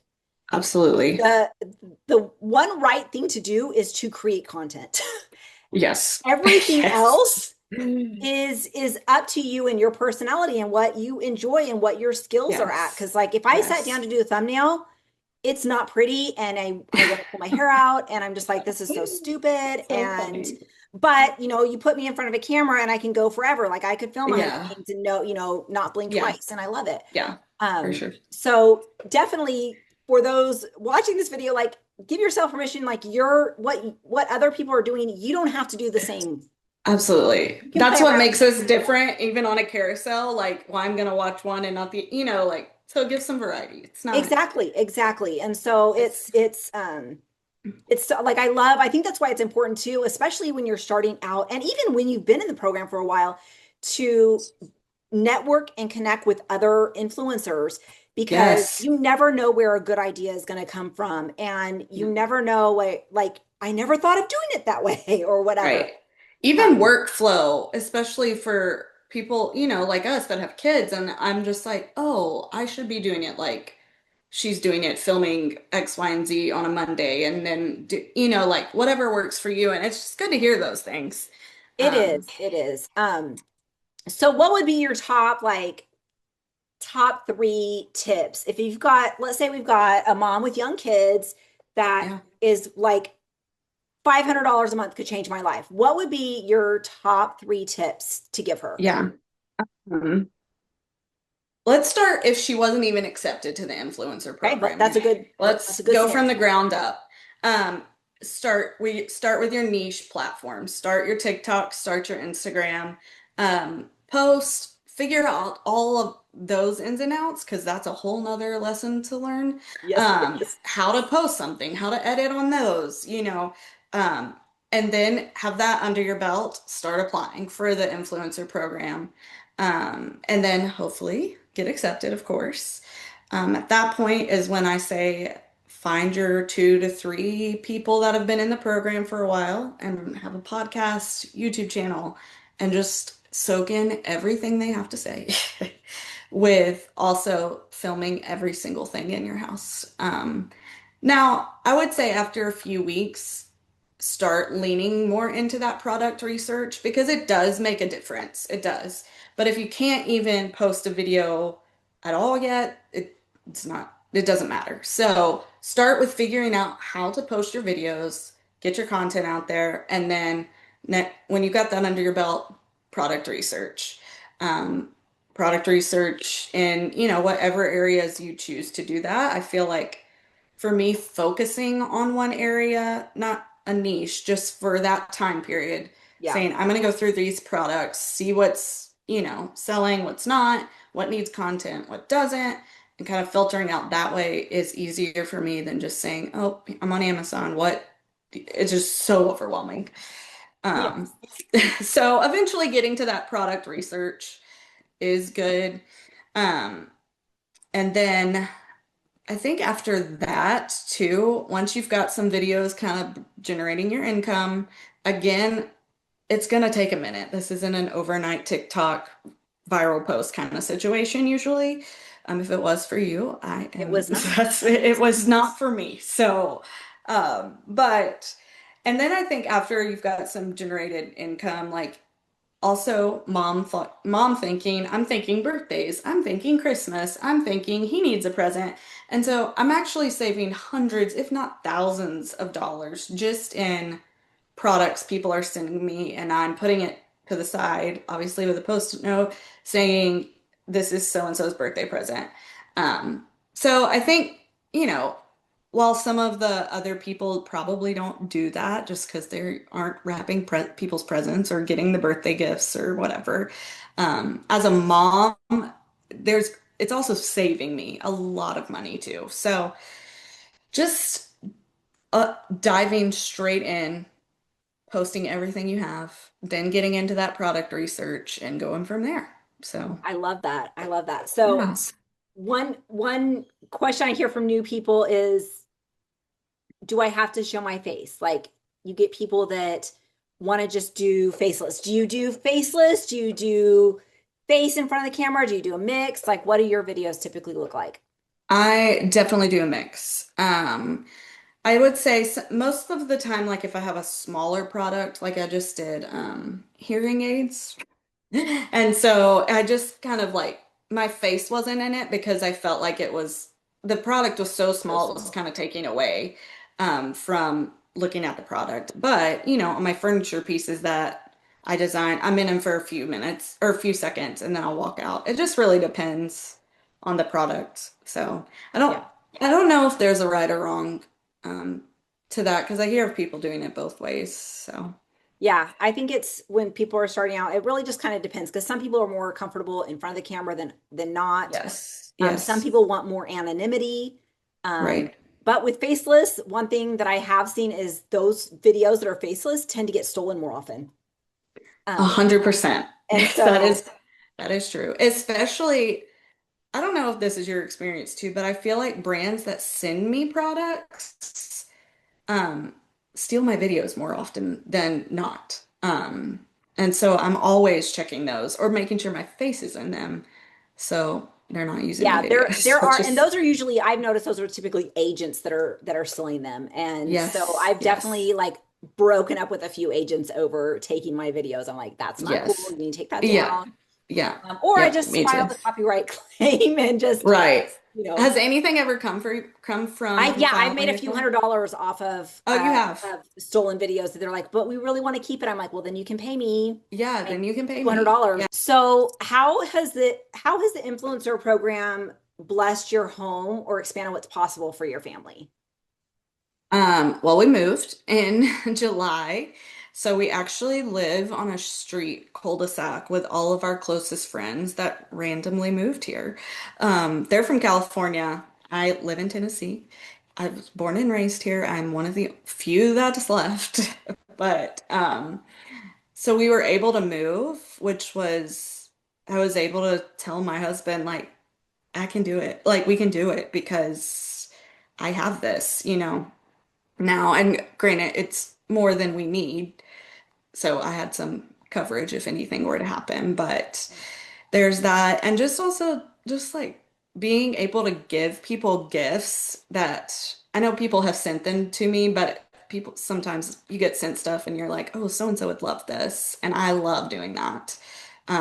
I know that's probably my new in the monetary value of things, but it does bring me a lot of joy when I'm like, oh, they just sent me this random bread maker that so and so would love. Yeah.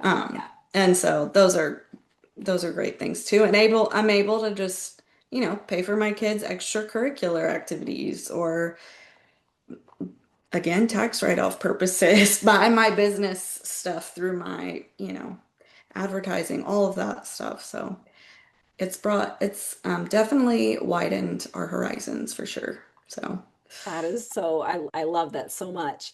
What do you think is next for you? Like how are you going to level up, do you think? yeah. Yeah, I think that I don't know, and I don't know if you felt like this lately too, but Amazon, when you're in the influencer program, buckle up because it's going to be up and down, up and down, up and down. Like today, I'm just like, you get on and it's like nothing is populated today. Yeah. So I can't tell you how I did last month right now. Um, but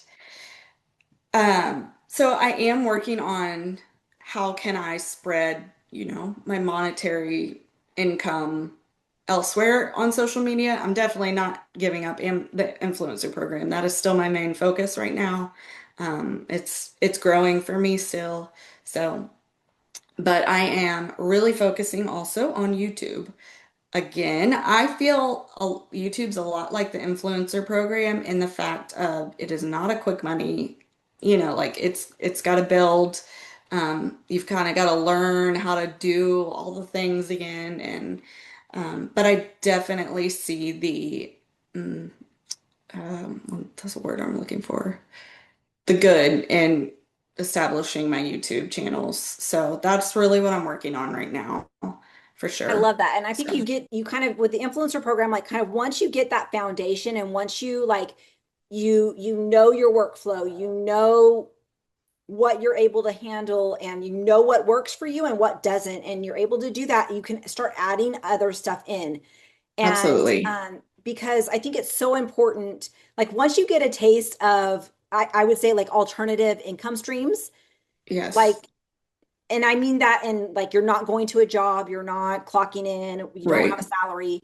Um, it makes you hungry for more, right? Oh yeah. And like I said, I am not financial, technological, anything. And so like, oh, I can figure that out. Now I can figure this out, like so and it does. It's like, well, if I can make this on this, what can I do on that? So I love that. absolutely to that. Well, it does. It trains your brain to think in different ways and to see Yes. possibilities that you didn't see before. And I Yes. think I think, the economy and I think that we're leaning more towards that way. And the more income streams we can create, Yeah. and ones that are residual, right? And because Right. like sharing links on social media is great and it's instantaneous, but it's not really residual. You have to Yep. constantly Yes. post. But the Right. Amazon influencer program where you are putting where you're putting 2 or 3 minutes into a video, like from start to finish, upload all the things, Right. and that video can pay you for years. Like Yeah. that's residual income. And it's not Yes. perfect. Like this is not perfect forever residual, but Right. it allows you, like you said, to take a weekend off or even take a week off or even take a month off if you needed to Right. and Yeah. focus elsewhere or turn it Absolutely. down a little bit. So it's Yeah. just amazing. So um, Yeah. any closing thoughts or words of wisdom or like Yeah. cheering someone on, like I anything you just, want to close with? as a mom, I've never had to work full time away, but even leaving them for 12 hours is really hard. And so, you know, my job is to deliver other people's babies. And I hear so much moms are just already, 12 hours postpartum just crying, thinking of having to leave their baby. And, I don't want them to have to if they don't want to, but the economy is hard. It's rough right now. And so I'm like, if I can just show other moms, maybe there is a way that you can stay at home at least an extra day, or, maybe even if it's not full time, it's out there, and that's just really, really important to me to, if you want to be at home, let's figure it out. Pedal to the metal and let's figure something out here. Because, even if you love your job and you're miserable from being away from your kid, then it's not, I don't know. But we have to do it. So, Yeah, you have to so pay your many people bills. do. Yeah. So I love So, that. And guess what? Like we don't get paid for telling you how to get in this program. Like Amazon does it, not have a referral program. nope. Um, They do we not. we do this because like I have people on and talk to people like this so we can help more people take advantage of a program that there's Yes. so much money to be had. So much. And Yes. it's all about, hey, are you willing to hustle? Are you willing to learn? Are you willing to be Yep. patient and put the time in? Because I really do think it takes a solid year for most people. There are people Absolutely. that do it faster, but I think for most people, it's going to take a solid year. I would say to get to probably the $1,000 to $2,000 mark. Um, Agreed. Very, very much so. Again, just reminding yourself, like, this isn't, if you've been doing TikTok and making a little income there, like, this is a completely different situation. Like, this is slow.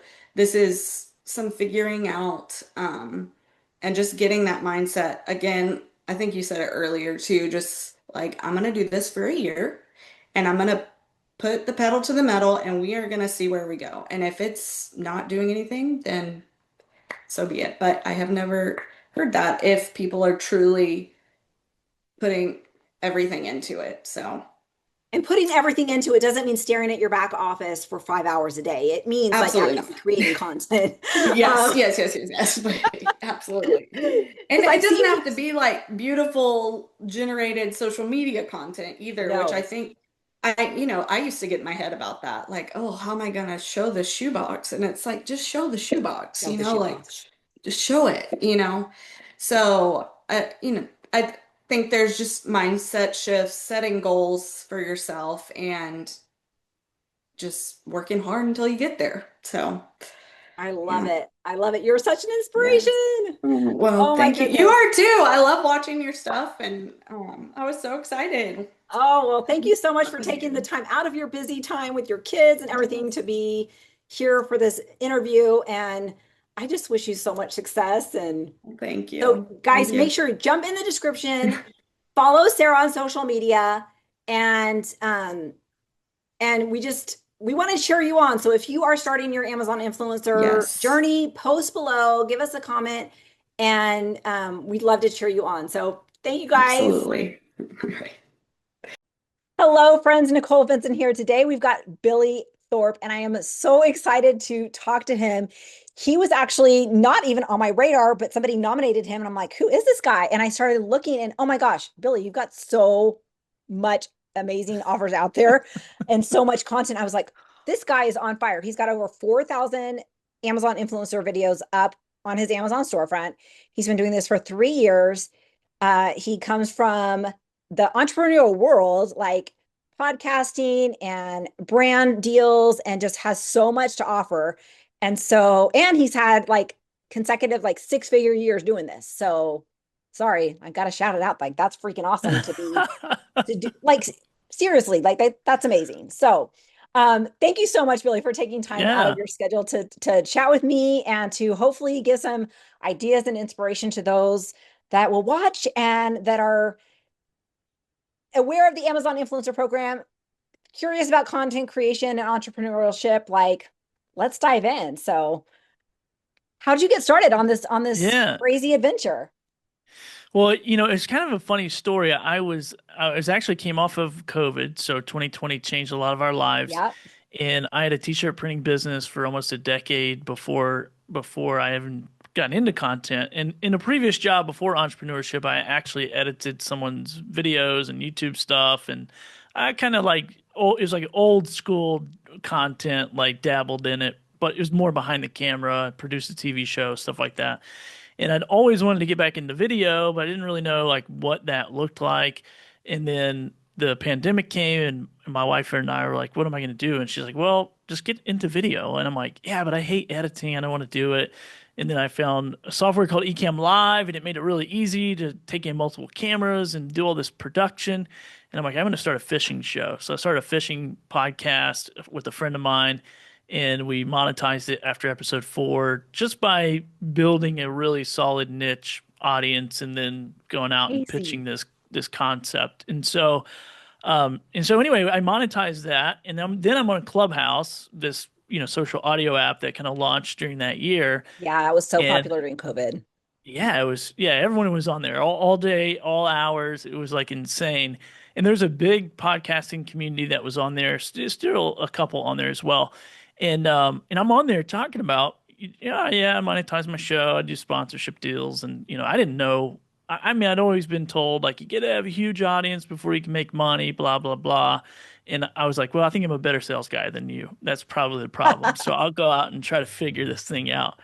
And so I met my friend Monty Weaver and another guy named Chris Giles, and they were like, "Hey man, you gotta check out this Amazon thing. We're going live on Amazon, and we're making all kinds of money sitting at our desk in our house, holding up product, talking about it."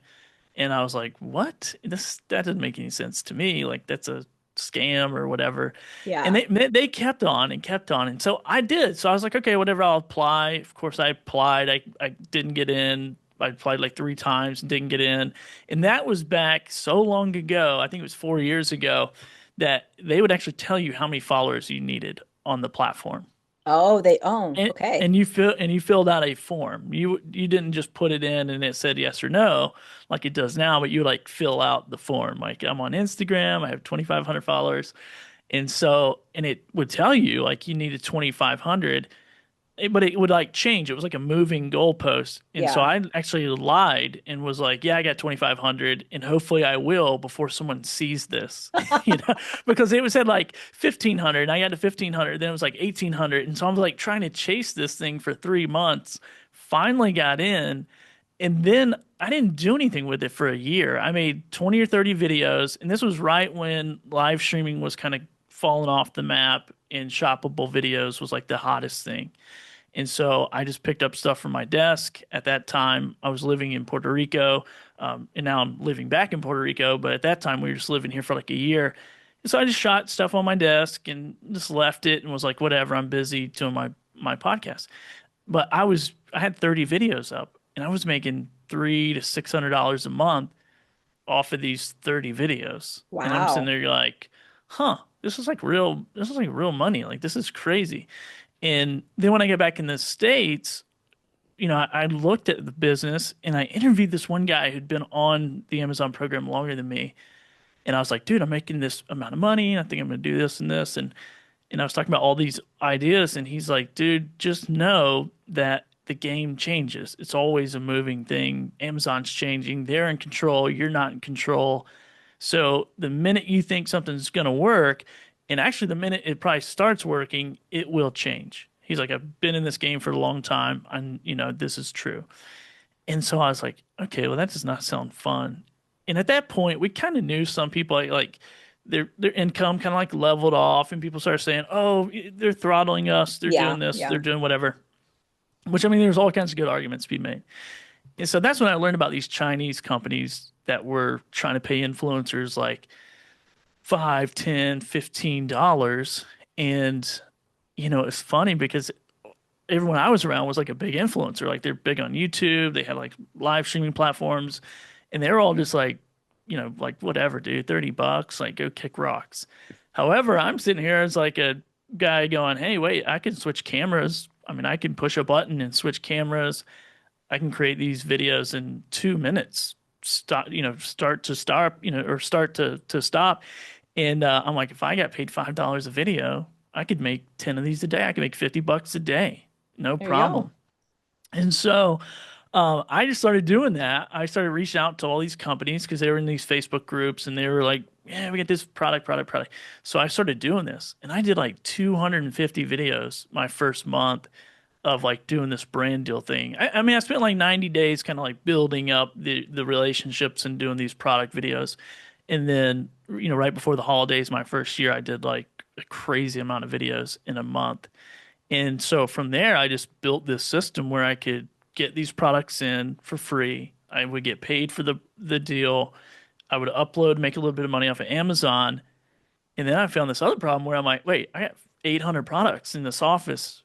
Yeah. I'm gonna die under these products. And so then I was It's trying a to figure real out how to concern. yeah, I was like, now I got to resell this stuff. And so I've tried all kinds of different reselling stuff, which we can get into it, but I ended up finding a platform called Whatnot and ended up selling about 1,700 products on there very quickly. Wow. Probably like 100 products an hour. Like it's insane how fast stuff will sell. Not quite top of market, actually probably bottom market pricing, but it's like more liquidation, but you can just get Yeah. rid of stuff and make money. But on a Well, and you had it for zero, free, right? So like, yeah, zero cost of goods, I'm like, who cares? And so, you know, it kind of like within the Amazon program that first year, I made over $120,000. And I'm like, but it wasn't through just Amazon. You know, yeah. Amazon was a decent chunk. It was probably right over north of, right over 40. And I was like, that's good. But then all the other money came from brand deals, came from resale. And so that's kind of how I got into it and then got the mentality of like working with brands first, and then worried about reselling and then worried about the Amazon money as to where a lot of people are like, how do I get Amazon to pay me? I want Amazon to pay me because they still pay me a lot of money every year, but if they go away tomorrow or if I go away tomorrow, I have worked with over probably at this point close to 1,000 people and I have all their contact info. So, Yes. and they're still going to sell products, Yeah. you Yeah. know? They're not selling on Amazon. They're going to be selling other places too. So they're still going to need Yeah. content. So that I love that. That's such a Yeah. That's a great approach because we know Amazon can like we're in their playground. They can change the rules and they do change the rules at any time. And so I love that you set up your business structure so that all your eggs are not in that one basket. And I think Yeah, that that's so, so 100%. smart. So tell me about the resale. Like I've never heard of that.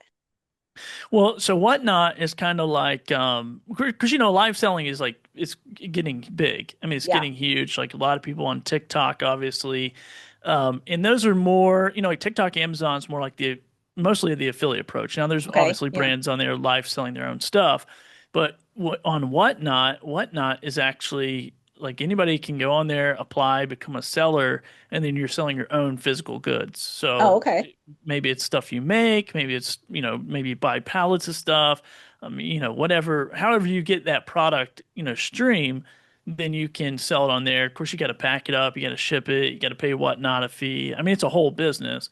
And Yeah. it's kind of like eBay meets Twitch. And, so it's Okay. like it's live auctions, it's fast paced, it is crazy. I have like 3,000 buyers over there that follow me. And so it's a whole nother audience that's ready to buy. And that's why they are there. They're there to buy, you're there to sell, and there's like no awkward, like, what's going on here? We all know. Get your wallet out and start swiping. You know? Oh, And how there's no, fun. yeah, and it's a lot of fun, and it's a really great way to get rid of all this stuff. And it depends on your audience size, and there's a whole strategy over there as Yeah, well. But yeah. it's like, bigger the audience, more people in the show, more people competing for that product. Because you have different timers on the auction, so you can do, 15 seconds or 3 minutes or whatever, depending on the product.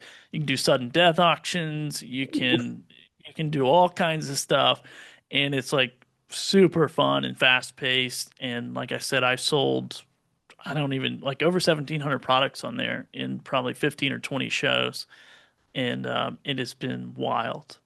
And That now is it amazing. is by category, so you kind of have like I have majority of electronics is what I primarily focus on Hmm.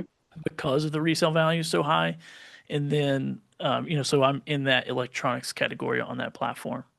But yeah, it's Interesting. good. I love that. Because Facebook is like a dumpster fire. I mean, Oh, anywhere. I've been on Facebook in 5 different cities, that we've lived, and it's all the same. It's like, yeah. is this available?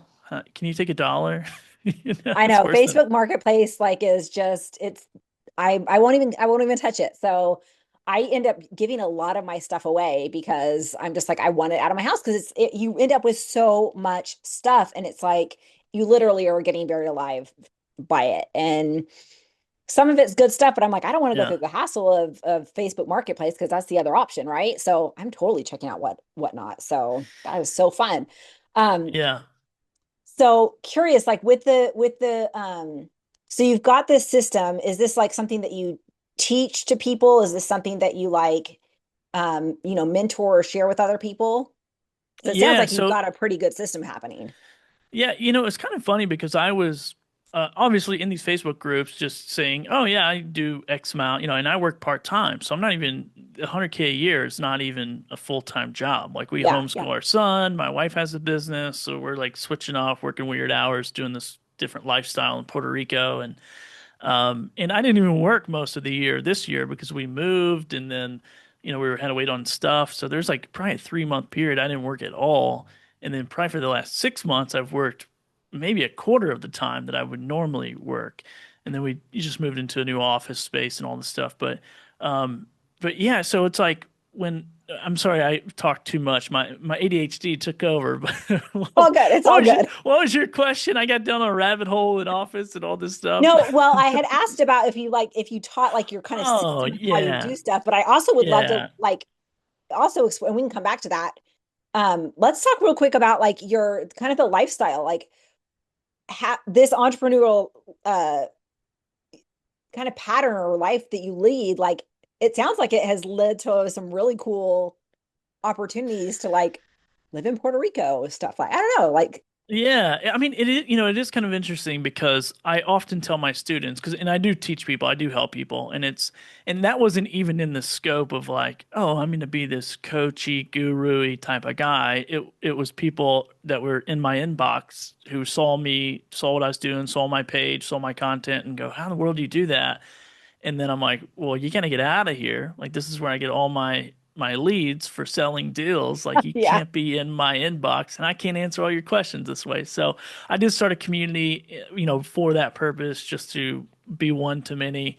And that's one thing I often tell them is like, it's not really, I think you build a business for a couple reasons. One, you build a business for either like your lifestyle that you want to live, or you build a business to scale and sell. Like I can't think of any other reason to build a business, honestly. It's like either I'm gonna just put everything I have into it, scale it, and exit and make a gob of money, or I just need to make X amount of dollars per year to live this certain lifestyle that I want to live. And so my wife and I, once I started this business and started doing it and doing well, we really just decided like, what are we doing? Like, why are we doing all this work? It's like we're working hard, she's working hard, I'm working hard. And that's when we decided to move back to Puerto Rico and live full time and just do what we need to do to live the life we want to live. And there's stuff about here that's more expensive than the States. There's stuff that's, cheaper than the States. But at the end of the day, it's like we're designing our life and we're not just relying on a job or someone else to tell us what to do or how to do it. And not that I'm against that. Like, trust me, if somebody came to me right now and offered me enough amount of money, I'd go, cool, I'm in. Like, I'm not gonna, if I can still live this lifestyle and use their money and make their money by the work that they've done, cool. I'm cool with that. I do a lot of work to, and a lot of responsibility mentally. But that's one thing I tell them. It's like, figure out that number and it might change. It might have to go up, it might have to come down or whatever, but figure out that number and then build a business to make that happen. And that's what I did in this business is I'm like, okay, if I can profit six figures working 25 hours a week, how do I do that? And what number do I need to do? How many deals do I need to do? How much resale do I need to do? Like, what does an average day need to make in the average working days of the year? And that's just how I've built this whole entire mindset. And it helps me, not that I'm crushing out $325 every single day, but as long as the number at the end of the year is somewhere around that number, I go, cool, we did good. Pat Yeah. on the back, awesome. And I think this is why I love the brand deal strategy, and really it's a trifold strategy. It's brand deals, it's resale, and it's Amazon, maybe money. It's offsite, it's creator connections now. So there's really like, 4 to 5 different solid streams of revenue. A couple of those are way out of my control. Amazon is not in my control at all. Like I can Yeah. upload 10,000. I mean, and I have 4,234 videos posted. I ran an Oink storefront fetch. It says, or whatever, like maybe you have like 3,815 unique IDs. I don't Yeah. really even know what that means because I don't keep up with it like that. And then I ran the thing that said the health check, and it's like out of these videos, you have 52% that are not available. So I'm going, Oh okay, no. this is a big eye opener for, not just me, because I'm not fretting about the maybe money portion of the business. Yeah. And I'm already over what I made last year. I might hit what I made the first year on Amazon, but I realized, oh, this is not only is the carousel out of my control, the carousel, the placement, am I in the program? Am I not? But now it's like that's on Amazon side, but then on the brand side, it's like inventory, shelf life of the product, and people get so pumped and they're like, oh, I'm gonna make 1,000 videos and then I'm gonna stop and live off that forever. And I'm like, that is not a good strategy and it will It's not not a work good strategy. because I have 1,977 videos that are now unavailable. So it's like I have more videos than most people in this program that are unavailable than Yeah. they have available. Which So is which is great. Like it's to have that much content and then to have over 50% of it show up as unavailable. Like it is out of our control. And it is nice to have like a tool that can show you that. So if you are able, like just the time alone that you probably have to hire a VA or someone to go through and like Oh try to yeah. find Yeah. similar items or whatever to try to retag them. But it's like, is it worth the time to resurrect? Maybe on a few things it might be, but like on that $5, you know, adapter or whatever, probably not worth it. Yeah. But yeah, you can see that you've got to Well, have other strategies other than just the and I influencer. will say this too. It's like out of those 1900 and X videos, I did the math and I'm like, oh, I'm not crying over it because I've made over $60,000 off of that content just in brand deal fees. That's So amazing. that's not the resale value and that's not the money that I did make when it was on the carousel. So I'm not really, yeah, it'd be smart for me to go through there. But like you said, I'm like, I would rather be riding my golf cart around town doing Christmas parades There you go. than Exactly, exactly. sitting at my desk, like going, oh, is there one USB charger that looks enough like this one to get it to pass? I don't That's know. when you hire like a teenager or something to like for 10 Yeah. bucks an hour or 15 bucks an hour to do it for you. Yeah. Um, So. but yeah. So with the brand deals, are you constantly getting like new brands finding you, or you have like a lot of brands that you're super loyal with that, or kind of a mix? Like, what does that look like? Yeah, so I think you deal with a lot of people in this industry. So there's a lot of middle guys, Yeah, and there's a lot of agencies. So it might be an Amazon agency who has a lot of different agents. They're working with a lot of different sellers with a lot of different products. I've worked with I've worked with a bunch of the same agencies for 3 years. Very consistent. And that's what I really realized up front because people are like, oh, you should be charging 300, 500, $1,000 for video. And I go, well, this person's sending me like 50 to 100 opportunities a month. Now, I don't take all those. I could, but they're sending me that many potential deals.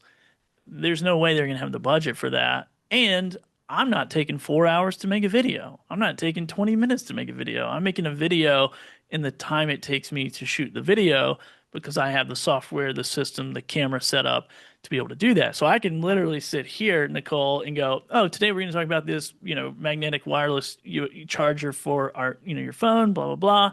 Here's what comes in the box." I come over here, I show what everything that comes in the box.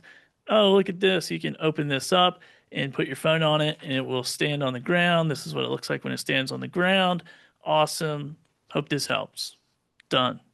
I that's end pretty the fancy. video I'm a and little I'm done. jealous. Of course, I say like what, and some Yeah, people say, well, you don't have to make your videos that fancy. Like, why don't you shoot them on your phone? I go, well, if I have everything here, everything lands in a folder, everything gets named, everything gets uploaded. I don't move from my desk often. And if I do, I just shoot B-roll footage. So like I shot some B-roll footage the other day. Now I'm talking over this B-roll footage. Here's a generator cover, blah, blah, yeah, blah. But I'm still showing the main content here in my studio. And no matter what anyone says about Amazon and what they like, what they don't like, what shoppers don't like. I don't care. I'm not there for the shopper. I'm there for the brand. And I'm going to make quality content quickly. And every time the brand reaches out to me and says, hey, we want you to do a video, and we come to a deal, my question to them is, well, why did you call me? Why did you email me? I mean, and ask me to do this? Well, you have the best looking content. Then I'm like, okay, that's all I needed to know. Then I'm going to keep my fancy camera and lights, yeah. you know. Well, I think And it still produces, and I'm still like at a 12, 13, 14% conversion. So I'm like, well, that's pretty good when most yeah, people I think are probably around 10. So yeah.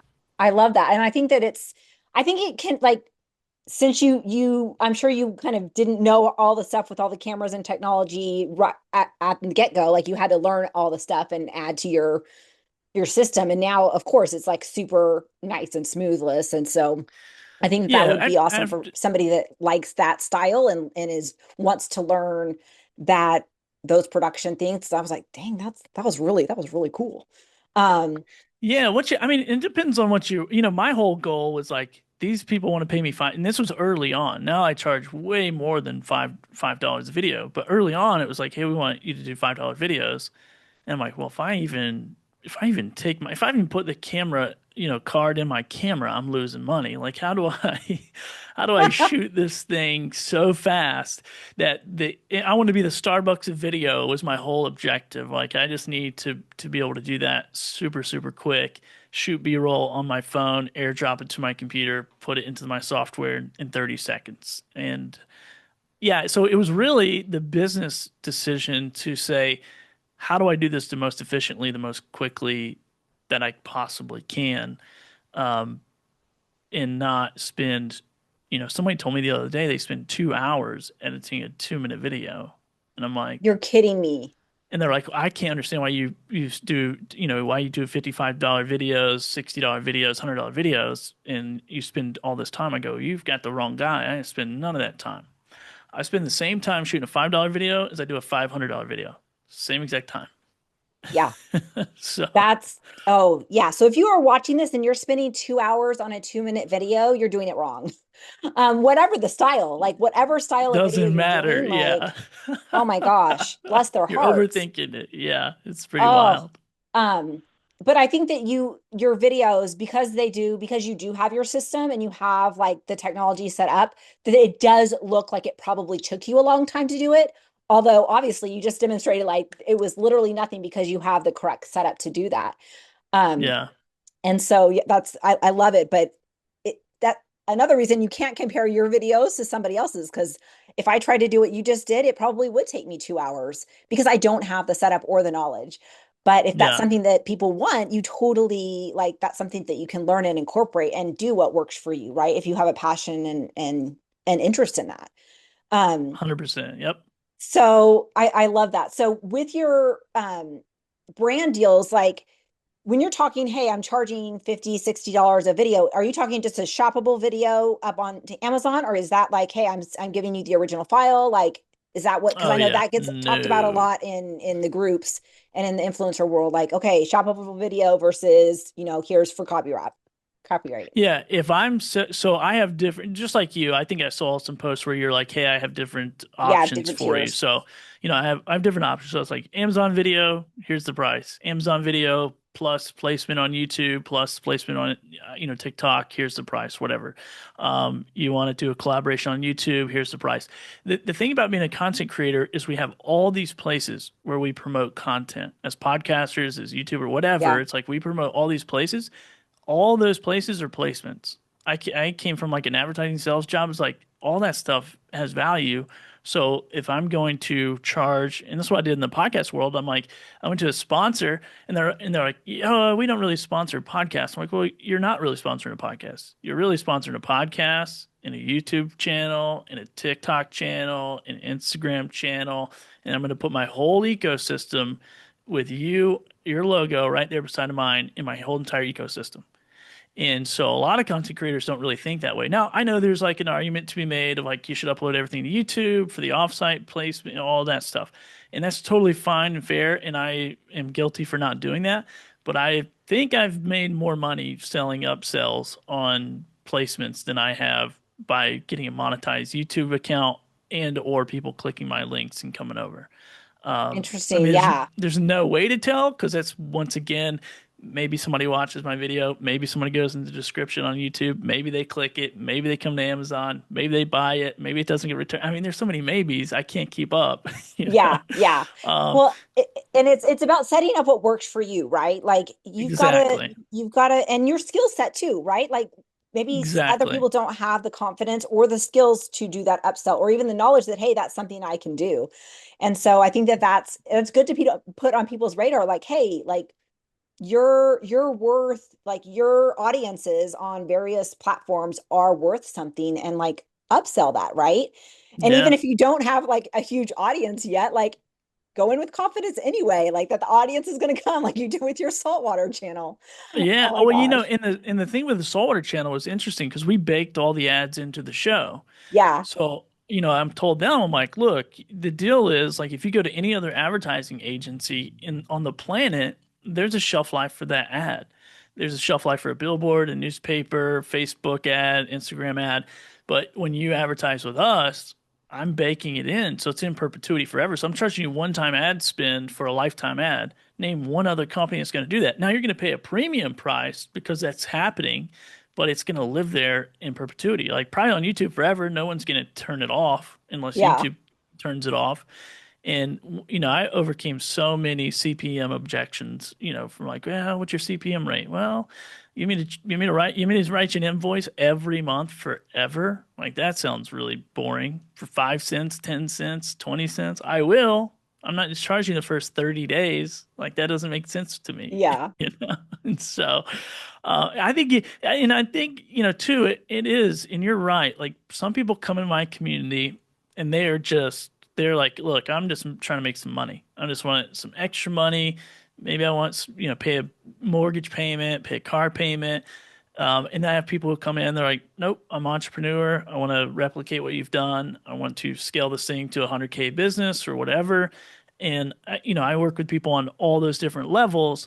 And you're right. There's so many strategies, and there's not one right or wrong. But I do feel like there is a stackable, system that you can stack.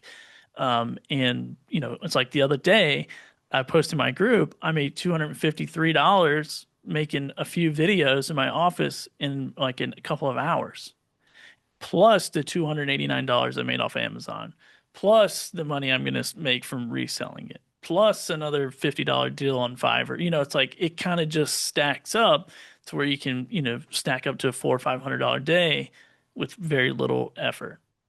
Yeah, I love that. And that way you're basically like you're multiplying your effort. So you're doing, this one product, like how far can we stretch this? How much can we leverage the profitability of this product and your contact with it?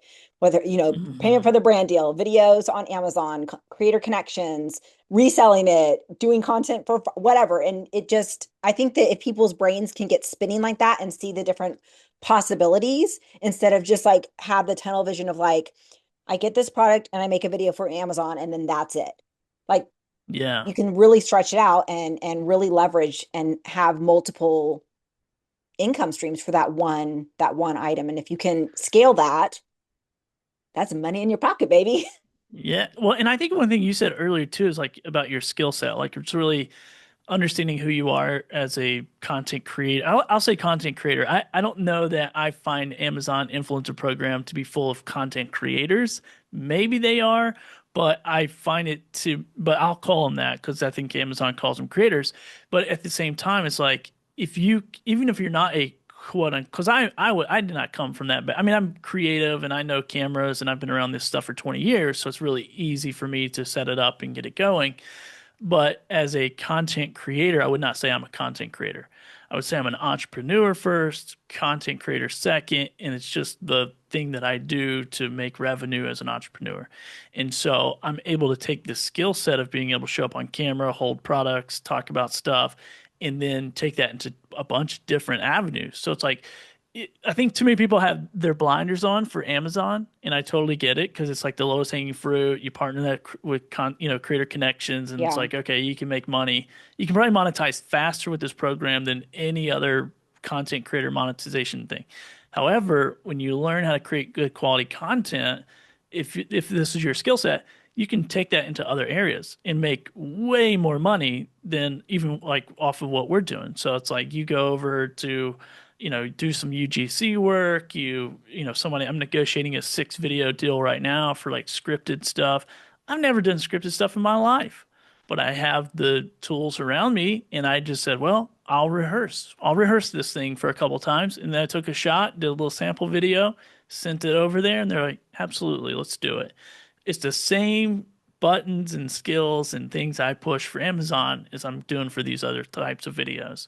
And you can expand outside of this world and actually make probably way more money way faster once you have those skills. So for sure. Yeah. And I think that it's a great springboard into other stuff. I know for me, like I'm a Facebook junkie. Like I love Facebook. I've always loved doing film and can't like pictures and sharing socially. And recently signed up for the Facebook monetization program. Have you done this yet? Oh yeah, And yeah, I'm on. and so like that's new to me and I'm like, okay, then I can monetize this just by doing stuff that I love and creating content for that. And I think that there are so many possibilities doing the, UGC and different, different social media things and just there's so much out there that if you open your eyes and just perk your ears up and listen and pay attention, you can see those and you'll have those nudges. I really think like God in the universe like nudges you towards where you can shine Yeah, because not everybody has the same skill set for reasons, right?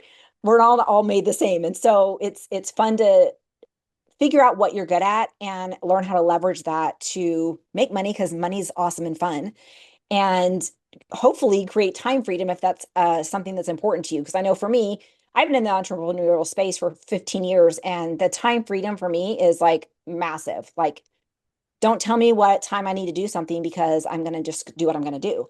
And yeah. so I love that time freedom. And so that's for me a huge factor in spending the time and effort into building those income streams that allow me to do that. So, um, okay, so tell us about this community. It's called Deal Maker. Is that right? Yeah, it's called Deal Makers. It was one of those things where I'm like, oh, I'm gonna start this community in a hurry, like I do everything in a hurry. And so, Just jump off the cliff and then figure out how to build the airplane all y- the way down.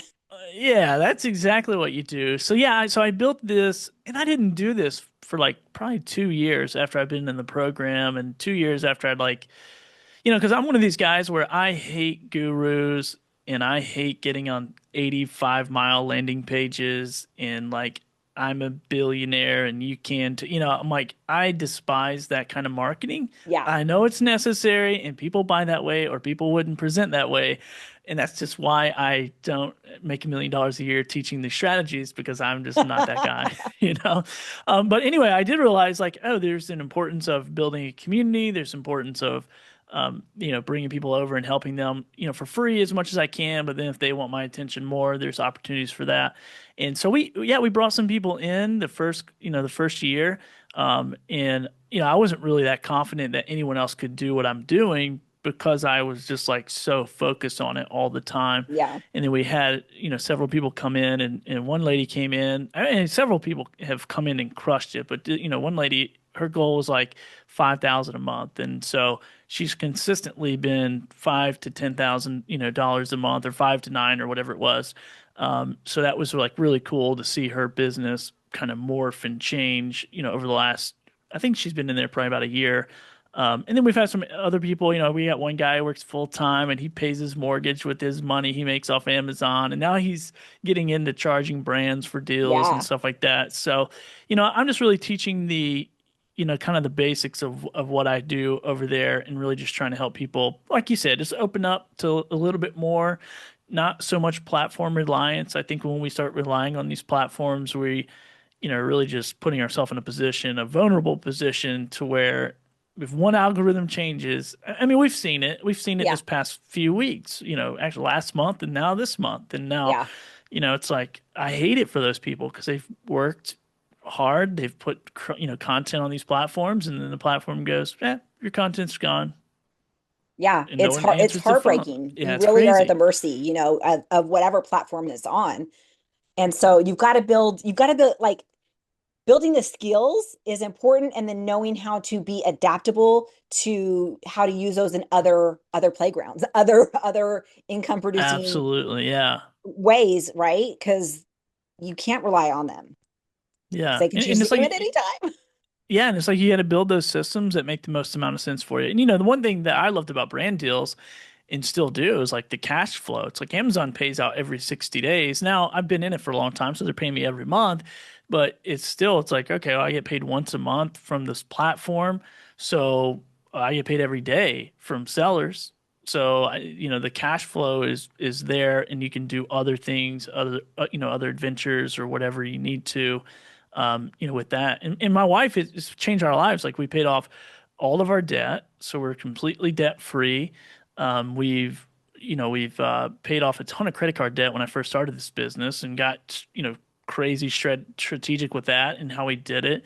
And I think when you begin to hit those life goals a little bit, it just opens you up to more. There's less stress of Oh, like, yes. I got to do this because I got to do that. Now it's like, do I want to do this? Do I want to do that? And Yeah. that, like you said, that time freedom is huge. And so that's what I really try to help people with more than anything is like, what's the goal? Like we can all work hard. We can all go get good paying jobs. We can all do a bunch of stuff. It's like I tell people all the time, they're like, well, do you love entrepreneurship? I say, look, if I wasn't doing this, I could knock on my neighbor's door with my dog pooper scooper and I'd say, look, man, $10, I'll take care of that for you. I'll clean up your yard and for $10, I'd knock on everyone's door. It's just like what I would do because I just Yeah. love the entrepreneur lifestyle. So yeah, I think it's interesting and it's fun to be with people in community as well to just see what they're doing. People come in and say, "Oh, have you seen this tool or that tool?" I mean, that was where Oink came from in our community. I didn't know anything about it. Somebody comes in and goes, "Hey, this guy wrote this script, and you put it here, do this, and jump around and do some hula hoops, and then it will spit out some." I don't even remember what it did, and I'm like, "All right, cool." And then somebody else was like, "Here's this other software. It tells you, rankings and all the stuff," and I'm like. I don't care about most of that stuff. I care about Oink because now I push buttons and make more Get you money. money. Which is funny to me. I mean, I don't know how long you've been in the program, but it's one of those things. It's one of those Amazon things where my regular commissions were pretty decent already, Yeah. and then Creator Connection starts. Those commissions come down, Creator Connections go up. I'm like, now in my mind, it would make sense if all this just keeps going up, but Yeah. it didn't. So I'm like, okay, I don't know what you guys did in the back end of this whole world, but it's really it's really one of those things, and it kind of evens out for me. I mean, I've been pretty much the same income every month for almost 3 years. Wow. Wow. And you just once you did the incorporated creator connections, it just kind of like evened It out. just Like it just flipped. interesting. It was like the average that I was making on regular commissions dropped, and then obviously Creator Connections went up. And now I think it's going to be more this year than it was last year, but it's maybe not even going to be the same as the first year. Yeah. So, Yeah. That's so interesting. Yeah, mine hasn't. I've been in for it'll be 2 years in February that I've been in the program. And for me, my on-site commissions have stayed pretty like they've grown as because I'm at like 2000 2100 or around their videos. And so my on-site has been growing as I've been adding to that, but Creator Connections basically doubled it for me. So yeah, um wow, that's good. but I think Amazon would much rather paying through Creator Connections because that ain't Amazon paying, that's the seller's paying. So they would much rather have Yeah. us get our money that way than Amazon paying us the commission. So Yeah, I'm it's kind like, of just interesting. I don't know how all that stuff works. I don't because and that's another thing. It's like I'm not very analytical, so I realize like that's not my skill set, yeah, and I will spend all day looking at graphs and charts and I basically look at two number, like maybe well, I probably look at like one number every other day, and that's like what is my yearly average daily income, and that's all I okay. care about. That's all you I'm care like, about. Interesting, interesting. I I'm don't not a care if big I numbers person make either. I don't care if I make all that in like one day or if it takes me 365 days. Like whatever I can get to my goal is all I care about. That's hilarious. I love it. Um, okay, so definitely we'll have the information for your group down below, right? And with this video, we'll link to deal makers. Is this open to anybody? Yeah, it's free. So there's a free tier. Anybody can come in and we Okay. do right now we're doing weekly calls, just kind of weekly office hours, jump in for an hour, answer any questions, do any of that kind of stuff. And then, if people are curious enough or want more help, there's you know how it is. There's always something else you can buy. There's more options. Uh, I love that though, because I think that communities can be so valuable in this industry because whether it's like Amazon influencer industry or just entrepreneurial industry, like it's typically a very lone soldier mentality, which a lot of us like I definitely thrive in that lone soldier state, but I can't learn and understand and be aware of everything that's out there without a community of other people that are in doing similar things. And so I love that you have a community where you're able to share that and talk about that. Um, so I'm curious, what if you had somebody that was looking that they've got that entrepreneurial spirit and but they don't know where to start, where would you recommend starting, whether it's Amazon influencer or whatever, like where if somebody's wanting to move into that space, what do you recommend starting? Yeah, I would say I would just say like, what problem are you solving? That's Mm, the question. Every business I've ever started in, I mean, I've started a lot of them, like big and small, but every single time it was never my idea. It was never me going, "Oh, I think I have this really great idea that's going to change the world." Now, I think there's people who think like that and they yeah. should totally lean into that. I don't. I'm like very much like, "Oh, you have a problem? Cool, I think I can solve it." Or I think I can come up with an idea to solve it.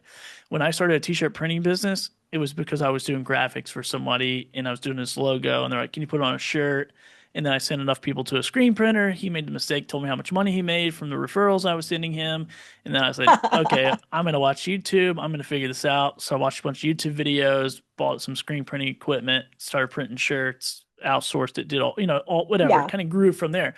But it was like, you want a logo on a shirt? I can solve that problem.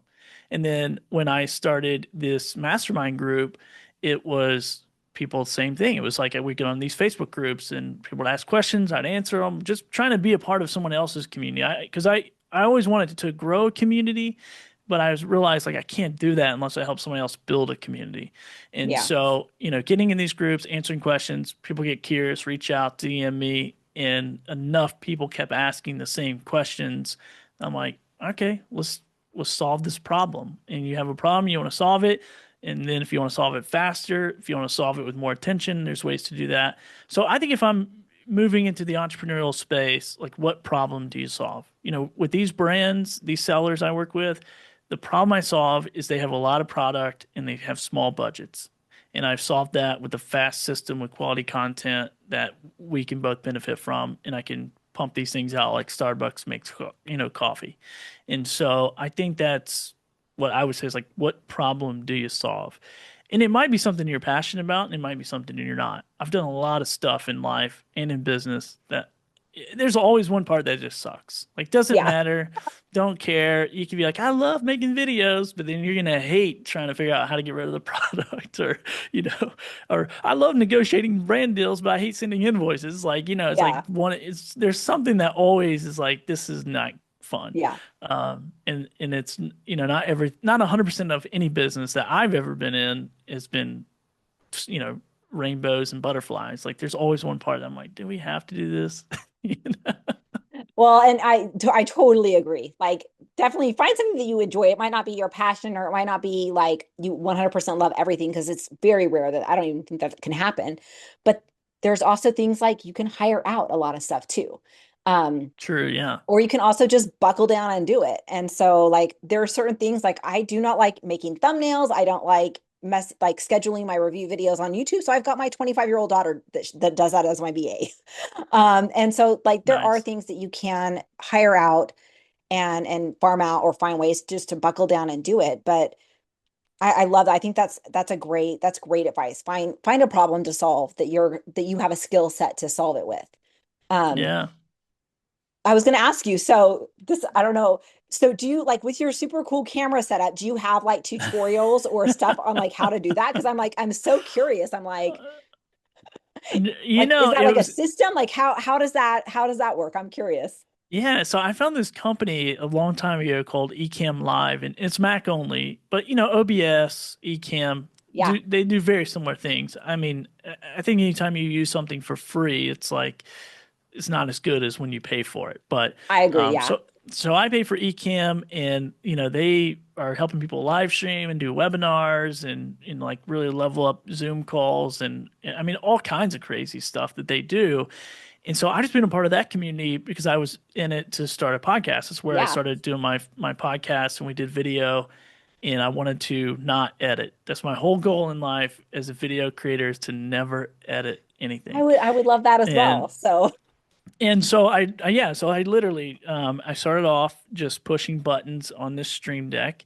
So I have uh-huh. all my scenes set up here, and that's all Yeah. like within the Ecamm thing. And I just push buttons on here, And now I have a foot pedal, so I actually Oh, that's am even no crazy. hands. I'm just pushing this little foot pedal, so It's like I can magic. I can switch cameras. Now, I've made investments. Obviously, I've Yeah. taken money I've made, reinvested, and this is one of the systems I do teach in my group. And really, this is more the mentorship group because it takes a lot of like back and forth to get these things Yeah, I would going. imagine so. But yeah, it just helps you be more efficient. And if this is what you're into, like you don't Yeah. need all this stuff. We all know you can shoot on your iPhone, but it's a lot. But this does a lot more. I'm going live. I can live sell when I go live on Whatnot. I'm bringing in this feed, and quality matters in so many areas because even on Whatnot, people go, "Wait, how did you do that?" I get a phone call after I started going live on Whatnot. My phone rings. I answer. It's this guy from Whatnot. He goes, "Hey, how did you do what you did?" And I go, "I don't know what you're talking about." He goes, "The video is good quality." I go, I told him the whole story. And he's like, cool, we're going to send you, if you want to, we'll send you a pallet of stuff to sell on our behalf. We What? want that quality on our platform. So we are going to compensate you by sending you free product to sell. And then we had a whole deal Yeah, yeah. structured out or whatever. But I've had that happen again. Like I went live on a different platform, two different platforms, and they call me, "Hey, we want that quality of content on our live streaming platform. Can we pay you to make sure you put your show live?" Because I was doing like a daily podcast Yeah. for a while, and so I'm just like into all that, and I think it just makes my life a lot easier for all the different things that I do. So yeah, I mean, it just makes it so fast. It's crazy. Yeah. I'm impressed, and I'm like, this is like, I'm like, this is a style I could get behind, like, because I am a Mac Oh girl. yeah. So I'm like, Yeah, you could definitely, and you can use like, you don't have to use like $800 cameras with $500 lenses. That's what you don't have to do that. You yeah, can actually use your iPhone, your iPad. There's like these little Osbot cameras that you can get that are inexpensive.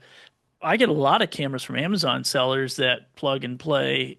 I mean, yeah, they're not as great quality, but when I go to a brand and go, hey, check this out, whatever, look at this B-roll footage. yeah. I mean, it looks like I put a lot of work into this. Oh yeah, it looks super Uh, impressive. And so, but I'm like, I'm like you. Like for the longest time, I didn't edit. I would just on my shop up with videos when I was first starting because I was scared of it. I didn't know how to do it, and then I learned how to edit, which was I think honestly like it was a good learning experience, but it's almost a mistake because then I like rely on the editing, and then I get spend too much time there. And yes, they do end up yeah, looking. They look good, but I'm like, I don't need to be spending this much. And even if I was fast, like I don't need to be spending 10 or 15 minutes on a video when I can just shoot it. And I'm like, man, if I could do that, mm, yeah, yeah, and I'll have to get some information, some links from you. yeah, and when you work with like, and I keep saying brands because that's my primary focus. Like people are Yeah, so shocked when they're like, "Oh, you're an Amazon influencer, but you don't focus on it the program." I'm like, no, I focus on the brand deal, and that gets my product coming in, and then yeah. whatever. But brands love this. I mean, Oh, they yeah. love it. They're like, "Oh, this is great quality," And then when you're on this overhead cam and you're showing the details of this product like that, It looks amazing. I mean, it's crazy. It's like, okay. And, obviously I clear all this stuff off my desk before I Yeah. do. Well, here, I'll show you. So I got a new iMac, and this is as cool as I get. I get the desk cam Oh, nice. where Nice. when I'm like, how is it even doing that? So that's as fancy as I can get right now. But Yeah. but anyway, And I once like again, yeah, it I'm just so makes the intrigued. Like I had no workflow. idea they had stuff like that. Because even if you're doing free product, and I tell people this all the time because they're like, because I beat up on messaging brands on creator connections and getting free product and relying on maybe money. I mean, I got to fight back against something. So I got to pick that as Yeah, my, yeah. I'm like, maybe money's terrible. Not that I'm totally, I mean, I did free products for a while just to get a portfolio built, but then afterward I started charging brands. But if I go on there and compete, I guarantee I'll win every time. If you're like, take 10 influencers, everyone apply for the same one, I guarantee I'll get the deal because of the quality of cameras that I have, because of the Yeah. content that I have. Yeah. Like it's insane. I would hire you. I mean, it's crazy. Well, and I ask everybody, I'm like, why? That's why I keep doing this. Because sure, I would love to just record on my phone. I would love nothing more than to just hold this up with my And phone in just front of me and just bang out 1,000 videos a day. Like, I mean, I would never. And you know what though? For some people who are like working a full-time job and they don't want to do this, I would not. Oh my gosh, I just rip every single product. I mean, I would never ever sit at this desk. I would never look. I wouldn't turn on a Yeah. light. I would just go and record videos as fast as I could if I didn't care about brand deals, you know. Yeah. Yeah. But since that's your primary focus and that's your bread and butter, like you got to keep that quality and keep your style that they're hiring you for. Um, Exactly. Yeah. oh man, this is so fascinating, and our time has fastly gone Oh, it's by. So over. I Uh-oh. know, so Gone. fast. So any like, oh, I've just like my brain is like going so fast and I'm so excited. So Billy, any like last minute thoughts or parting words or tips that you want to close with? Yeah, this Nora Roberts said this quote. I think it's Nora Roberts. Nora Roberts, Nora Jones. I get them Well, confused. I there's a think Nora Jones, Roberts that's like a novelist, that's like an probably her. author.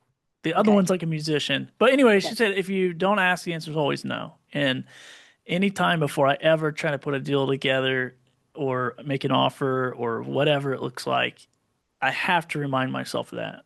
Like, if I don't ask, the answer is always no. So, whatever it is you want to do, if you don't ask, if you don't apply, if you're watching this and you go, I've never applied for the Amazon Influencer Program, go apply. If you get told no, you get told no. You go do something else. If somebody reaches out to you and says, "Hey, I got a product. Can you make a video?" and you go, "Yeah, it's $50," and they go, "No," fine. Negotiate. Like, Yeah. if you don't ask, the answer is always no. And then if the answer is no, negotiate. That's what I always tell people. I just negotiate. Like, no means negotiate. Okay, like just figure out how to get to the end. Yeah. But I can't tell you how many people jump in my community and go, "Man, I just asked for money and got money." And I go, Yeah. "Yeah, that's how And it actually, works." I think that's such wise words, because like I'm listening to this book right now about influence, and they said that you actually, when we don't do the big ask, we don't like when we don't ask for the big thing, we actually rob whomever we're asking from the opportunity of saying yes, which feels so good. Like we actually get so many happy neurochemistry happening when we get to say yes. And these agents, these sellers, like they are people too. And they get to say yes when we have the big ask, or we can negotiate, and still can be a win-win. And Yeah, so ask, like otherwise it's just no, or you're stuck doing something you really don't want to do. yeah, exactly. Yeah. Be Um, bold. be bold. I love it. Yeah, I think that's the thing, and that's how I've done everything. I'm just like, okay, I'm just gonna ask whatever. Who I love cares? it. I love it. It's Because not and like I'm gonna die if somebody says no to paying me $50, and I go, oh, cool. What is your budget? And they go 35. I go, all right, it's the same time. there we go. Exactly. Oh, I love it. I love it. So much goodness. So thank you so much for Awesome. taking time out of your day to be here Yeah. with us. And I say us is like whoever's watching this. But if you'd like to connect with Billy, if you'd like to get into his community, whatever, all the links are going to be down below in the description. Make sure you've got a YouTube channel, right? So, yeah, a couple somewhere out there. Okay, we'll stick some in there I'll too. send it. I'll link it all to you. Yeah, I'll We'll send link it it all all to in you. there. It'll be all in there. But thank you so much, Billy, and we will see you guys on the next Absolutely. video. Hello, friends. Nicole Vincent here. Today we've got Megan Cavuto. Oh no, I thought about it too much and I said it wrong. Megan Cavuto. Did I say that right? Cavuto. Cavuto. Oh my gosh. Bless my heart. Oh, It's a tricky one. it's a tricky one, but that's okay. We are so excited to have Megan here with us today. She's a newer person to the Amazon Influencer Program. She's a mom of five, ages 5 to 10. So she's got her hands full. I like more power to you. I have four, and that was hard enough. But once you get to a point, it kind of like, just keep adding some in the mix. It's not that big of a deal. Once you're So she's a mom. outnumbered, it doesn't matter. Really? So Mama Five, she is newer to this Amazon influencer space. She just started at the end of March, but the past 3 months, she's made four figures, which is freaking amazing. So I'm so excited to hear her story and hear how she's made this program work for her and her busy schedule, her family, and all the good things. So Megan, thank you so much for being here. Thanks, Nicole. Thank you so much for having me. I'm so excited. This is like my first like real like live, well not live, but interview kind of talking about my success in this story besides like sharing with like some friends and family. So thank you so much. I just want to like help inspire someone who might have been in the same shoes that I was in to take that leap of faith. I love it. That's what I want. That's my goal is I want people to feel inspired. Like this really can work for anyone, I think. So I'm curious, like you said, anybody that's in your shoes. So what shoes were you in when you were introduced to the Amazon Influencer Program? Okay, so my husband and I, well, it's mostly my husband owns his own business and he's been very successful in it. When I was pregnant with my first daughter, I had her 10 years ago. I was in corporate America and we made the decision for our family that we wanted me to stay home with the kids. I had been in corporate for a while. I have a master's degree in business, that I don't even use now. Everyone tells me that I do use it because You I'm use it. managing the household with my 5 kids. So I kind of had seen myself going pretty high, like in the corporate world, but I always wanted kids. And I always wanted to be home with them. So I've had such a great time being home with them, raising them, and my husband has been so supportive. And with all of my background in business and banking and stuff, I've been able to help like do his book work and do like stuff from home for his business. But with any self-employed business owner, you know, the highs are highs, the lows are lows. Yep. And I started to kind of feel this like financial burden on his shoulders. We've got 5 young kids, 4 of them, actually all 5 of them go to private schooling. Even the preschool my son goes to is private. So it's just, you know, kids are expensive. They are. Everything's expensive. Groceries are expensive. So now that my youngest is in preschool 3 days a week, I kind of started to think like, okay, there's stuff that I can be doing. Like, should I possibly maybe get like a part-time job? But I don't want to be like stuck at an office or a place where if like my kiddos need me and I have to leave, like what could I do?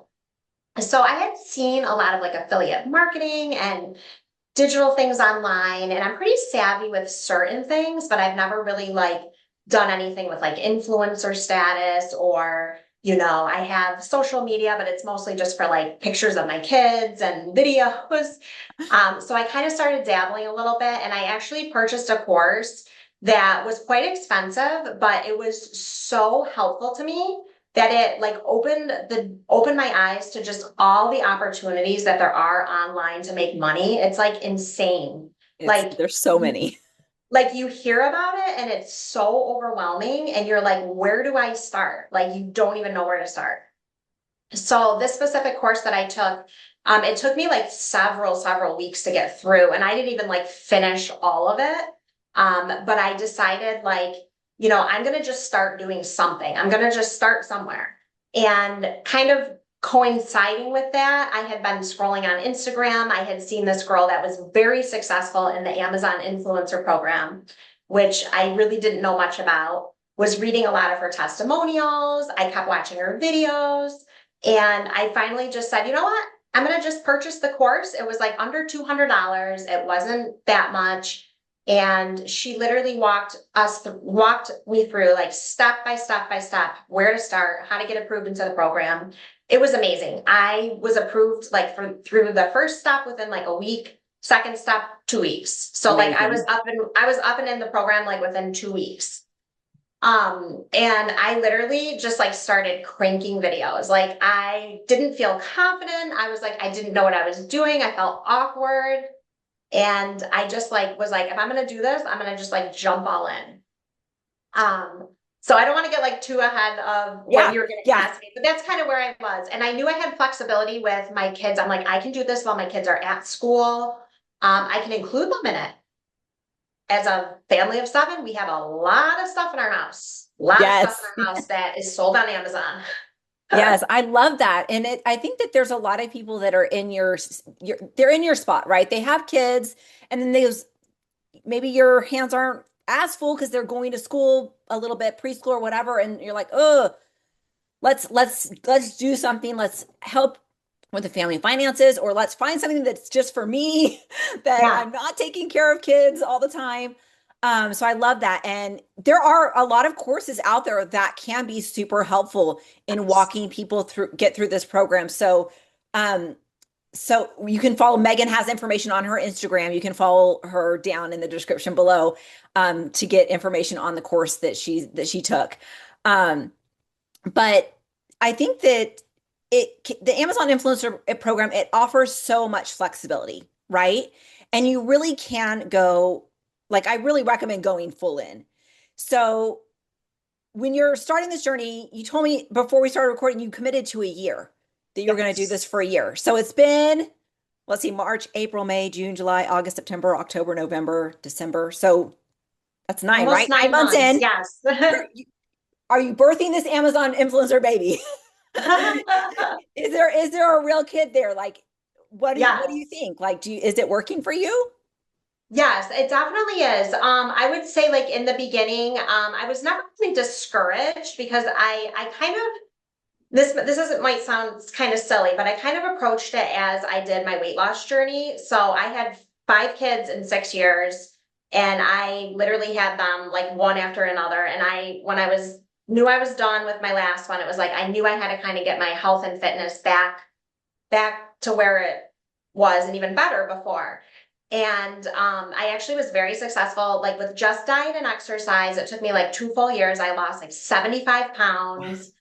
And I like it's so great. Like I won't get down that whole journey, but I work out, I eat very healthy. I feel so much better in my 40s than I did in my 30s.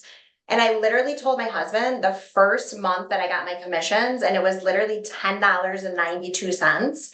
I said, I am going to approach this the same exact way I did with my weight loss. First month, I might have only lost 2 or 3 pounds. Second month, I said, but when I look back after a year, I'm going to commit to a whole year. I'm going to see that lump sum. And I said, that's what's going to motivate me and push me. So we laughed. And I was like, hey, that's a coffee at Starbucks. I was like, that was awesome. I did a whole month. I'm going to get a Trenta coffee. And it honestly, it has like literally just snowballed from there. So my second month, I want to say it was like a little bit over $250. And then it just kind of like doubled. And then just, now I'm making consistently since October 4 figures a month. And on top of that, it's like there's 4 different streams of income coming in, which we can get into, but that's just one piece of it. That's just the Yeah. one piece. And then just all the free products that we're getting from our family, like that's a whole nother trail to go down. But Oh it's yeah. amazing. Yeah. So I love that you said you were in it for the long haul. Like you had gone through a journey with your weight loss that taught you instant gratification is not usually part of like good journeys and things that are really worth it, right? And so Correct. seeing that $10, like I remember when I was first starting, I'm like, I made 53 cents today. And it was like the most joyous 53 cents I've ever made in my entire life. Yes. But you're busting your tail at the beginning because you're having to learn how to do everything. You're learning a new vocabulary. You're learning how to film and edit and upload and like all the things and how the program works for you and how it works into your like how does this process work with your family? Like there is a learning curve. And so I love that you committed. And so I hope that anybody watching this knows that I would say commit minimum to a year of putting like full throttle, don't you think? Oh, absolutely. Absolutely. I've already seen some students who have reached out to me who took the course. They've already fizzled out like the first couple months. And I've always encouraged everybody, like, stick it out. Like it's not going to be like all roses and everything in the beginning. Like you're going to really have to grind, just like any new job you start, you Yeah. kind of start like low man on the totem pole and you got to like work your way up. I just encourage people like I always have my phone with me. Like I just use my phone. Like I have an iPhone 17. I don't use any fancy equipment. I always have my phone with me. I'm always like, just like my kids will be like, we're out at the pool and I'm literally scanning things. I'm still present with them. And I'm like, oh, I just found like 5 things in the pool house that we can do a quick video on. Yeah. Like, I'm just always thinking like, okay, how can I get my videos in today? Like I always commit, I know to some people this might sound minimal, like 3 videos a day. Like it really adds up quickly. Oh, yeah. And you can cram in 3 videos in one day. Like I don't spend a lot of time like setting up because I'm a busy mom of 5. I go kind of like for the raw footage. Yeah. What you see is what you get. And I have to laugh because I have my hair and makeup done today, but most of my videos I don't because I'm a busy mom and I'm usually like in my sweatpants and I'm running to pick them up from school. And I have to laugh because I have 900 and I think it's 16 videos. I've That's never had amazing. anyone mention anything about it until just recently. I had one of the sellers that I work with asked me if I could wear makeup for one of her videos. And I literally, like, I was dying. I was dying because and I've done videos for them before. Oh, how So funny. I just was laughing because I'm like, I just want to be real and true to who I am. And Yeah. when I'm looking for reviews for things, like I tend to go to people that I relate to. Yeah. So if I'm like this done up, fancy person, which there's nothing wrong with, like that's not who I always am. Like I'm just gonna be me in my like raw mom form, and it's not always gonna be like the prettiest video, but I get my videos in and I give them my honest review, and I've been very successful with it.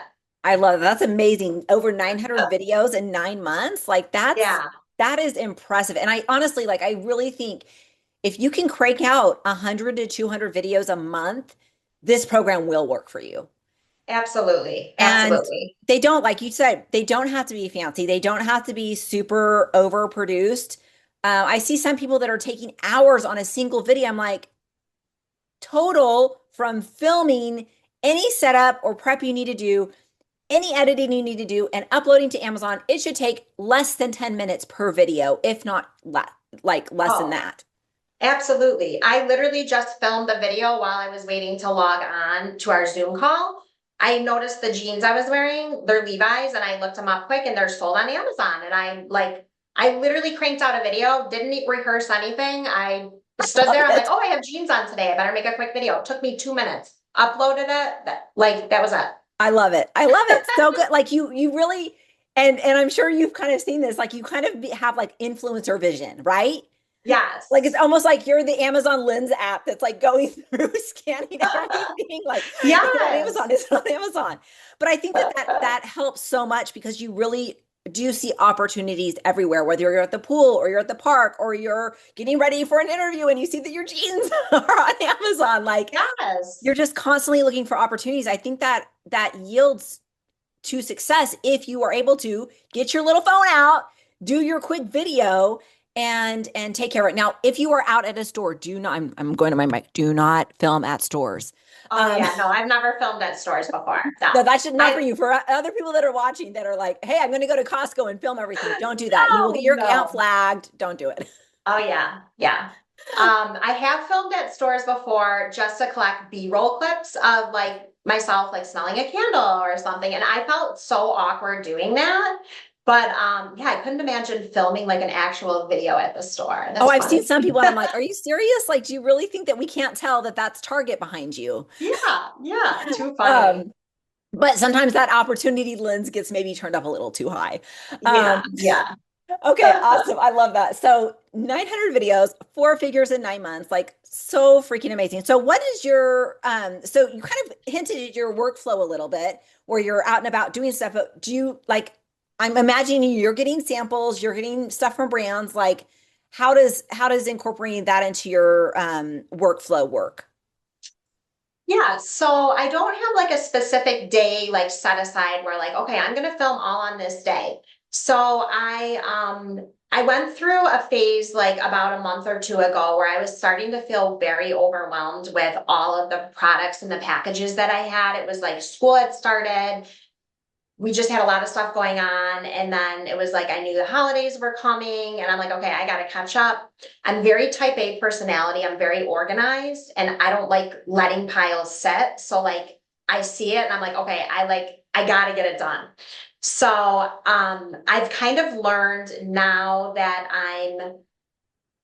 now that I've been a little bit more successful, I'm not taking as many free samples as I was before. I'm like kind of more selective on Yeah. them. But my typical day is going to be, I'm going to take advantage of the days where I know the kids are all in school, and I'm going to work on my products that I'm actually getting paid for. When I'm a little bit more presentable, because I feel like if I'm getting paid, I should probably look a little more presentable. So those kind of go to the top of the list. And then I just kind of like fit in where I can. Like I get a lot of kids' toys and stuff, and my kiddos love being part of the videos. I don't mind. I know some parents don't like their kids' faces on screen. I don't mind at all. They're always in my videos with me. Last night, my daughter, this new brand had reached out to me a couple days ago, and it was these really, really cute kids' clothing, like very fuzzy sets, stuff that they like would actually wear. And we did like a little fashion show thing last night. They Oh, loved cute. it. We filmed the video, and then we did a couple, we had two products that were like toys. That one was this like electric crane toy, and my sons loved it. We sat at the table, we played with it as I'm just kind of getting like filming, and so I just kind of let it naturally squeeze in here and there. But I do take advantage of the days where the kids are all in school, and I'll try to like crank out as much as I can. It's not like a specific day. I kind of just look at my schedule for the week. But I do have like a pile in my office in the corner of stuff. And I try to keep it as organized as I can. But I also like to film a lot during the day because I feel like the lighting is a lot better. Yeah. I mean, I do film at night as well, but I like the natural light for certain things. Yeah. Yeah. So fun. Yeah. So talk to me a little bit about how you kind of hinted a little bit about how your kids are involved. Are there other things that you have maybe some of your older kids helping you with that, with the Amazon influencer stuff, or mainly are they just kind of demonstrating the toys or trying on the cute clothes? I would say they're mostly just like demonstrating and trying on. My oldest daughter, she's 10, and this is so funny. My husband and I went away a couple weekends ago for a wedding in New York City, and I didn't want to bring any laptop, nothing with me. I just wanted to go. So I showed her how to go on and run my Oink reports every day and like fetching because I didn't want to miss out on 2 full days. Yeah, And that's she awesome. loves it. Like she went in and we did like, I took a little video of it on her iPad and she kind of showed her how to do it. So she likes to get involved. That's And sweet. she loves when we pull up to the house and she sees like the packages that have the green Amazon, like she knows it's a free product. So she goes like right over, she's like, Mom, what did we get today? So she's like just so excited. And she has been really involved with, okay, so I've been getting a lot of really cool stuff for kids, like these really cool like magnetic blocks that are like also like learning. So we're gifting those to my nephews for Christmas. If you're watching, that's what you're getting. But they're amazing. They range from like $45 up to like $90. They're very nice blocks. So she's like, Mom, this would be such a great gift for so and so, and she's wrapping them, and she's just That's she's awesome. yeah. So it's like I'm not really taking time away from the kids, like where I'm like in an office, like okay, nobody can come in. I'm working. Like I try to get them as involved as I can. I love that. Obviously some products it's like, okay, guys, everyone quiet. I got to film, but. Oh, that's awesome. So you mentioned other streams of income. So do you want to talk about that a little bit? Like Sure, yeah. I'd love love to hear to. what else what other irons in the Yeah. fire you've got going on? So I've got right now I've got my 4 streams of income. So the first one is obviously the Amazon influencers program. So I'm getting paid when people are purchasing the products that they're watching my video on. So back in March when I started the course, I also started a Instagram page that's completely separate, Full House Mama Life. And it's full house because we're a full house, and I've got 3 girls and 2 boys. So I thought it was a cute name. Yeah, that is cute. And I literally went through and blocked every single friend and family member that I knew because I didn't want anybody cringing when they first saw me posting, like, talking head videos or B-roll clips or whatever. Yeah. But that page has helped me become so much more confident between that and doing the videos with Amazon that I literally feel like I can get in front of a camera. Like I'm not a professional at all. I just have built so much confidence now being in front of a screen that I don't have that like fear of, what people think of me anymore. So, which is great. It is great. So I have that Instagram page where I'm mostly promoting the course that I took. Now, I didn't write the course. It's a course that I took from another successful Amazon woman. So I'm an affiliate for that. So anytime someone purchases that course, I earn from that. That's awesome. I haven't made a ton of sales that way, but I mean, it's been enough where it's kind of kept me going every month. I only have, I think, like 181 followers, but I'm just gonna keep going. Everybody starts at 0. Yes, exactly. I do promote a little bit on there. I've promoted a few of my Amazon products, but I did just get flagged and got an email a couple of weeks ago that they noticed in couple of my highlights reels bubbles that I wasn't linking properly. I didn't have that proper disclosure that you're supposed to have. Yeah. So that I literally got so nervous about that I went and I deleted all of the stories that I had saved because I wanted to go in and do it properly. Yeah. So be very careful if you are linking that you have the proper verbiage. Yeah, and I think sure. they're like random audits. Yeah, I think they do random audits. And I think that is important. Like posting off site can be very lucrative.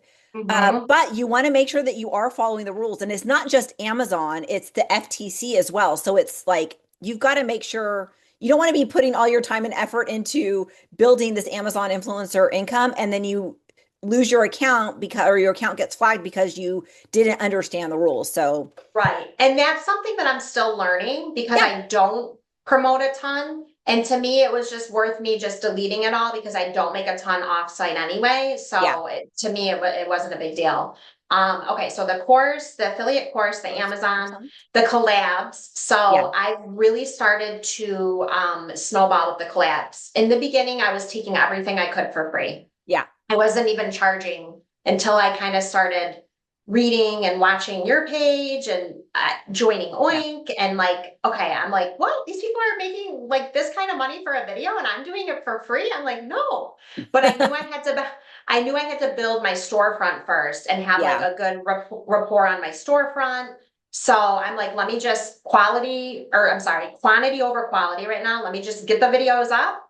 And sure enough, I would probably say like between 200 and 300 videos, I started having people reach out to me via like my Instagram because they'd go up to the top, they'd contact me through there. And now I'm having a lot of brands reach out to me and I don't feel bad or guilty at all. That's what I charge per shoppable video. And sometimes they say, oh, it's not in the budget. Or sometimes they'll lower it. So I'll just, depending on what the product is, will depend on if I accept it or not. Yeah. So I'm getting paid for those. I do still accept some free products because let's be honest, some of the products are awesome. Yeah. Some of you're like, I could totally use that. Yeah. I'll totally do that one for free. And my last source of income, which, at first I was like, are we allowed to do this? But I'm like, yeah, we are. So anything that's been gifted to me, I will either re-gift. Some of the stuff I'll keep. I've actually been selling a lot of it on a local Facebook marketplace. And I price it very reasonable because sometimes I just need the stuff to get out. And I've been doing very successful with that. And people are actually appreciative because some of it's like furniture or bigger pieces that I've already spent the time putting together.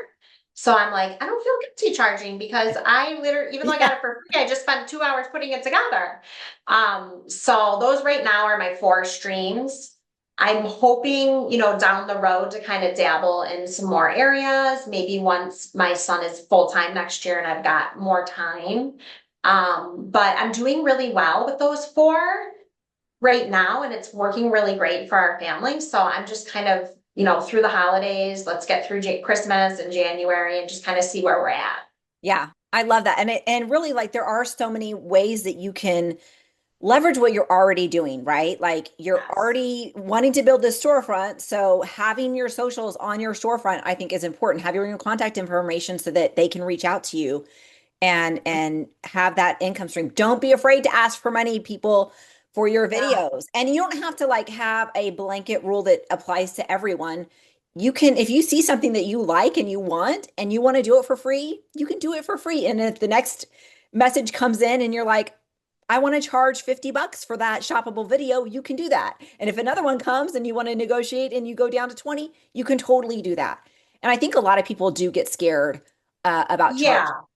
And I'll be honest, I don't charge a ton right now. Most of the videos, and I'll just be completely honest, and hopefully this is going to change when I get, into the year mark and I can start charging like, hundreds.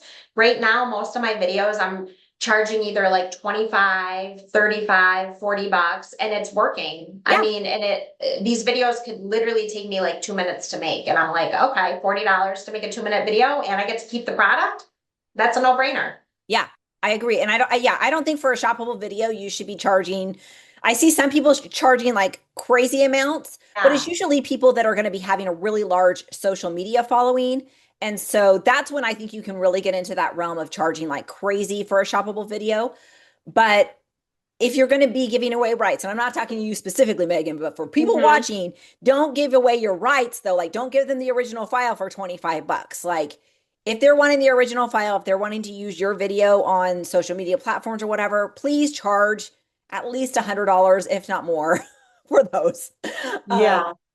Well, Because yeah, and your page inspired me to do that because I follow the Oink page and I always see like a lot of your comments and I'm like sometimes I'll go in and read some of the stuff and I'm like you were very helpful because you always respond to everybody on the page and just like I'm like, you know what?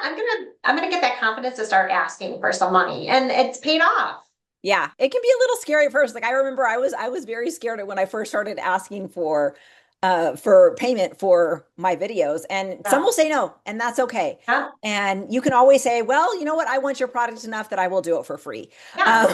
But most of them can be a negotiation situation. So don't be scared. Don't be scared. So Megan, as you've got this growing, like where do you see yourself in 2026? Like where do you see this Amazon influencer journey taking you? That's a good question. I kind of see like a couple different like options of what I could do, but I think for now I'm just gonna kind of as soon as Christmas is over, it's just a very busy Oh, time for with, sure. 5 kids, Spirit Week and all the things, which honestly has been great because some of the free products are just stuff that I don't want to spend money on. Like for Spirit Week at school, they're gonna wear one time. Coming in like great, so great. I think I'm really like in January.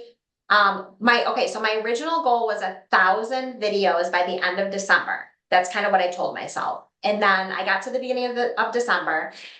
I just wanted to grab this. I'm like so old school. I have like this notebook. I love like just writing down. Like I'm a digital person, but I'm also like I like to see it like the physical in front of me. And I literally Yeah, have like a calendar. And every day I will go in and I'll put how many videos I'm at. that's And awesome. I log a lot of other stuff in here too. But like as of last night, I was 916 videos. And I kind of look at my next couple of weeks and I'm like, okay, I think I'm gonna like reevaluate. I think I'm gonna push that out to 1,000 videos by the end of January because I want to be present for Christmas. We have a lot going on. I don't want to put that stress on me. But it was just kind of like a goal I had for Yeah, myself. So I pushed it out to January. And I think my goal is like now that I've hit the 4 figures, like I really kind of want to like start January out like the ball rolling. Like let's only be like accepting products that I don't want to say only, but let's really be focusing on accepting products that I'm getting paid for that are really worth my time. Like let's work harder, or I'm sorry, let's work smarter, not harder. Like yeah. maybe it is going to be a little bit more like quality over quantity once I get to the 1,000. I just don't want to start the year out with like a pile of stuff that I'm like, nobody's going to buy this. Like, I don't even want to do videos on this. Like, Yeah, I mean, everyone loves free stuff, but until it's piled up in the corner of your seriously. office. And I think that that's something that I think every single influencer falls into the trap of, right? Like we're like, oh, Yes. free stuff, more videos, and then we realize that number one, probably nobody is going to buy that item, and so your video is kind of like doesn't Yes. really matter. And then two, you've got that pile of like you've got to take care of it one way or another, and it just adds Yes. stress. So It does. It does. Piles in my house, like any piles in my house, laundry, toys, like they just add like stress to me. it So, does, it does. Um, um, I I have to. I'm just thinking out loud right now because one of my original goals for 2026 was, maybe possibly like I could write a course and sell that instead of like promoting a course and earning the commission on that, which is actually really great because I do earn 50%. I'll share that. Like, I think that's a pretty great commission for an affiliate course. But then I kind of started thinking about like all the logistics and like how much time would go into that. And I just don't know if I'm ready for that for 2026. And I just don't know if I'm have all of like the ins and outs of everything. I'm still learning. So I think my goal is to like just really like hit the ball running in January and just focusing on like collabs that are going to pay well, focusing on kind of maybe pushing away some of the free ones that I'm getting that are just not really going anywhere. And just kind of like I've built a couple really great relationships with some sellers, and that's my goal too, is to kind of build maybe a couple more really great relationships where they keep coming back to me and they're paying me. And this is a hard one for me. I'm gonna have to learn how to say no. Because it's okay. It's okay to say no to some of the products. Like, even if they are gonna pay, like there was this one I was like reading over what the stipulations were, what they wanted me to, it was just gonna be too complicated. And I'm like, I was getting stressed out, like reading it. And I'm like, I'm just gonna politely say no. Like, that one just isn't for me. And that's okay. It's okay to say no. Yeah. And I think that's so important to know, because sometimes as you're reading those collab notes, you're like, you are going to be more trouble than you're worth. Like, I'm gonna give you a video and you're gonna ask me to edit it 20 times and it's never gonna be good enough. And even if they are paying you, like there's some I had one brand that I was making really great videos for them, and they every single time they would come back and I would follow exactly what they wanted. They would come up at nitpick. They were paying me $100 a video.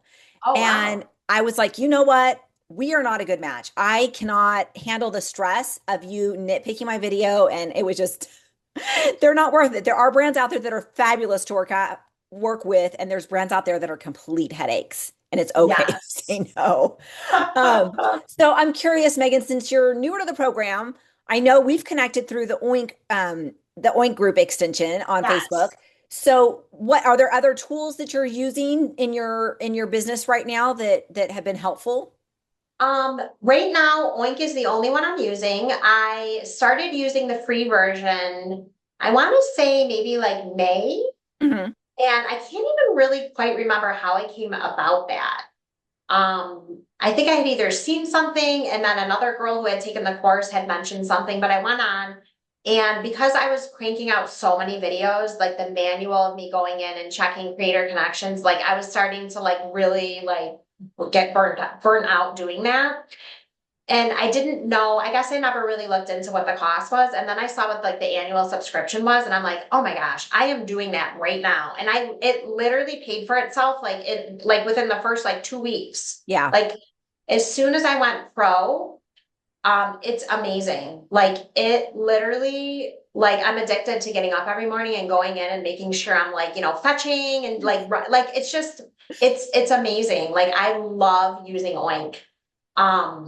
I am not one I don't pull a lot of reports. I don't like go back in and like, I mean, there's somewhere I'll look and see if I'm in the top carousel, but I don't do a lot of analyzing. I don't do a lot of like, of that. I just use Oink to like see what I'm making, and honestly, the creator connections is amazing. Like, I literally make more a month in creator connections than I do with my own commission. So people that aren't using it, like, they're losing out. Seriously. Like, and I know like for some people, it's like they don't want to spend, like, I get it. When I took the first initial course, like just for the whole like digital marketing umbrella, like, it's a lot to keep dishing out money on courses, but I will definitely say Oink is something that I'm gonna like advertise for Oink right now. Like, definitely something that you want to spend. I know the price just went up a little bit, but I don't think it's much. A couple $100s for the whole year. Like, you'll make that back in like 2 weeks. It's amazing. Yeah. It's amazing.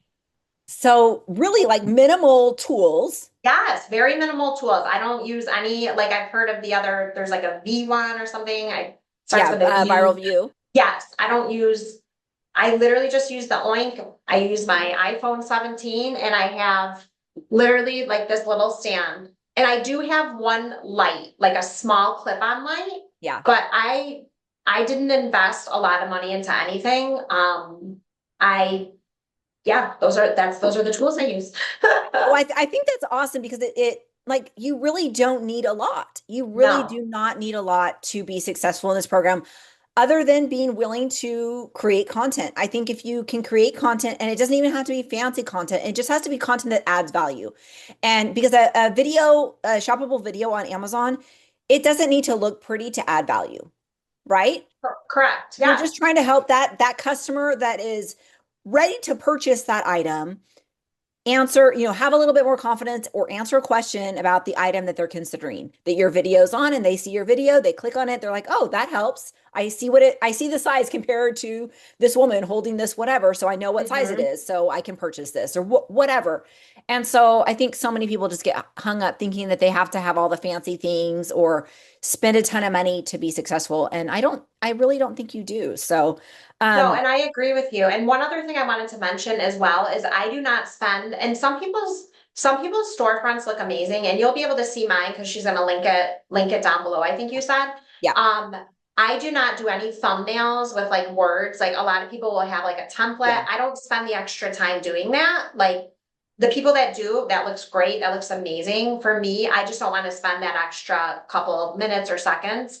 So like my storefront is literally just like I just take a picture with whatever the item is, like, and that's like my like, so I don't even like use Canva or anything to make, like I'm just like so minimal, but it's working for me. Like one of the biggest things that I learned in this the marketing course that I took, and it stuck it with me, is ugly sells. Like it doesn't have to be pretty, like ugly sells, and it does. I love that. Not that I'm saying mine is ugly, but Well, but it's a little bit more raw, right? Like it's a yes, little bit, raw. it's not super overproduced or whatever.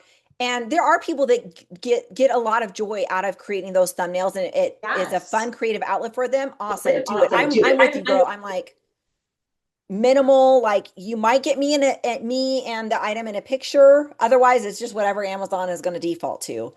Yeah. Um, Yep. and that has worked for me as well. So what has this additional income meant to you and your family? Like what is like what blessings and opportunities has that brought into your family, having the extra money? Yeah, I mean, it's been amazing. Like as you can imagine, as a family of seven, even just groceries alone, like we are spending like hundreds and hundreds a week, like for a family of seven, and we live in upstate New York, so we're like in New York, we're like the worst like tax state to live in. So everything here is taxed, everything is expensive. Not in New York City. A lot of people think like when I say New York City, like I'm up near like the Buffalo Bills, like an hour from Buffalo. Yeah. Every time I say that, people are like, oh yeah, I know exactly where you are. But our kids go to private schools, which was like a huge thing for me and my husband. Like we kind of went back and forth on it when we first had kids, and we love where they're at. And tuition is expensive, but I love the school they're at. And this has just helped pay towards the monthly tuition for that, which has been such a blessing. Just other things. Christmas is here now, being able to bless like the teachers, with 5 kids, we've got a lot of teachers, and just extra little things that, that you might not have had the money for before.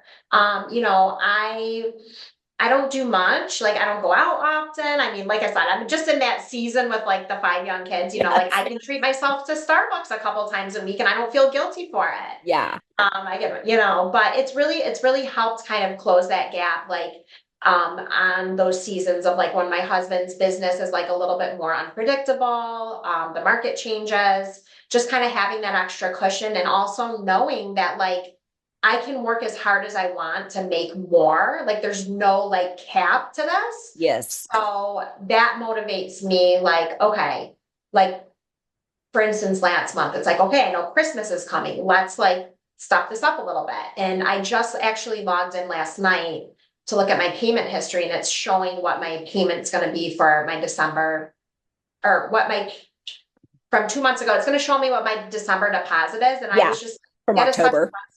I'm like, that is literally going to cover like what we just spent on the kids for Christmas. I Like, love it. just like, honestly, like, I never thought that I could do this. So I just want to be inspiring to any other moms or dads that are out there that are, at home and have like extra time. Like, this is something that can really work for you and your family, and you can work as hard or as little as you want and see like a lot of success in that, depending on how much work you put in. It is work. It is work. I will admit that it is work. But when I look at my 5 kiddos and just like, the life I want for them and just being able to be present with them and being able to kind of have some financial freedom. I'm really looking forward to 2026. I love that. So I'm curious because I'm a mom of 4, and I remember when my kids were little, like I felt like I had nothing that was my own. And so I'm curious, like building this business and doing this, kind of on your own, because as an influencer, like it's kind of on your own, right? How, like, just for you as a woman, like how has that impacted you?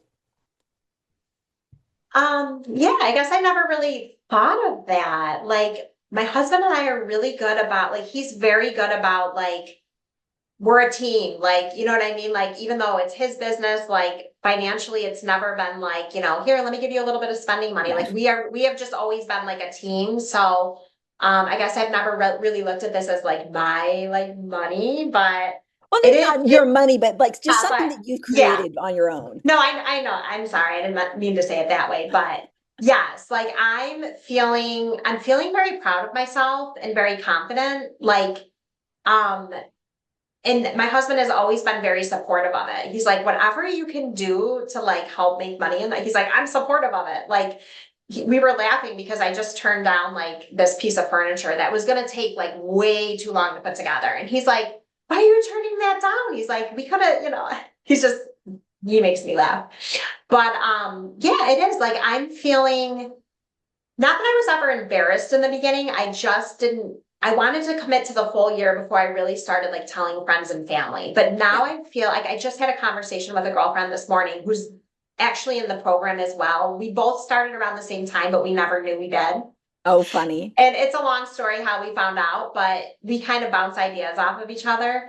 And I just told her this morning, I'm like, I feel like I'm at a place where I just feel so much more confident in what I'm doing. Like, that I'm so glad. Like, thank you for telling me that I'm like encouraging you and supporting you. Like, even if it's just kind of helping other moms like feel empowered and make them feel a little more confident, like that's fulfilling to me, like to let them know, like, you can do this too. So that's like the success that I feel brings to my life, if that makes sense. Yeah. I love it. I love it. It's just it's always fun to see kind of like what just different angles of what this can bring into your life when you learn how to create something, and whether it's got a dollar amount or not, but I like money. So it's fun. And it's fun to create something that brings value in lots of different ways, inspiration and guidance to others and things like that. So I love that you're having that experience. So Megan, what would be your top 3 tips for somebody that maybe would be like in your shoes at how you were at the beginning of 2025, thinking about, starting an Amazon influencer journey? What would be your 3 like key tips like to do? I would say the first one would be just don't overthink anything. Like, if you're in a position where you feel like you want to start, just start. Like, just start. Everybody has to start somewhere. Don't overthink. I one day was just like, I'm just gonna do it. I'm gonna start it. I got my phone and I'm like, I'm gonna apply. And I'm gonna open up this Instagram account. And I would just say, don't overthink. The second thing I would say was, once you are approved into the program, just start filming every single day. Just start making as many videos as you can. Take your phone, go around your house, scan every item. I mean, I literally was like, literally scanning like Yes. water bottles, like everything in your house. Like, I would just say to just don't wait until you have like that perfect opportunity to film. Like for me, I always say in my videos, like, I'm Megan, I'm a busy mom of 5. So if they hear a little bit of like yelling in the background or something, they're gonna know, like, I'm a busy mom. Yeah. So that would be my tip too, would be like, just start recording and making as many videos as you can. And I think number three would be to just keep going. Like, don't be disappointed because your first month is probably not going to be a ton of money. I mean, let's all be honest. Like, just keep going. Don't give up. Just Yep. keep going. Commit to, like I did, commit to at least a year. If that sounds too scary, maybe like 6 months. See where you are from, month 1 to month 6. Just keep going. I'm telling you, it will pay out. Just keep showing up every day. Um, and that's what I do. I mean, and I'll be honest, there's some days I don't want to do anything and I'm like, I'm not filming today. And that's But okay. and that is okay because this is your business and how you run it is all up to you. But don't have too many of those days where you like call in sick, because then you're gonna start feeling like you're playing catch up. Yeah. But I would say those are my top 3 tips. I love those. I agree with each of those. Like, just get in the game, jump in the pool, like go full in and just go for it. It's been such a rewarding journey for me, and it sounds like a super rewarding journey for you as well. It has. And one last thing I wanted to share that actually just popped in my head about what we were talking about previously about how this has like empowered me. And Yeah. I had a mom reach out to me actually last night. So on my Instagram page, which I'm promoting the Amazon course, but I also do a lot of reels on just like mom life. And there's a couple girls that have really like consistently commented and like we built a relationship. These are people I've never met. And this one girl started going out and walking every morning. And I commented on her post about like how proud I was of her. And she like messaged me back and she's like, you have been so inspiring to me. She's like, you post videos of like yourself working out in the morning. Like sometimes I just like, I'll talk a little bit about my weight loss journey. And that has nothing to do with Amazon, but it's just, Part of you. yes, part of me and just part of connecting with other moms. And she's like, you have been so inspiring. She's like, that you've actually she's like, I'm going out and walking every single morning. And to me, I'm like, that is such a win because we're like building these relationships with people that we don't even know. And we all have the same goal. We're all trying to provide for our families. We're all trying to be present at home with our kids and I'm connecting with other women that I've never met. And like, I feel like I almost got a little emotional about it because I'm like, that's just amazing. That's amazing. And that's just what I hope to do to anyone who's watching is like inspire and like, we can, you can do it. I know you can. I love that. It really is like you never know how your story and what part of your story is going to be inspiring to someone else and the impact that it can have. And so I think it is so important for us to be authentic and to share various parts of our stories because seriously, there's somebody else that's been in your same shoes and is struggling, and you could be the one that helps them to move forward in some way. So I love that. You don't get those messages too often, but when they do, they just get you, right? They do. Yes. I love it. Megan, this has been absolute so good. Like, I love your story. It's so inspiring. And I know 2026 is going to be absolutely amazing for you. So thank you so much for taking the time to visit with me today. Yes, thank you for having me. I'm so excited and I'm really looking forward to 2026 and I'm looking forward to seeing your page here and like seeing all your comments online like cuz you are inspiring as well. Like I went to your page and I'm like, "She has how many thousands videos?" I'm like, "Man, it's amazing." Thank you. I appreciate that. So if you would like to connect with Megan, we've got all her links down in the description below. So make sure you check that out and connect with her. And we will see you on the next video. Bye. All right, bye. Hi, friends. Nicole Vincent here. I am excited. We've got Seth Sawyer here with Suburban Dad Reviews to share his story of as a full-time working dad. He's got 2 kids. He's got a family. He's living in the suburbs, but he has found so much joy in having something that's his own, a hobby that pays, right? That's Exactly. turning into a little bit more than a hobby. So, Seth, thank you so much for being here today. Absolutely. Thanks for having me. Before we started recording, you were telling me that you're the type of person that needs to kind of have something that's just yours. So, Yep. tell us about that need and how that brought you to the influencer program. Absolutely. So I feel like kind of to stay myself and not to just be a dad or to just be a husband, I have to kind of always have like a hobby of my own. And so over the years I've done, tennis was it for a while, and then I've done other sports, and for briefly I was a bourbon influencer. Maybe some people followed me there. I've tried a bunch of different things, and one day I was kind of looking for my next thing, and I had the thought that, all of those things either take me away from the household and away from family, or they cost the family money because I'm spending money doing stuff. And I had the thought, what if I made a side hustle my thing? Then it could, in theory, not only do I have my hobby now, but also I'm bringing money in that helps the family. And I happen to have a job with a relatively long commute, so I just started listening to podcasts and channels just like this one, just looking for stuff. And the influencer program stuck out to me as one that was interesting.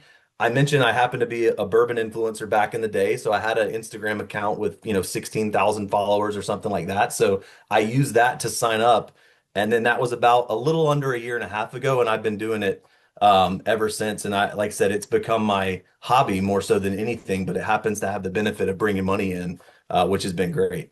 I love that. So, um, did you find it hard to like get started making videos? And it sounds like with your bourbon influencing, you kind of had that feel, but the on-site videos that's can be a little bit different. Was that kind of a learning curve for you, or?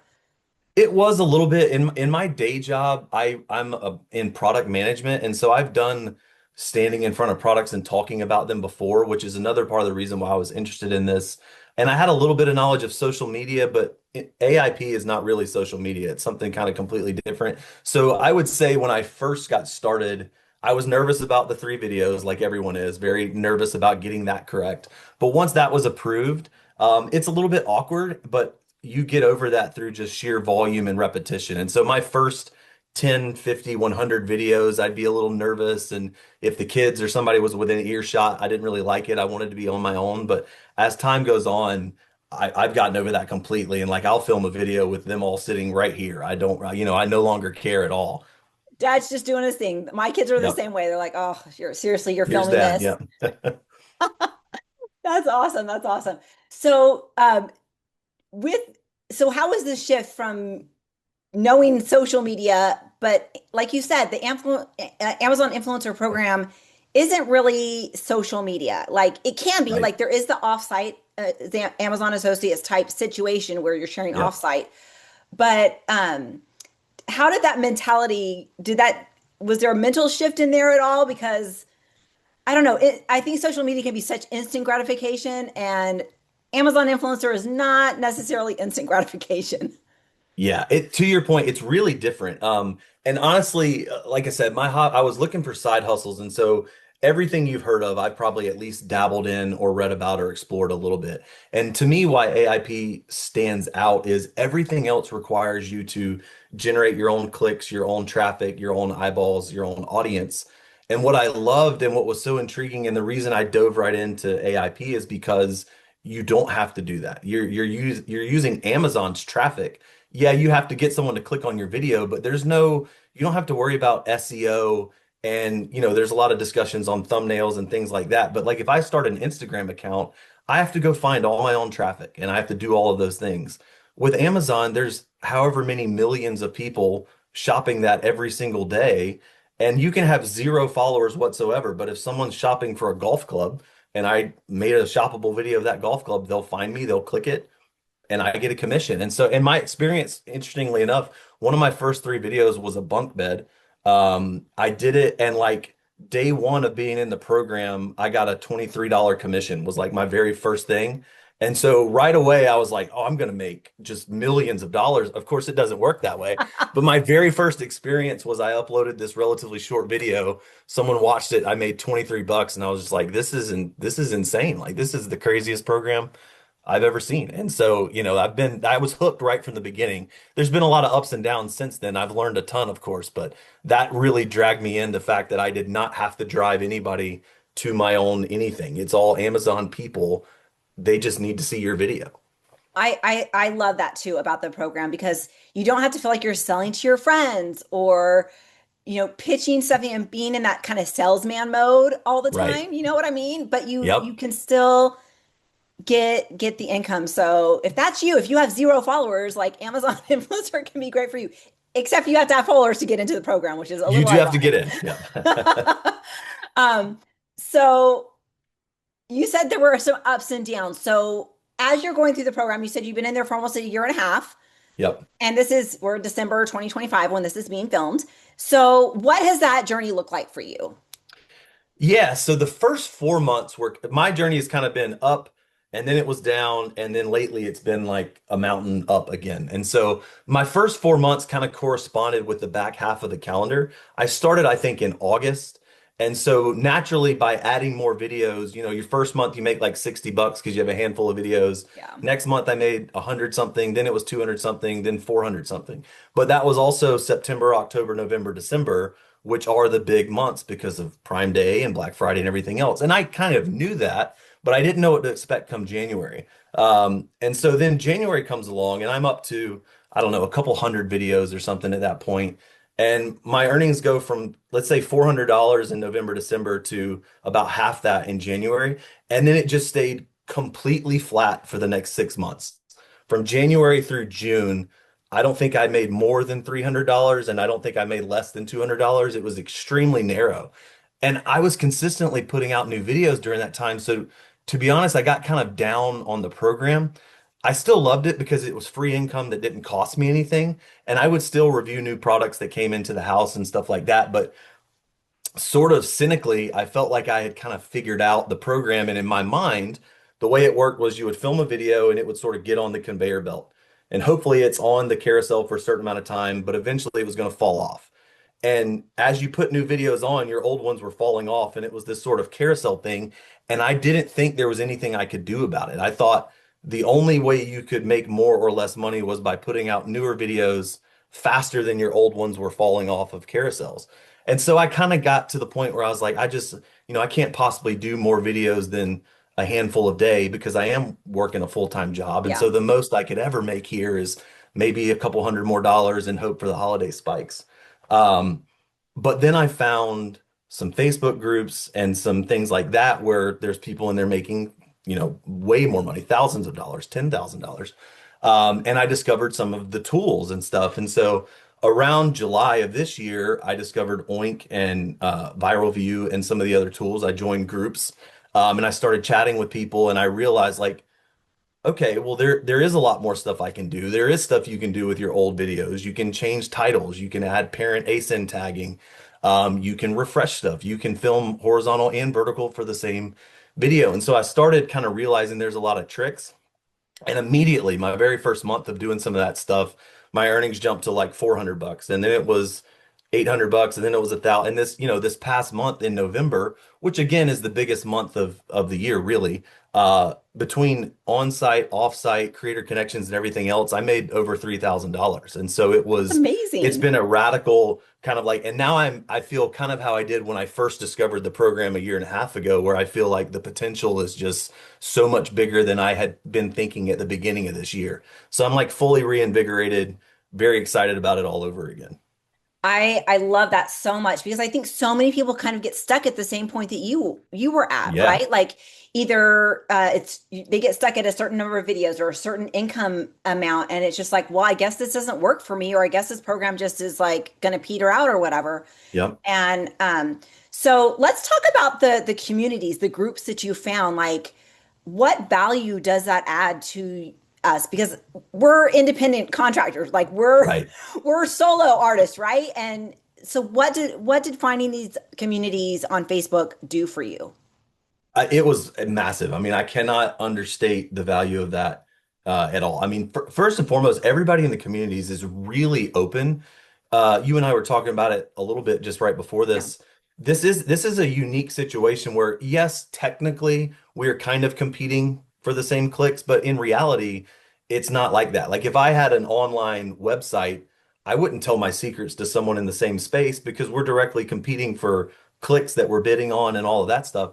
In this space, it's not really like that. Like I have no problem telling you my all of my secrets because we're probably not reviewing the exact same product at the exact same time. And there's just Amazon's got tens of millions of SKUs. And so the likelihood of us Yeah. competing for that one click is so low. So everyone's very open, which is great. But then beyond that, the Amazon rules change constantly.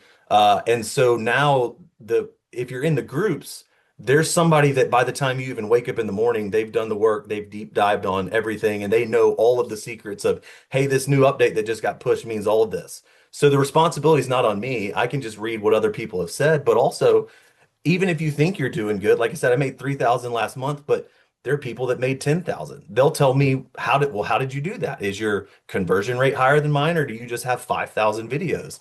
But also anytime there's a new tool or a new feature of an existing tool, you don't have to do the work of figuring it out yourself. Somebody else will do it. They'll share their experience and it'll kind of go there. And so even if you're super, I don't want to say lazy, but even if you're not doing the work yourself, if you're in these groups, you're going to see what other people are doing, and it puts everything on easy mode. You're not going to miss something because you didn't know about it.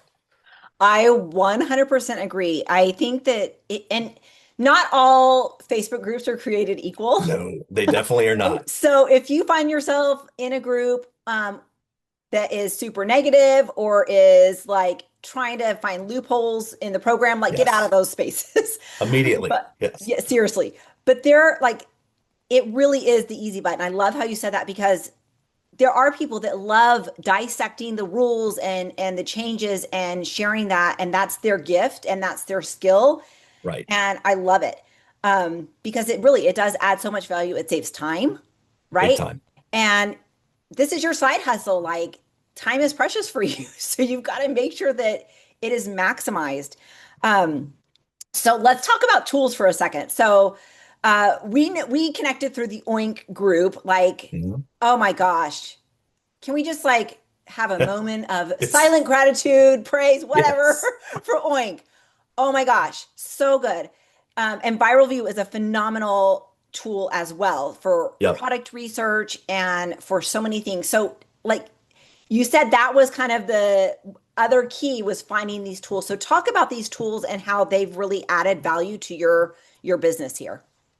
Yeah, I mean, the tools are fantastic because it gets to, when you're first starting and you have a handful of videos, you can kind of watch everything manually. You can Yeah. log in every day and go through everything and check, was this on upper or lower carousel? Have I had views? Have I had clicks, convert, whatever. It's pretty easy to do, but over time, if you're doing this correctly, you should review everything you can get your hands on. You should have hundreds, if not thousands of videos. And at that point, unless this is your full-time job 12 hours a day, you can't possibly manage it all manually. You just can't do that. And so these tools allow it to where you can, through just a couple of quick clicks, let's talk about like just managing your stuff really quick. You can make sure that all of your items are still active. You can see what's on upper and lower carousels. If it's an underperforming video, you can do something like change the thumbnail or retitle it so it has a chance to get back on to carousels. And so videos that previously would have just been dead,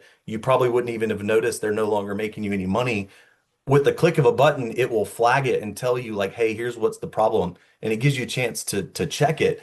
And then that doesn't even factor in the daily fetch feature with Creator Connection, which quite frank, I mean, at least So half of good. my earnings over the last several months is through at least half, if not more Yeah. than half. And so it's just you talk about easy buttons. That's one that's literally a button that will just outright double your earnings. I mean, it's insane. Beautiful Uh, pink easy button, right? insane. I mean, it's just crazy. And so that one to me is free money. And I know a lot of people are nervous because the influencer program doesn't work. It's one of the few side hustles out there where you don't have to spend a dollar ever. Everything is just True. pure profit. And so people are nervous about anything that you have to pay for. But with that one specifically with Oink, just try it for a month. I'm telling you, and follow the groups, see what people do that daily fetch feature. And if you don't make more than the monthly costs, like I'd be shocked. You probably would only need 25 videos for it to pay for itself, much less if you have hundreds of them. I totally agree. And I think that you really investing in good tools is what is going to really divide people from those that are really having success Oh, for and those sure. that aren't. And I know data coach Claire and I have talked about this, and she has research on this that those that are using the extensions are making twice on Oh average yeah. of what people that are not. with the Oh yeah, same amount of content and things like that. And it really does help you save time and stuff that you wouldn't even have found otherwise. Like it's just so absolutely. good. So definitely Absolutely. invest in yourself, right? Right, people? Um, so as you've been doing this, like what does I'm curious, since you do have a full-time job, you've got a family, like what does your workflow look like as you're creating content and doing Amazon influencer stuff? Yeah, so I have to kind of batch it. Fortunately, speaking of groups, I'm also in groups where sellers and things like that can find you. And so I've gotten to the point now where I get a lot of free stuff that's shipped in, which is great. But also sometimes it will pile up and you need to get to it within a reasonable amount of time if you want to stay on these lists. And so for me, I have a hybrid job where a couple days a week I get to work from home, like today. And so what I'll typically do is I'll kind of let the products pile up. And then at my next work from home day, I'll do them all at one time. So I'll let however many are on the dining room table or wherever I kind of store them at my lunch break on those work from home days when no one's here and it's quiet and I can do whatever.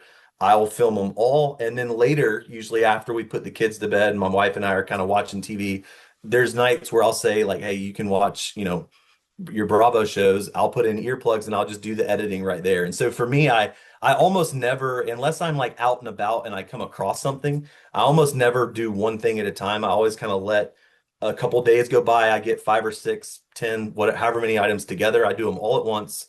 I get all the footage and everything, and then later on that night or at worst the next day, I'll do the editing and the uploading and everything else. Okay, I love that. So since you have kids, like do you involve your kids and your wife at all in some of the reviews or anything like that?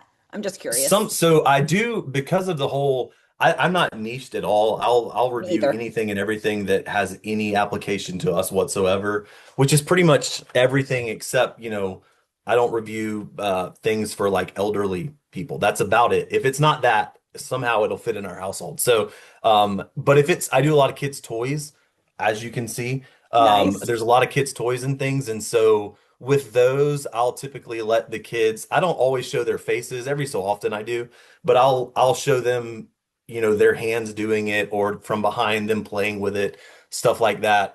My wife, I've tried to kind of push her like, hey, we could probably get a lot of other stuff if you would show your face and things like she doesn't want to show her face, which is fine. But we have done some women's clothing and things like that, just kind of from the neck down. And so I have involved the family kind of where it makes sense for the product. Okay, I like that. So how do you my stupid internet's freezing a little bit. Um, how do you like how does your family feel about this? Do they like are they on board? Are they excited for you? Or are they just like rolling their eyes like, oh, there he goes again? Or like how do they feel about it? It's funny because the boys love it because we get free toys and things like that, and so they think it's funny. And to them, I'm just like this internet personality because they always see me filming stuff, and Yeah. every time I have my phone, they're like, "Are you doing YouTube or Amazon again?" Which is, I don't know if that's good or bad, but they enjoy it. My wife likes it because we're bringing in money and because I can get things that we need. Some like we got blackout curtains in this room and we got a new shower head and things like that. Nice. As long as I don't let the boxes and stuff pile up and take over the house, she is good with. That's the only time that this has ever caused issues is when I get behind on videos and all of a sudden the dining room table is like just a load of Amazon stuff. Then sometimes she's like, we got to do something with this. But other than that, it's been great. And she appreciates we no longer have like fights over the budget and stuff like that because we have this extra stuff coming in that just relieves so much of the pressure. I can imagine. So the boxes on the dining room table or all over the thing, like that is like that's a legit thing. It So is. how are you handling like you're doing these batch filming? Are you able to keep up with all the free stuff like within like what's your typical like video production time? I'm curious. I've gotten to the point where I will one take pretty much everything. So filming is I have a tripod. I don't have a fancy setup at all. I'll depending on what the product is, I'll do it in various rooms of the house or outside or whatever. But for the most part, I'll one take everything. I'll set up the camera. I'll do a really short amount of research. Typically, I'll use what I've been doing lately is I'll go to the Amazon page and I'll go to the Rufus AI or whatever and just say, hey, tell me the most common questions, give me like a 45-second talking point on questions people are always asking. It'll give me a few. And sometimes I'll look for the questions myself. And then from there, I just kind of try to put that in my head. I don't always get all of them, but I don't really care. And so I film relatively quickly. And then from an editing standpoint, it's really minimal. All of my editing is trimming the ends and the beginnings off of where I'm like walking away from the camera and walking there. And occasionally, if I have a product that has like an app or requires something else, it's me splicing two different things together. But there's very little editing. I do use thumbnails, but the thumbnails are extremely basic, and it literally probably takes me 45 seconds to make one. So I don't necessarily enjoy it, but it takes such little time that I'll do it on most products, probably 90% of the things. And so, in general, I'll grab my phone, I'll set up the tripod, I'll talk for 2 or 3 minutes, and then I'm done. I have the footage I need. Later that night, I spend a minute or two editing it, and then I go. Yeah, that's pretty much it. So I know a lot of people spend a lot more time. They probably have higher conversion rates than I do, but I'm kind of a volume. Let's just get it in, get it done, speak from the heart, speak honestly, um, and go from there. I love that. And I think that should be most people's approach, at least for the first video on a product, because you don't know if it's a gamble, right? You don't know Yep. if this video is going to pay off and actually be profitable. And Right. so if you do find a product that is profitable, then that might be worth taking a little bit more time and Agreed. doing a more detailed video, and all that stuff. So I love that. So, okay, we got to rewind a little bit to your little Rufus AI on Amazon asking for questions. Like, that's freaking brilliant. So you just you're using Amazon's AI to kind of summarize the page and find what questions customers are having. Yeah, so previously, because So you have to smart. keep in mind like the only reason someone's going to watch a video is typically because they're looking for a piece of information or an answer that they Yeah. couldn't find on the page. And so the older way of finding what might be good information was reading through questions and reviews and seeing like, well, what's showing up in FAQs? What questions are people asking?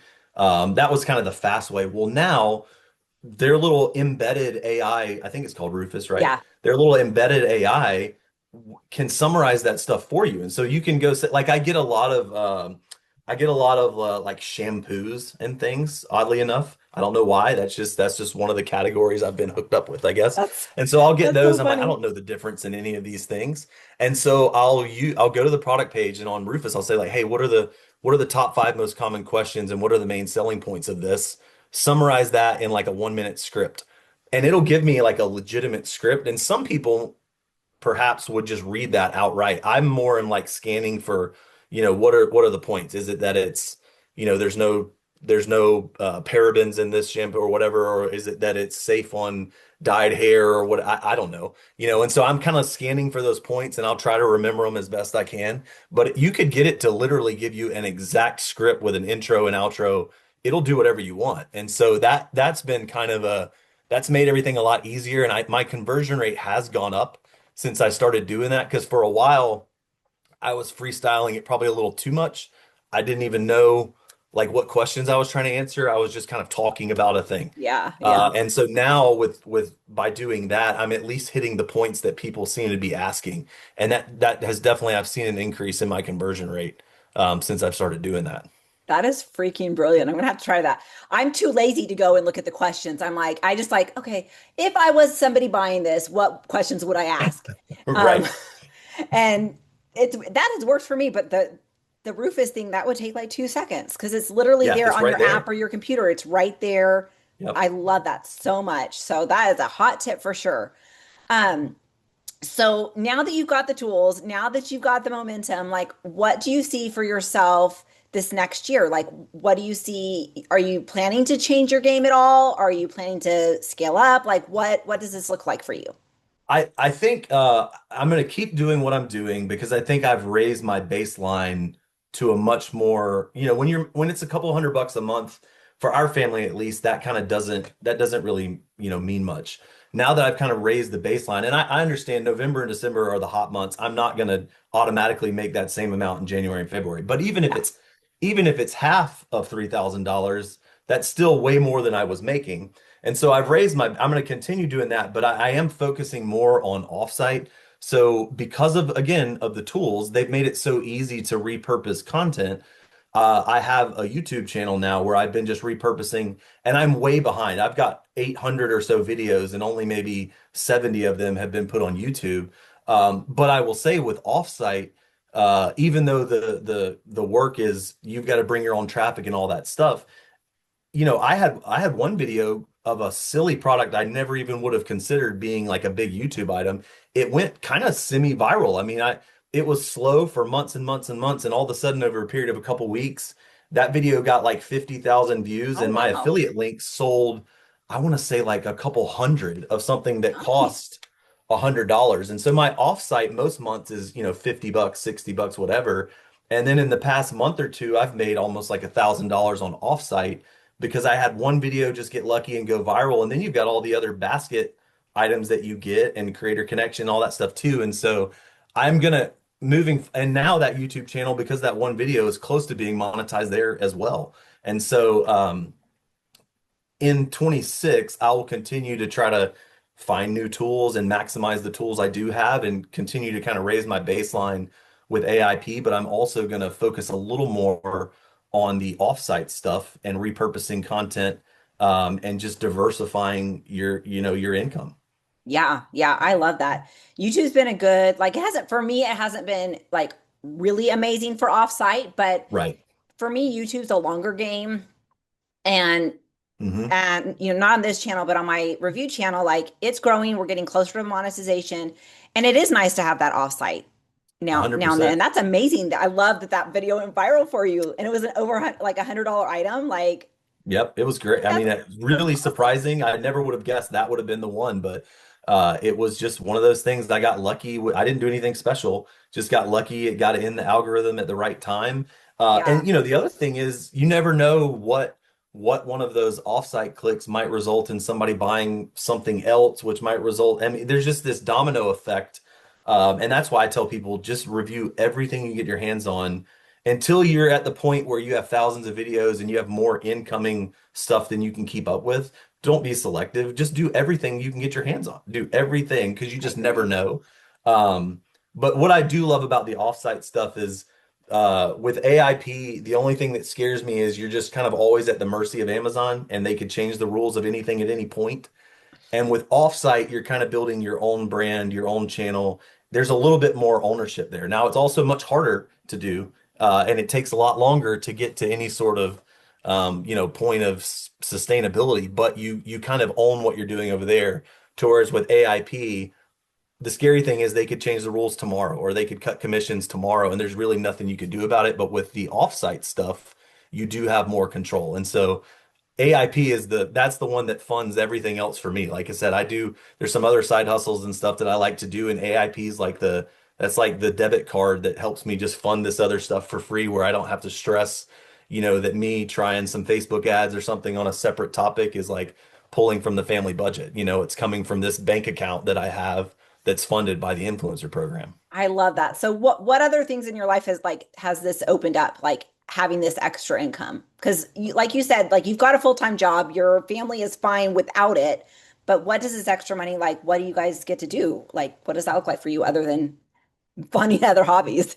It honestly, it just has relieved the pressure of budgeting. Wife and I, we talk about finances all the time. I'm kind of a nerd about that stuff. I have an engineering background, so numbers are fun for me. So I track everything, religiously. But there's a lot of months where we would have discussions about spending here or spending there, and now, it's like there's 3,000 extra dollars in the budget, and that just really, we just got back from like a fantastic vacation, and now it's Christmas, and my youngest has a November birthday. And previously, that would have been like three very expensive things back to back to back that we budget for a long time. And we still do that. But now there's just this like safety net there, that it's like, even if we were to overspend or whatever, I'm going to get a commission deposit in my account of a couple $1,000s that takes care of all of it. And it doesn't, and so there's just so much, it just frees you up. And then also for me, like I said, I have some other side hustles and stuff. And so now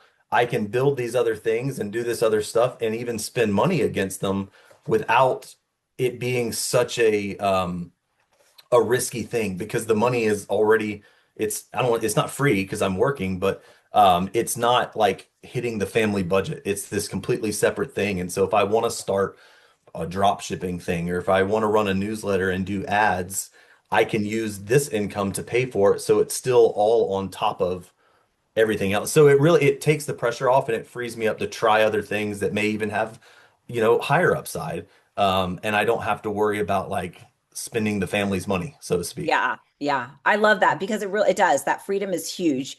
And with the AIP, like, not that this is 100% passive residual income, but if you put a lot of effort into it, you can take some time off, right? And still Yes. have that come in. Like, you can't neglect it forever. Like, you will have Hmm. videos that aren't tagged to anything anymore or not performing well, but it really is something that you can, once you get the gears going, you can shift your focus to other stuff for a little bit and then Absolutely. come back and you already have your systems down so that it's not such a time suck to do your content creation, and so you can do it faster and still have time for other things. So I'm loving it for that as well.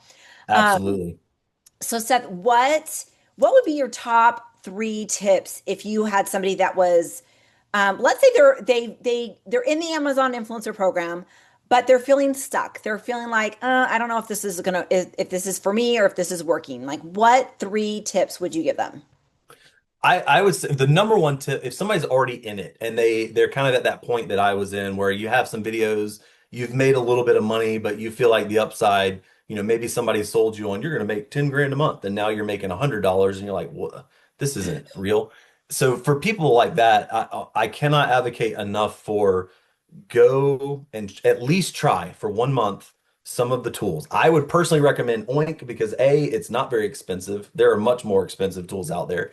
And B, Oink is excellent at multiplying your earnings without you even needing to create new stuff. You don't have to, you could stop right now today and not make another video for several months. But if you aren't on Oink and you join it, your earnings are still going to go up. They'll probably double, at least. And Yeah. so I cannot recommend those enough. And then sort of tied to that is join groups. And there's a lot of good groups, and to your point, there's a lot of groups that aren't really worth it. Just join all of them, and you'll quickly find out which ones are worth it and which ones aren't. I've probably joined 15 groups, and I've left 10 of them, and so there's no risk there. Just go join the groups, and Yeah. you'll quickly see which ones are valuable and which ones aren't, and just get out of the ones that aren't valuable. But the ones that are valuable, I mean, are truly worth their weight in gold. Those people will help you stay on top of rule changes and hacks and everything else. And like I said, even if you never filmed another video, getting tools and joining groups, your earnings are going to go up.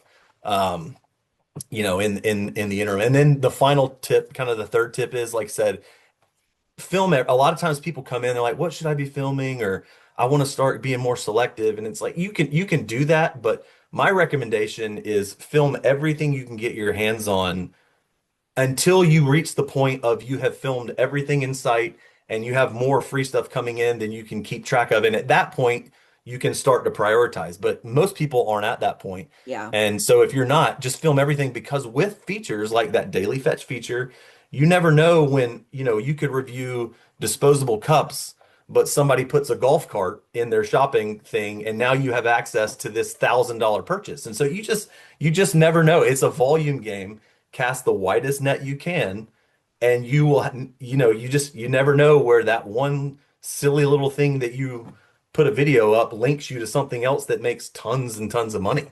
I mean, I had somebody the other day, they bought like a $700 item that I do not have a video for that has a 20% commission on Oh, creator connections. And I couldn't figure it out exactly, but based off my on-site earnings, I think it was like a kitchen item or so. I mean, like a $30 toaster or something that led to me getting this $140 commission just because of what, you know what I mean? So you never know. Just review everything, especially once you get fast at doing stuff. It doesn't hurt you and it's only upside.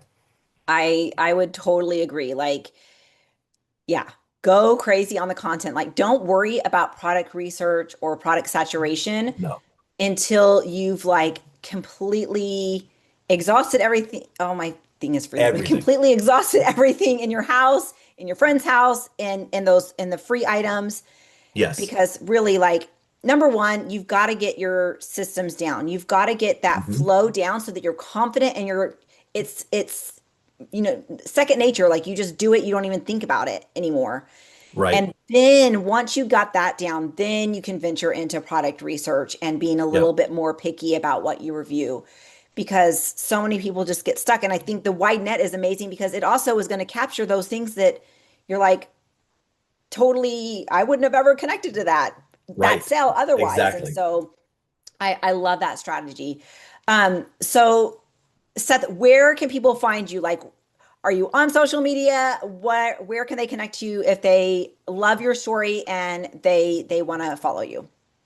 Honestly, so the social media account that got me into this really has nothing to do with Amazon at all. It's a bourbon influencer account.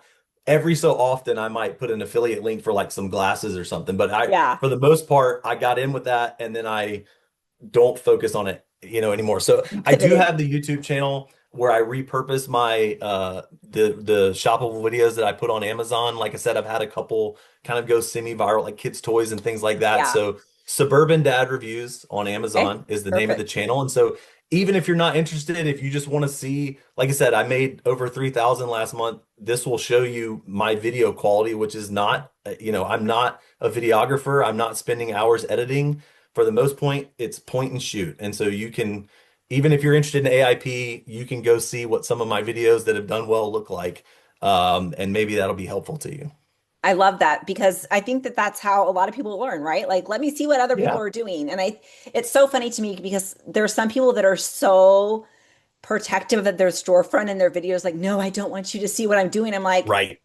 really? Like, you've got some pure gold secret or something. Like, come on, people. Right. So Right. I love that you're like, hey, come look at this example. I'm the same way. So I love it.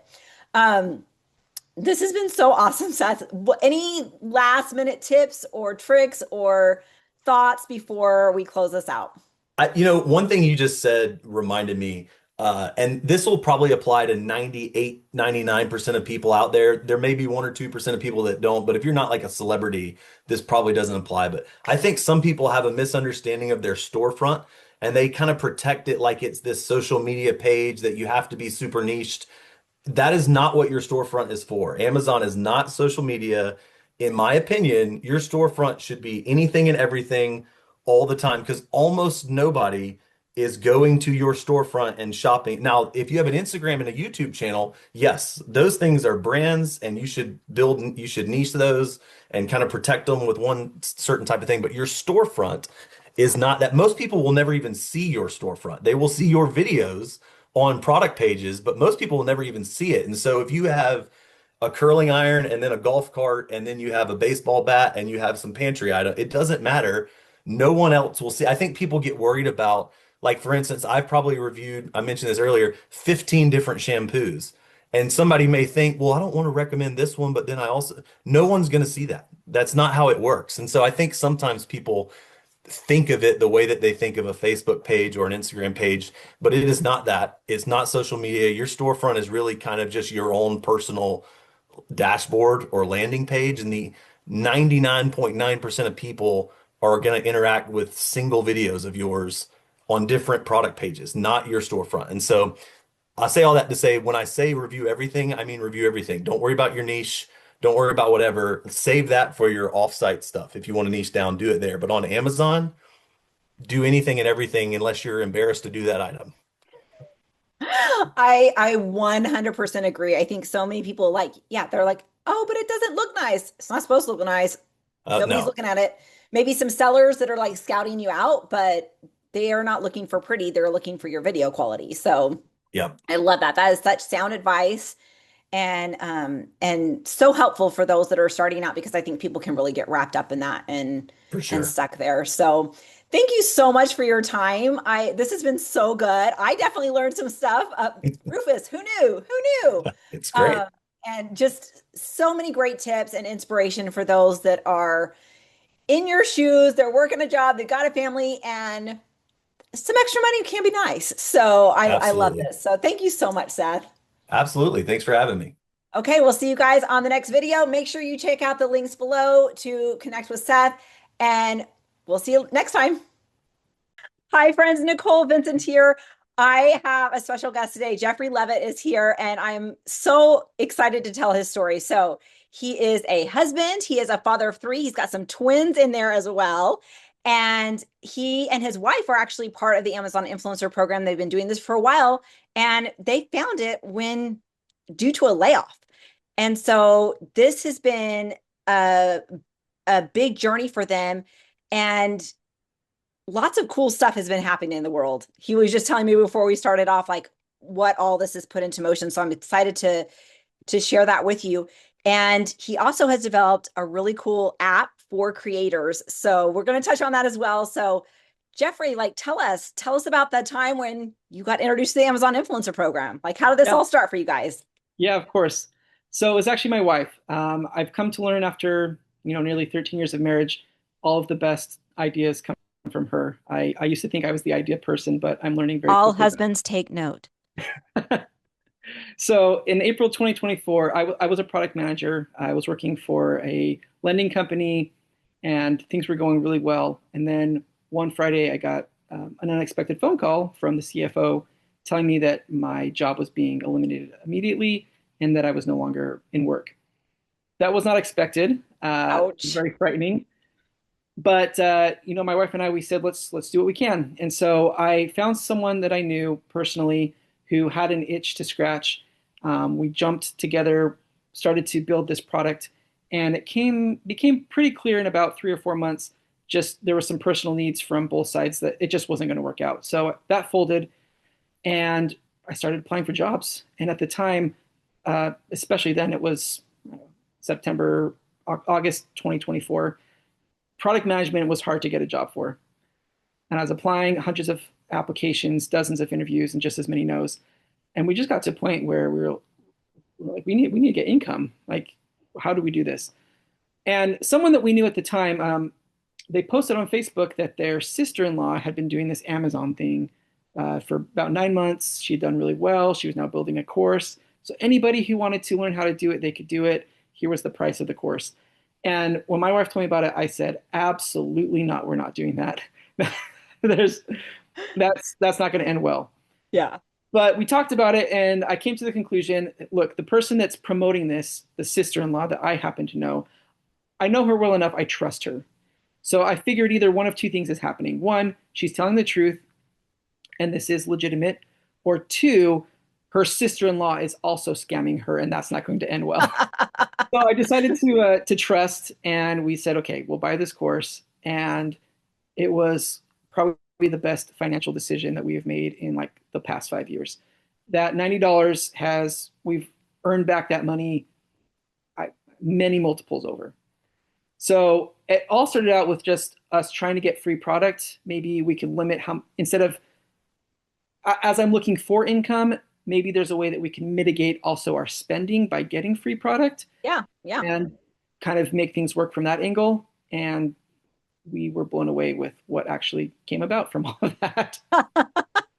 That's awesome. I've never heard like somebody wanting to get into the influencer program to just like the focus was like free product. Like it makes sense. I guess if you kind of like, I really don't think I could make money, but if I can get free product, then that can at least cut costs a little bit or something, or I can resell it or whatever. So that's an interesting mentality there. So you've done the course, you're in the program, you're excited to get free products. Like what results were you seeing and how fast were you seeing them? Yeah. So maybe let me preface it with this really quick. The results our first month were, I don't know, $30 to $50. I think that's pretty typical. I think mine was like 43. Yeah. Yeah, it was great. And the reason I got so excited about it is because having been in product management and having a major as a business administration major, I have always been interested in starting a business, whether it's a side hustle or actually starting a business that can become a full-time thing. Yeah. I have probably tried and failed at more things than most people have tried in their lives. Like I've done it all. And yes, I would see like minor success here and there, but it was hard to make just a single buck. And so the fact that in the first month we made 50, I was blown away. I was like, whoa, like I think there's something here. Maybe, and it's possible I'm just really bad at business. It's very possible, but I had just not seen that success so easily in some of these other endeavors. So that really got me excited, and I know that really rejuvenated me. Whereas my wife, she was just really excited about the free products that she was getting. Yeah. And they started out with small stuff like this little keychain here, or a small widget there, but it very quickly ramped up to some pretty nice things. And so that also kept us excited and motivated to keep going. So I don't remember the exact numbers, but it was like $43, $50 the first month. And then I think the second month we definitely made back our initial investment in that course. Yeah. Maybe reached 100. But because we were able to do this together and we were kind of doing it full time at that moment, there was a learning curve, so we weren't fast at it, but we were dedicating full time hours to it. By the time, so we launched our first video August 1st. That's when we uploaded the first video to our storefront. By the time Black Friday rolled around, we already had several hundred videos. I don't know the exact amount. Yeah. We had several hundred videos, and I think that was the first month that we hit $1,000. Which is exciting. Yeah.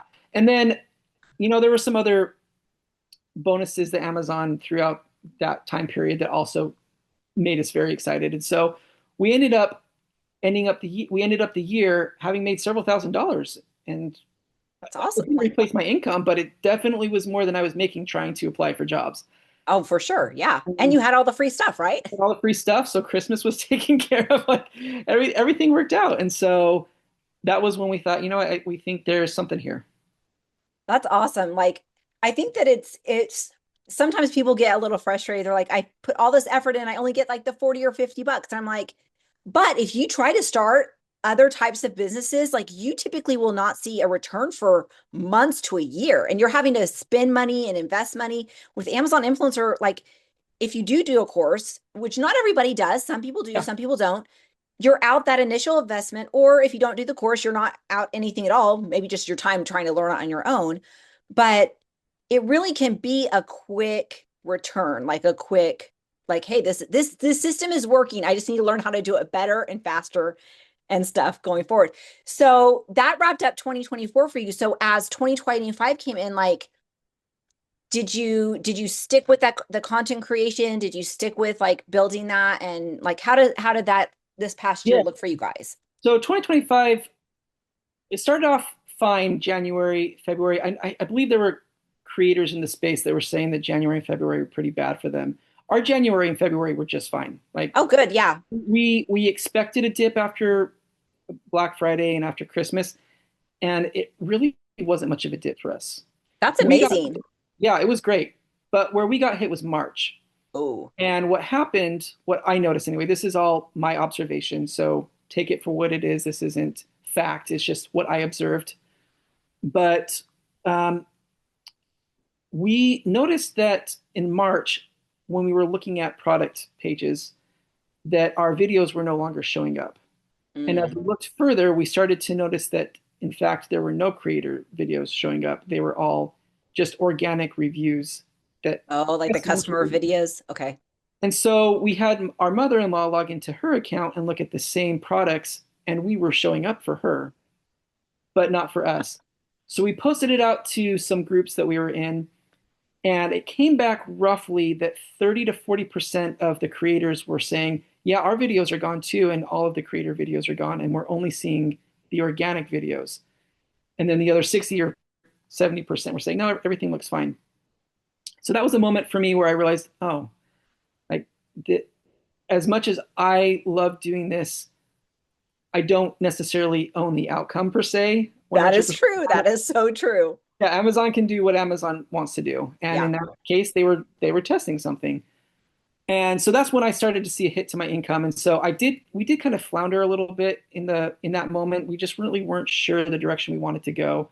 So during that time, we kind of jumped into a few other things.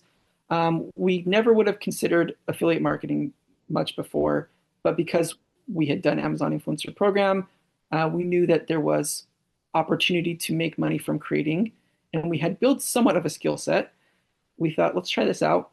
get our feet wet. So we tried it for a month or two.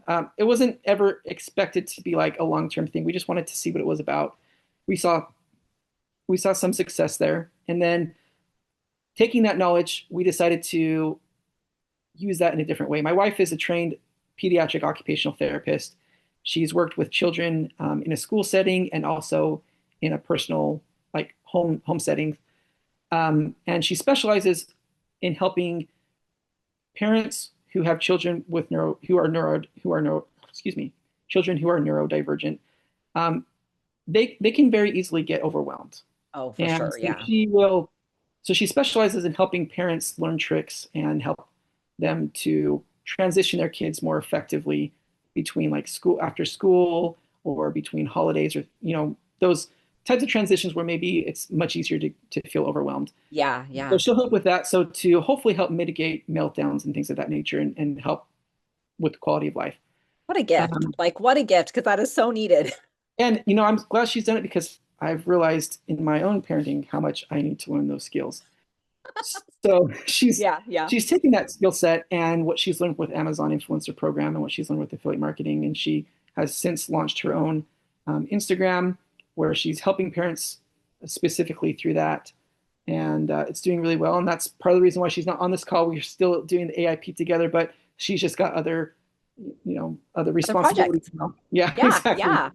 I love So it. we did start doing that in like the mid of this year, and then sometime in the summer, maybe June, July, we discovered Oink. And we had never really dabbled much in creator connections. And that just really, once we joined with that, instantly that shot up our income. And it Gas made on me, the fire, right? yeah, I got invigorated again, and I started joining groups again. And then that's when I realized, like, I had been very one-minded about the AIP, because the person who introduced me to it and her course, great course, and it's a great strategy, but that was just one strategy. And so I thought that was everybody's strategy. And in the recent months, I'm realizing, like, you can take the AIP or just any of the Amazon programs, because there's the associates program, which is not Yes. necessarily AIP. You can take any of those and you can run with it however you want. There's a million ways to do this, which I think is also exciting. About what's an exciting feature of the program is you can find the strategy that works for you and meets your needs, and then you can run with it. So true, because we have different skill sets. We have different things that we can become passionate about or do really well at. And there is flexibility. And I think that it is important to see the different styles. Like the core thing of the AIP and even associates is content creation. Whether you're creating content off Amazon or for Amazon, that has to be consistent. How you do that and what that looks like can totally vary. Your workflow can totally vary, and how you choose to incorporate that into your life can totally vary. And so valuable to be in those groups, right? And see how different people are doing that, and doing interviews like this to see how different people are doing it. Exactly. Oh, sorry, go ahead. You're good. You're good. Go for it. Yeah, I mean, like, I just thought the only step was you create organic videos, and then sellers start reaching out to you and send you product, and then you start creating product for them, and then eventually you can start charging them, and then, like, that was it. I kind of learned that people don't even work with sellers, and they go and they buy their own product, and they do reviews, and they research which ones make sense, and then they sell that product on Facebook Marketplace or eBay or wherever. Yeah. That was like mind blowing to me, like that was a strategy. And so, Yeah. I mean, this Black Friday, we decided, hey, let's take a small investment. We researched a couple of items that seemed to make sense for us. We bought them. We're going to review them, and we'll sell them on Facebook Marketplace, and we'll see how it goes. And so it's just, again, shout out to the program, and that, as you said, content creation is still at the heart of it, but the way that you go about doing it is really your decision. Yeah. Yeah. I love that. I definitely had the kind of same mindset as you. And so for a long time, and I'm like, really, for me, dealing with sellers and dealing with different brands, I would say 80% are just annoying and headaches, and I don't want to deal with them. There's about 20% that are good. I like working with them. But for the most part, it's so much less emotional turmoil for me to just go and buy the freaking item myself and do the review in my own way, in my own timeline. And they make me more money anyway. And so And it also is fun because it's kind of honing a different skill, right? Of product research. Are you like, I think it's fun. Like I just got like 5 or 6 things in the mail yesterday. I've already done videos on them for like unboxing, and then I'll do like a demonstration video, but it's so fun. It's just so fun. Um, Yeah. so as your wife she's got this Instagram because that that is on fire and so needed. Um, has she's been doing that, are you staying focused on the content creation? Like what's lighting up your fire in this space? Yeah, excellent. We both still enjoy the content creation, so we're both involved, and that's something that I think we'll always be involved with. But this time last year, we were excited about the program. We were going hard, and then about November, first week of December hits, and suddenly I had this idea. We've received all this product, and I think I have to pay taxes on this. It had never once crossed my mind. Now, I'm not a tax advisor. I'm not a tax professional. We're not giving tax advice. We're not giving tax Yes. advice. So take everything I'm saying with a grain of salt. This was just my thought process and my experience. So I happen to know a CPA that I know and trust. Well, it's the one I've been using for years now. And I just reached out to him and I said, hey, by the way, we've been doing this thing for the past couple of months and we've been receiving these free items. Like, what do I do? And he said, yeah, that's revenue. You have to count that. And I was like, oh, shoot, we didn't save any money for this. And I hadn't, by this time we had probably 600 or 700 items. Like it was a mess. So I spent a lot of my December going through, trying to figure out, what we had received, what were the ASINs, what was the price that it was retailing at? Did we sell it? Did we donate it? Like what do we still have it? Yeah. I had to figure that all out, and it was a kind of a nightmare. And to add to that, right before I had done this, not right before, maybe like a month before I had done this, was when we had started to get really heavily into what I like to call the honeymoon phase of the AIP, where sellers first start sending you items and you get excited and you're saying yes to every single thing because you think you finally made it. And then one day you open up your front door and there's 15 boxes and you're just, yes, Christmas came early this year. Yes. And then you bring them all inside and you start unboxing them and you're like, oh, shoot, who was this from again? And are they paying me commission for this? And if so, how much? And what did they tell me anything like I have to like be aware of when I'm making this video? You're going back to Instagram and you're going to email and you're going to WeChat and just all over the place. And it's a nightmare. But you know what? It's great because you made it. You did this. You've arrived. The next day you open up your door and there's 18 more boxes. And you're like, yay. Yeah. And then 2 days later, you come home from the store and there's 15 more boxes. And now you're just sweating bullets because like this is, you have no idea what you've gone into. So this had just happened like a month before the tax thing had happened. And so we survived that whole scare. We got taxes taken care of, but we decided that come January 1st, we were going to have a system in place. And so because I had been in tech, I leveraged a third-party technology and I built ourselves a little workflow so that whenever we were in contact with someone, say on Instagram, and they said, hey, here's a little widget. Can you make a video on this widget? And by the way, can you just kind of highlight these features? Because that's just kind of a core feature. Great. We would go to this workflow that we built together, and we would put it in immediately. And we would say, here's the price of the product. Here's the product ASIN and link. And this is the person who's sending it to us. And we communicate with them on Instagram. And then we would push submit, and then it would just sit in this queue. And then when the box came, oh, the widget came. Here's the queue. We received it. And now it would move over to a to-do pile. So then now everything was organized. So I know I accepted these items, but I haven't received them. I've accepted these items and they're now here. And now I need to review them. Oh, and by the way, this person likes it reviewed in 4 days, but this person's okay with 10 days. So I'm going to deprioritize this one and maybe prioritize this one just because of the dates. And so that was all done for us. It just made our life so much easier.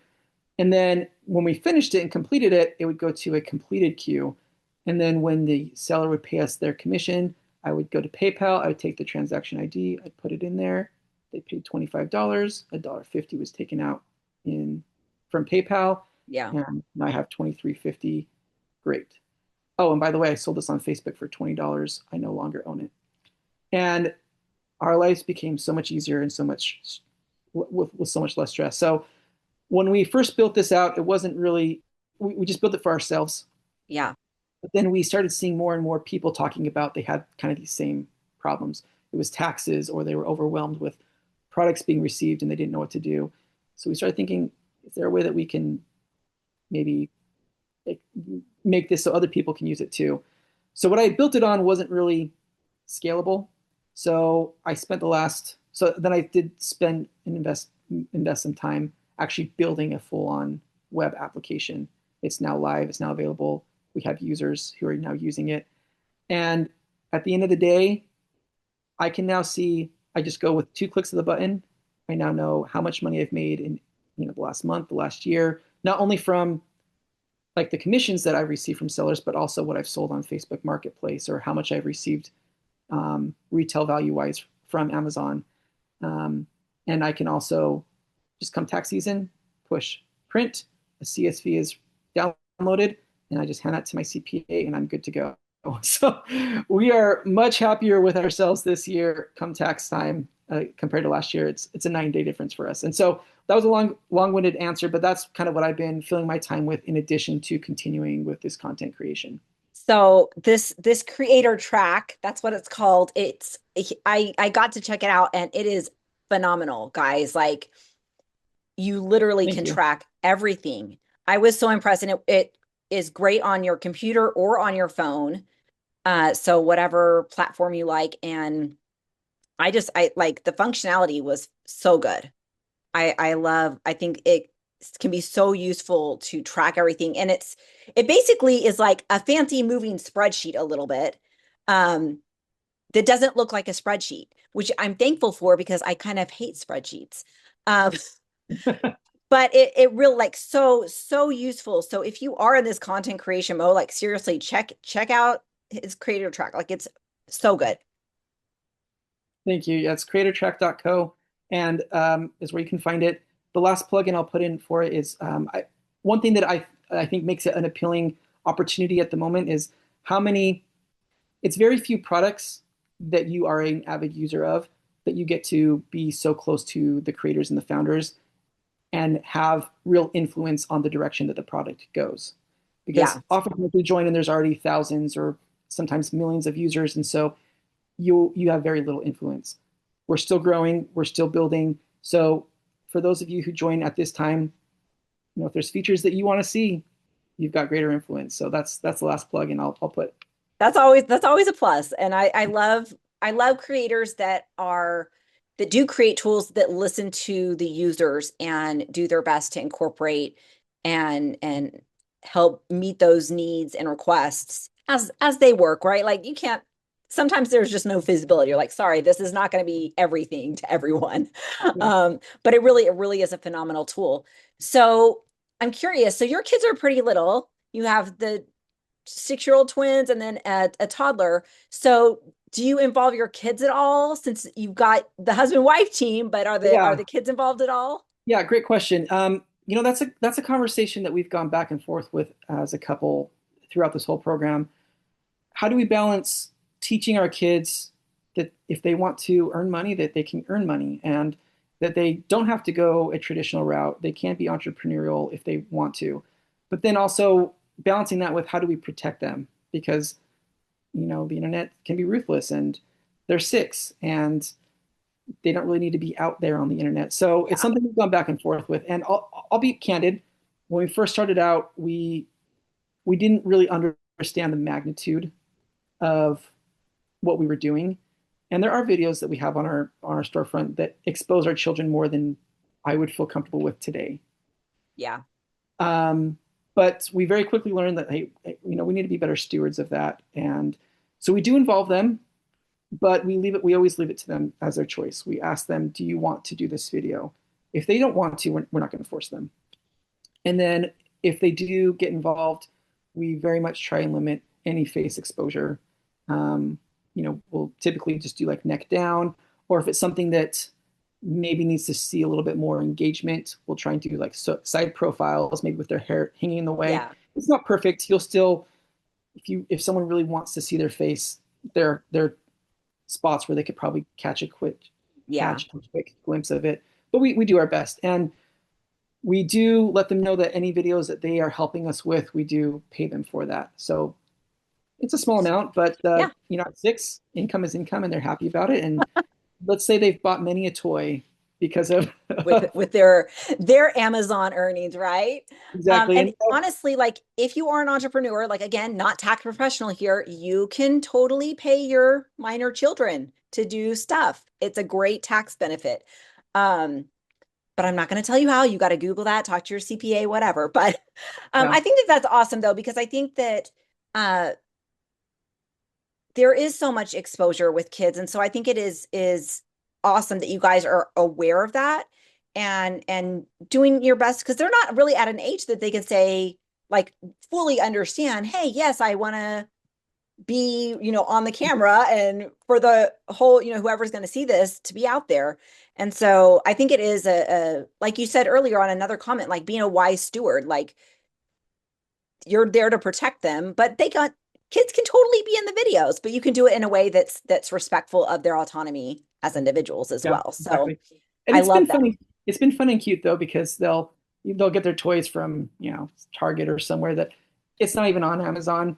But they'll say, "Hey, can we make a toy video of this?" And then Oh, how we'll cute. borrow those, and they'll film a little video of them demonstrating it and talking about it, and then last, can we put this on YouTube or Amazon? No, we're not going to do that one, but you can keep it on our phone and we can watch it later. And so it's cute to see that It's just they their are, norm. They're just yeah, like, this is what we do. We get toys and we make videos for it. Like, yeah. that's awesome. That's so fun. So I'm curious, um, what is kind of your workflow as your content creations? Because with little kids, it's trickier.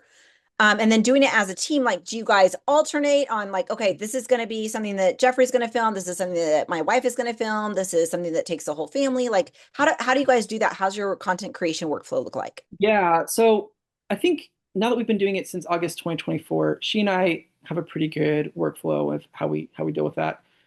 We both talk with sellers.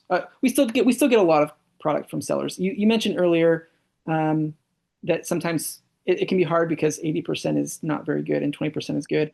After you've done it for nearly a year and a half, you get a sense of who you want to work with and what's Yeah, not working yeah. for them. And so she and I both communicate with sellers. Almost always they think it's her that she's communicating with, that they're communicating with. I just follow her voice in the way I write back. But it just comes down to if there's an item that we're interested in or we think is a good fit for our business, then the person who's most interested in it will accept it, and that's the person who's going to be filming it. Oh, okay, that's Unless, cool. unless the seller specifically says we need a man or we need a woman, then of Yeah. course we'll make changes. But it's come down to a lot that there's women's clothes, and my wife says yes to those. I'm obviously not going to film those. Come on. Or there's maybe something for the grill, and my wife doesn't grill, but I do, and so like it's just natural. We just know that I'm going to be the one filming that. So I think we've been able to figure out very easily now like who's doing what. Now in terms of when we do it throughout our week and throughout our day, we do split up pretty well how that's done. Our kids, our 6-year-olds are at school this time of year during the week, and so they're not something that we generally have to worry about. But it is our 16-month-old that we have to worry about. And so we will try and really safeguard and make sacred those hour and a half to 2 hours when he's asleep in the morning. You put him down. The lighting's good in our house at that time, and we'll just knock out any videos that we have. And then when he's awake, unless if it's like something that's pressing that needs to be done because we're at the end of a deadline, we'll generally limit video creation while he's awake. And then when he goes back down to bed later that afternoon, we open it back up and we'll create videos. Now, I know that the more efficient method is to film, and edit at night. I can't do that. I inevitably always mess up or forget something that I probably wanted to talk about, or that I don't take scripts from sellers, but if they want me to touch on a specific feature because it's important to them, I will, giving my authentic review of it or my authentic opinion. But I almost inevitably forget something. And so I have to film and then edit immediately. Otherwise, I will end up having to redo the video tomorrow. So, yeah, yeah. so I don't use my time when he's asleep as efficiently as I could, but like that's just the way that works best for me. And so that's how I Yeah. do it. And that's how we've been able to navigate together, and it's worked well for our dynamic. That's awesome. So if you had somebody like if come to you and ask like what would be your top three like hot tips for somebody that is maybe they're already in the program, but they're just kind of stuck. What do you think your top three tips would be to help them like get closer to that 4 figures a month? Yeah, I would say one is learn to say no. Um, I listen to business podcasts, and I would hear this over and over again, that the fastest way to grow your business is not saying yes to new ideas, it's saying no to new ideas and really focusing on what you're good at. And I didn't I didn't understand that until I got into the AIP, and I had sellers coming to me all the time with, here's a keychain, here's a little flashlight, here's like a little beanie. And I was saying yes to everything, and come to learn that most of those items never even get sold. You Yep. make the video, and within a week they're listed as currently unavailable. And what was the value of that? You have to now pay taxes on something that you don't necessarily want. Um, and so learning to say no and becoming more intentional about how you're spending your time was huge for us. So I'd say that's something I would say. Number I love two, that. if you have the chance to focus on products that make you excited, I would do that. This kind of ties into the first one of saying no, but like I get offered some really cool products still that honestly probably would do well for me to create that video. I'm just not interested in that product. I'm not passionate Yeah. about that product. It's mentally draining for me to have to figure out how to use that product and then hype myself up to try and sell it. And I get from a business standpoint, like that may be the more practical thing, but I have to think about my long-term, the long-term view of this. And if I'm burning myself out doing stuff that's just not fueling me, there's not going to be a long-term for this for me. So true. So true. So I really enjoy furniture, which I know takes a lot of time, but I love it because I get to dress up my house new every month or so, or every week. I like, oh, here's a new furniture piece I got. I use it for a week, and then I sell it on Facebook Marketplace. I get an immediate like $100 to $150 Nice. in my pocket, and then those generally don't get returned. They do sometimes, but generally they don't get returned. And so when I see a sale come through, I'm like, yes. And so I like the furniture, and that's something I've niched down on.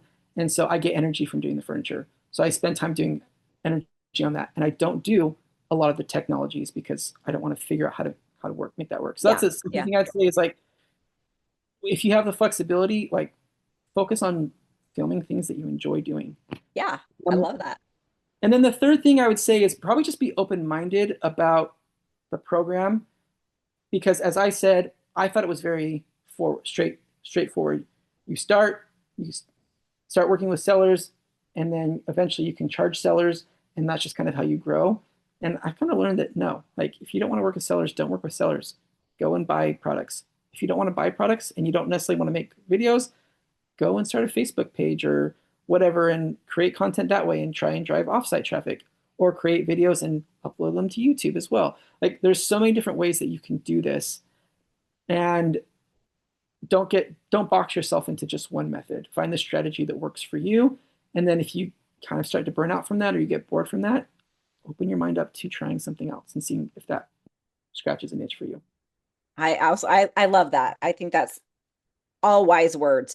So I'm curious, what has been part of like this journey for you personally, like as an individual, like what has this taught you or developed within you that's not necessarily income or something that's hey, I've got this nice couch, like, but something that like personal development that's happened for you through this, or value that's been added to your life because of it?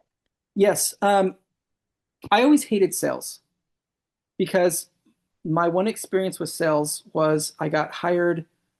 I got hired to go fly across the country, leave my wife at home for the summer, and go knock on door to door and sell pest control. That was that's not my style, and it was a horrible summer. And so in my mind, like that equated to sales. And then as I began to develop through my career, I actively avoided sales, but I got to a point where I realized at some point everybody becomes a salesperson. You have to sell yourself. You have to sell your ideas to your business leaders or to your coworkers or to your team. And I just hadn't really developed that ability to sell myself because I had been so proactive against not learning sales. And when I got into the AIP, I began to develop that skill set. Oh, you liked this video? Well, if you want to pay me a little extra money, I'll give you the original video. Or, and an example where I did that was there's this furniture company that we've been working with for almost the whole time we've been in the program. And we actually do a lot of sales of their products. And so I really enjoyed that partnership. And one day they sent us this $600 a fireplace and mantle. Okay. It was a much different product than anything they'd sent us previous. And so I just kind of thought, oh, hey, maybe here's an opportunity to practice selling. And so typically they'd pay us like $25 for one video. And then we would just like resell the product on Facebook Marketplace. And then that was it. And get commissions as the product sold. Well, with this one, I said to them, hey, this is a bit more involved and a higher end product. What if we created a video where we assemble it and you pay us $25 for that? And then we create a usage video and you pay us $25 for that. And they said, sure. And I was like, surprised. They didn't even bat an eye. They said, yeah, let's do it. So I was like, sweet. I just made double the money. Yeah. So then we created the video and the two videos. And then we sold the product for like $300 on Facebook Marketplace. And so now we had 300. So like this $25 project turned into now $350 project. And then I went back to the seller and I said, hey, our videos are done. By the way, if you like them, we'll sell you one video for 150 or both videos for 250, which I probably undercut myself, but I just had never done this before. Yeah. And Yeah. they came back and they're like, sure, we'll buy both. And I was just, whoa. So that ended up turning into going from a $25 project to at the end, we'd made like $600 before we ever even sold a product on Amazon. And that opened up my eyes like, hey, if you find the right partnerships and you're providing good quality content, like you have leverage to sell yourself and upsell yourself. And so that's something that I just never would have done a year and a half ago. I would have never had that courage or that confidence in myself. But now I've developed this skill set, and I've developed relationships and partnerships. And I'm now being more intentional that I have to sell myself because I do it every time I get on the camera. And so that's just a skill set I've developed, and I've really appreciated that. I think that that's so true, because really, whether doesn't matter what you're doing, you are selling yourself. Like, you're making new friendships, you are getting a new job, or you are making an Amazon video, or you're doing a YouTube video, or you're making a Facebook post or an Instagram post. Like, you are essentially selling yourself in some form or fashion. And learning how to do that, it's a skill for sure. I love that it helped you build that confidence, like, because that's so rewarding, because then you can go forward with even more confidence and ask for even more, right? Yeah, exactly. I love it. Oh, this has been so awesome. I have absolutely enjoyed this. Any last words before we shut this party down? Yeah, I would just say, there's so much opportunity with the AIP, and it's easy to get overwhelmed. It's easy to overthink things. But if you're finding yourself getting into the program and you're just overwhelmed and you're overthinking things, I would say just get to it, upload your first video, and then just go from there. Because honestly, no one's going to really see your first video. No one's going to see like your first 10 videos. They're going to probably drop off. If they make it on the carousel, they're probably going to drop off very quickly. Yeah. It's very few people that I've spoken with that make significant money from their first videos. I have So, one of my first videos is actually, it's still like it's consistently well, selling. there you I wish go. it was something more fancy than a lumbar pillow, but it's still selling. I'm like, this is such a crappy video, but it does happen. But yeah, You know usually what? nobody sees your first videos. And I think the downside's very low because the downside is no one's going to see your video. The upside is people are going to see your video because it's selling. And then it doesn't matter how bad it looks because Because it's you're making money. so I would say just get in there and do it. And even if it's just hey, this is in my mind mentally, I'm just practicing. Great. You're going to get reps really quickly if you want to. And in the first week, you're going to just jump so much higher. And then by the first month, you're going to be even higher than that. So just getting those reps in and just getting to it, it's going to be very important. Yeah, I love it. You can't make money on a non-existent video, right? Exactly. Oh, thank you so much. So if you want information on Jeffrey's app, his creatortrack.co link is down in the description, as well as other links to connect with him. So thank you so much for being here. Thank you so And much, Nicole. we'll see you guys on the next video. All right, take care.